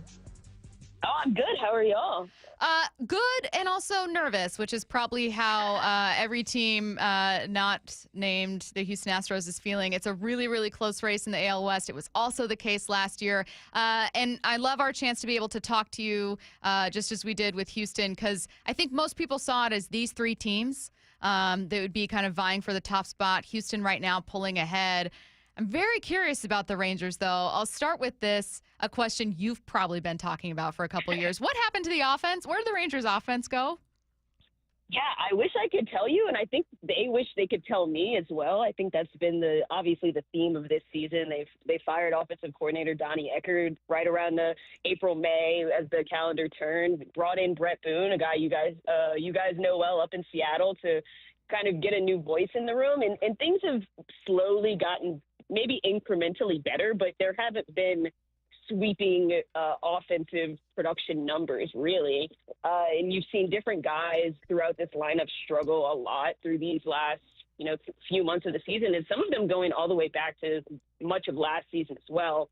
So I wish I could give you the answer. And again, the Rangers and Bruce Bochy, Chris Young, everybody has been just as confused about some of the lack of production throughout this lineup as we are on the media. You guys are 2.5 games outside of the wild card, right behind the Mariners, and we've had contributions from some young guys on this team. Have you guys gotten any contributions from any surprise names? Yeah, I don't know if anybody's been much of a surprise this year. You look at kind of this lineup, that's really the biggest shock about kind of the struggles of this offense. It's a lot of the same lineup from 2023, whether it's Corey Seager, Marcus Semien, Adolis Garcia, Jonah Heim, so many of these people. And then, Evan Carter has come back from an injury. He's looked so much better this season than he did last year with that nagging back situation he had. Wyatt Langford, obviously the electric rookie last year, has hit kind of a rough patch here in the last month. Josh Young, who was an all-star starter in Seattle a couple years ago in 2023, just got optioned to Round Rock. So it's hard to have somebody shocking and come in and contribute to this offense when so many guys have been struggling, quite frankly. I think Alejandro Osuna, they hope to be a kind of spark plug for this offense, got off to a slow start. Prospect, only 22 years old. He's been surging here as of late. Had a multi-hit game yesterday, a homer a couple of days ago against Baltimore as well. But they're really looking for, somebody to come up and, produce. I think some guys Corey Seager and Marcus Semien have looked more like themselves lately, but there haven't been many surprises here.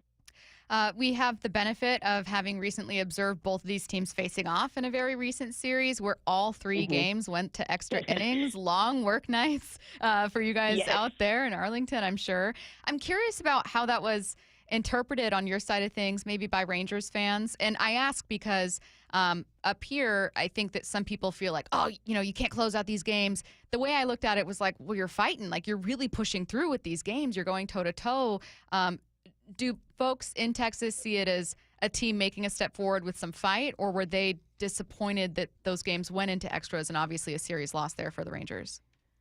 Yeah, I think there was a lot of frustration, both from a fan perspective and in that clubhouse when you look at that series. I think Marcus Semien said after Sunday's game, he said, hey, there's no moral victories, and that we did what we were supposed to do and we fought. They couldn't come through multiple times. Every single one of those games, the Rangers lost to the Mariners, and even the first game against Baltimore on Monday also went to extra innings, and they also lost. So there, like you said, there are no moral victories, and I think a lot of frustration is, coming out in these guys. There are multiple opportunities in each of those games against Seattle where they had a runner on third and less than 2 outs and failed to bring that winning run home. You're the home team in an extra inning game, and in this era where you have the man on first and you can't bring him home, and think that's disappointing for the Rangers. I don't think there's a lot of Bruce Bochy. Obviously, he likes to see some fight from the guys, and you do appreciate that, but you'd like to come out with more wins than that. Going into the season, the Mariners hung their hat on, look, we're going to have a great rotation. There's been some injuries there. And now kind of shift to power hitting, right? One of the teams that had the most home runs in the majors right now. Coming into the season, what was the identity of the Rangers and where are they now? Oh, well, pitching wins championships. I think when you're president of baseball operations as a former major league pitcher, you kind of build a team around pitching. And obviously they were known for their offense a few years ago when they won the World Series, had the best offense in the American League that season. But I think you come into this season looking at this rotation with some, obviously Jacob deGrom coming back off Tommy John, Nathan Eovaldi, who's 2023 World Series hero. A lot of veteran guys, whether that's Tyler Mahle and John Gray, both of whom have gone through injuries, but then some exciting young guys like, the Vanderbilt boys, Jack Leiter and Kumar Rocker. You look at this rotation and you see how they went to this season hoping to have a good rotation. I don't think anybody expected it to be quite as good as it has been. I think it's still the best in the American League right now. But that being said, you also hope the offense would have provided a little bit more help, especially early in the season when they, lost a lot of these one-run games and quality starts after quality start, but still not being able to pull through a victory.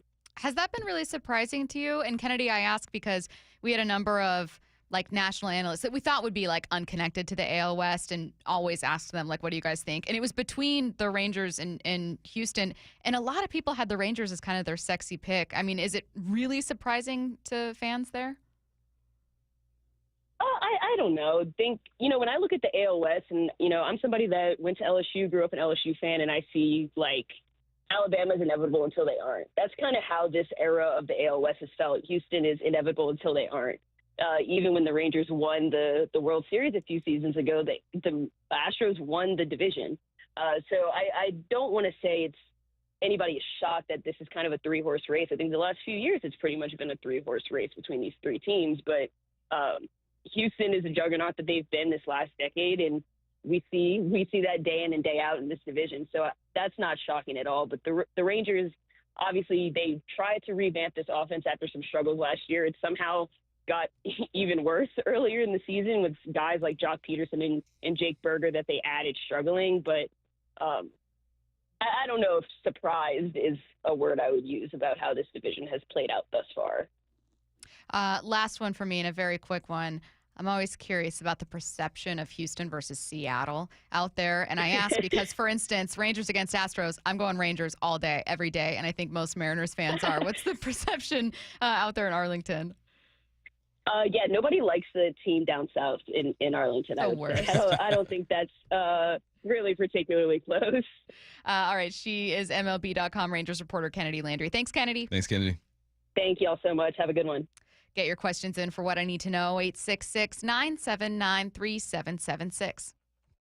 Wyman and Bob, afternoons 2 to 7. Talking about the Mariners' plan for the trade deadline. Do you think people are reticent to the minor leagues and trade some prospects? I know fans develop a connection to names they hear over and over. Often you don't see these guys. I don't know how many people are making trips out to Everett or out to Tacoma to watch the young guys, but there just aren't any sure things. Dave Wyman and Bob Stelton, afternoons 2 to 7 on Seattle Sports, the app, YouTube, and your smart speaker. Hey, it's Mike Salk here, and we've been talking about this. Luxury awaits at Snoqualmie Casino and Hotel. You can book now for an unforgettable summer experience because the hotel opens up August 8th. Bookings are open at snocasino.com starting on August 8th. The expanded non-gaming floor, the destination spa, the big new entertainment space and convention center, new restaurants as well. They're combining effortless style with the utmost in relaxation. Go to snocasino.com for details. Seattle's closest, now Snoqualmie Casino and Hotel.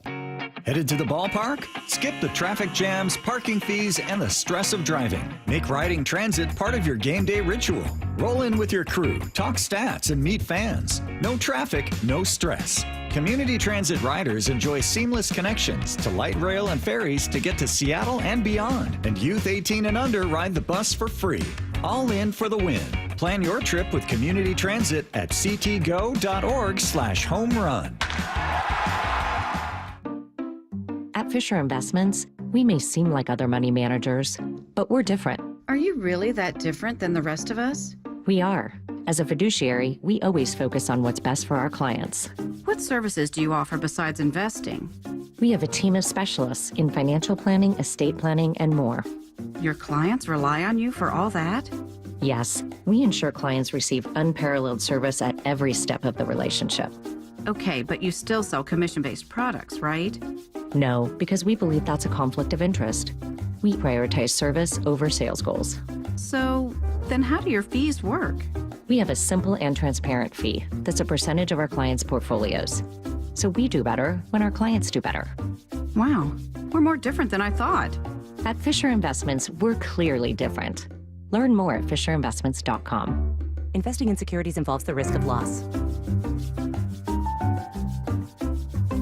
Do you have a car you'd like to sell but don't want to go through all the hassle? With all the scams and security risks out there, more and more people are uncomfortable selling their own car. So how do you get the most money for your used car without selling it yourself? Stacy here with the answer. Wayscar Ford in Auburn. Not only will they purchase your car and pay you right up front for it, but it gets way better. Once they resell your old car, they share half the profit with you. The question I get most from my friends and colleagues is, what's the catch? And how can they offer this? It's super simple.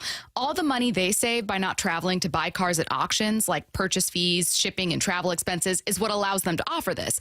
They'd rather share that money they save with you than outside vendors. They encourage you to shop around, but if Wayscar Ford can pay you the same or more as their competitors and then share half their profit with you once they resell your car, why would you sell your car anywhere else? They've already shared over $800,000 with customers, and it's only at Wayscar Ford. That's wayscarford.com, Wayscar Ford in Auburn.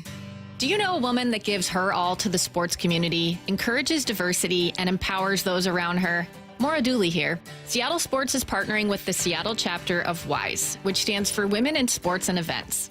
We want to recognize a woman in our community, and we need your help finding her. Nominations for the 4th Annual Women of Inspiration Award are open until July 11th. The winner will receive a donation to the cause of their choice. Nominate an inspiring woman at woiseattle.org. The home of the Mariners, Seattle Sports. Cal swinging a drive, deep to right field. Every pitch of every Mariners game is on the Seattle Sports app. Hey, Brock Ewart here for my friends over at Xfinity. You know, change is always happening. It's part of life. And when it comes to music, we know that change is all around us. Songs are rewritten and remade. Classics are remixed. Bands and artists, well, they come and go. Even our taste in music, as we get older, can change a bit. But no matter how things change in 5 years, there's one thing that will stay the same, and that is the price of your internet. That's right. Xfinity is introducing a 5-year price guarantee. It means you get 5 years of the most reliable Wi-Fi with their best equipment included for a price that stays exactly the same. Are you surprised? Well, life is full of them. One internet price, 5 years, guaranteed. Learn more at Xfinity.com/deals. Now, restrictions apply. New residential customers only. Taxes and fees extra and subject to change. Most reliable Wi-Fi based on Open Signal Awards USA. Fixed Broadband Experience Report, August of 2024. Go check it all out right online at Xfinity.com/deals. When the heat's in 11, cool AC would be heaven. dayandnight.net. Some AC you'll be loving When your house is an oven. dayandnight.net. Northwest summers are beautiful, but there's always a long hot stretch that makes everyone say, man, AC sure would be nice. Well, except for that one annoying friend who won't stop talking about how great his AC is. Hi, I'm Bruce with Day and Night Plumbing and Heating. Don't sweat through another summer. Have Day and Night keep your house cool and comfortable by installing a high-efficiency AC or heat pump. Or if you have an existing system, we'll come and service it. Make sure it's running efficiently and ready to cool when you need it. When the summer is cooking, We're the place to be looking.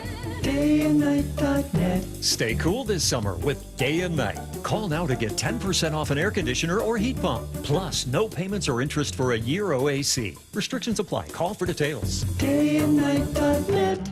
From the Quantum Fiber Studio. This is Bumpin' Stacy. Weekdays 10 to 2. On Seattle Sports and 97.3 FM HD2. I got this question in, applying it to the whole group. What I need to know. Get your questions in 866-979-3776. If you were being stranded on a desert island and you have the choice for a companion between a dog that you like or a person you don't, which are you picking? Stranded on an island like forever? Let's say a year. A year? Probably a person I don't. I could you think you could find something in eventually come common. around? Yeah.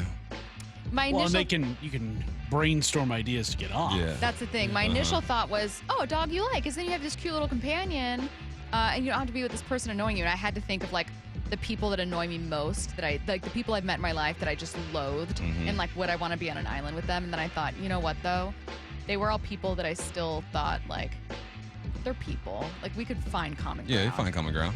I think I might go. Someone to talk to. I think I might go with a person I hate. Build shelter together. Yeah. Hunt. But what if there's not like you come around to be friends and they try to take you out? Dang. You fight to the death. We do this. Yeah. That's what someone said. The 206 said, Square up. not if they kill you. 866-979-3776. What's the worst food and drink someone could bring to the 4th of July barbecue? A Caesar salad. You keep saying this as though a Caesar salad is on every restaurant menu. It gets hot. Everywhere. The weather. I'm telling you, everyone likes the Caesar salad. You guys just like to hate on Caesar salads because I'm so pro Caesar. And yet, when no one else was, when Caesar needed people to be pro Caesar. You're getting further and further away from the cookout with that comment. I love a Caesar salad. And a Diet Coke, a crispy DC. Root beer. I hate root beer. Hate it. Whoa. Okay, so that's the worst drink. What's the worst food like someone root could beer. bring? You can't say Caesar salad. You guys need to leave Caesar Worst salad food alone. someone could bring. Pretzels. Jello. Yeah. Oh yeah, that's like a you didn't even try. Yeah. You swung by a gas station on your way here. Some You're not rolled getting gold. If you're bringing pretzels and everyone else brought real food, you're eating your pretzels. Yeah. You don't get anything. If you're gonna else. bring chips, you gotta go with some Lay's or some Doritos, big bag. What driver annoys you more? The oblivious moron, says the 425, or the Dale Earnhardt wannabe? Oblivious moron. I feel like No, the Dale man. Earnhardt wannabe. I just can let see them you pass coming. me. I can see you just coming. Go Like past me. go I'll ahead. get out of the lane. You can go. Oblivious moron is dangerous. Like you're switching lanes, not looking. You're staring at people walking down the street. Yeah. You're distracted. Yes. At least the Dale Earnhardt, he's locked in or she's locked in. Yeah. She's got places to go. You know what I mean? When I think of oblivious moron, I think of someone in front of you who is clearly looking for something. They're either looking for a place to park or they're lost. Mhm. And instead of pulling over or letting someone pass, they forget everyone else is on the road too. Mhm. And they're just going, 10 miles per hour. Like, do I turn here? And it's like, keep it moving. Keep it Keep it pushing. moving. Like, if you don't know where you are, you need to pull over and figure it out. 866-979-3776 in honor of the upcoming holiday. What's your favorite season and why? Football season. That's a very bump answer, Curtis. I would say spring or summertime. I like the sunlight. I prefer fall also. 206 says, do you guys like fireworks? And then they have their guesses for whether or not we do. I used to be really into fireworks. I used to be Now you really don't? into it. They're cool now, but I Okay. used to spend too much money on fireworks. My answer is not really. Curtis? I'm not. Okay. I got young kids that do not like fireworks, and that makes me not like fireworks. Their guess is, Stresses the do you whole guys family like out. fireworks? My guess is bump, no. Stacy, meh. Curtis, blow it up. Got us all jacked up. You don't know us at all. I would say when I was like 14, 15 years old, yeah, I was that blow it up guy. I mean, every young boy has the fireworks phase they go through. I feel like you got some Sid in you as a kid. Remember Sid from Toy Story? I was never a psychopath. psycho like Not that. psycho. I'm not that far, but like Sid had experimenting, problems. blowing stuff up. Did Yeah. you blow stuff up? One time we had this metal garbage can, and we Oh. put a bunch of firecrackers in it, and it was even louder than what a regular firecracker would sound See, like. sometimes, and I don't mean to stereotype. But However, you're going to. I will. Growing up as a girl with a sister, a girl household is sometimes a bit different. I know this isn't true for everyone, but like I have many a male friend who will talk about the stuff they did when they were younger, and I'm like, you what? You guys thought that was fun? What do you mean you just fought? Yeah. You punched each other? I don't make it. Yeah. That doesn't make any sense. I'm sorry. What, you hunted for turtles? Like, what do you mean? What do you mean? We used that to you were go blowing body. things up? Ever That's- going body? No, I don't know what that We means. used to go body. We just hit each other as hard as you can. We were fighting, but only chest chest shots. That's Bah, what I'm bah, saying. bah, bah. Yeah, we used to chug milk. What do you mean? I used to Yeah. draw. 866, excuse me, 979-3776. Where does the 4th of July rank in your holiday power rankings? Christmas is one because it's magical for the kids. That's facts. And it's Bones' birthday. Happy birthday. That's not why it's my In number 6 one, but months. sure, yeah. Thanksgiving 2 because the food is on point. And then I would say 4th of July is probably 3rd because you're eating, you're out on the water, or you're hanging with friends. It's a good situation. Yes. You didn't listen to anything I said. What are you looking at? Someone sent in a picture of an idiot driver in front of them that is currently putting on a face mask. like a face sheet mask. You know, you put it on a spa geez. day, and they have a picture. I see that. Yeah. 253 says Halloween is number 1. College? Oh, Halloween. Oh, my God. The greatest I holiday used of to all love time. Halloween used to be number 2 behind Christmas, and it slipped down the power rankings. It's still high. All the fall holidays. Halloween in Pullman was Halloween for a week. Yeah. I will Worst just say, holiday? New Year's Eve. Yeah, absolutely. Yeah, it's a little overrated. September 1st to December 26th is elite. Time of the year, things to watch, holidays. Like, it's just the elite time. Elite. Truly. 866-979-3776. What's a stereotypical Pacific Northwest thing that everyone loves but you hate? What are those jackets? Patagonia? Is that what Yeah. they're called? Everyone has Patagonia. that dang jacket. You hate that jacket? It's so expensive. There's a new one everyone's wearing now with the goose on the side. It's an expensive jacket. It's like a soccer mom jacket. Yeah. Everyone's wearing them things. When people say, you don't need an umbrella, I'm like, first of all, I would be interested to know your hair texture. If you have naturally very curly hair who doesn't respond well to humidity, I do want to wear an umbrella. Don't shame me for that. You wear probably umbrellas? Use an umbrella. But you're probably a guy who has straight hair and you don't care if you get rained on. I'm a girl who straightens my hair going to work. So yes. There's a coach that came to practice with an umbrella one time. I looked, I'm like, what are you doing, dog? This is football practice. An umbrella out here? I'm just saying, I find that overwhelmingly Pacific Northwest people are like, don't wear one. Who Just cares? thug it out. And I would say I like coffee. I don't like coffee culture. I don't like with oh my God, I'm not awake. I need my coffee. Yeah, I don't like coffee don't talk culture. to me until I get my coffee. Exactly. Fair. That's fair. you. Just drink No, your it's cup. not. You drink coffee Keep it every moving. day. Yeah, a And lot of people do. Mocha latte, shot with First a of all, drip no, I don't. No, I don't. It's a blonde ice shaken espresso There you go. with 2 pumps of brown sugar and Splenda. Get it right. And non-fat milk. Old the Coffee culture. classic. There you go. Wyman and Bob coming up next.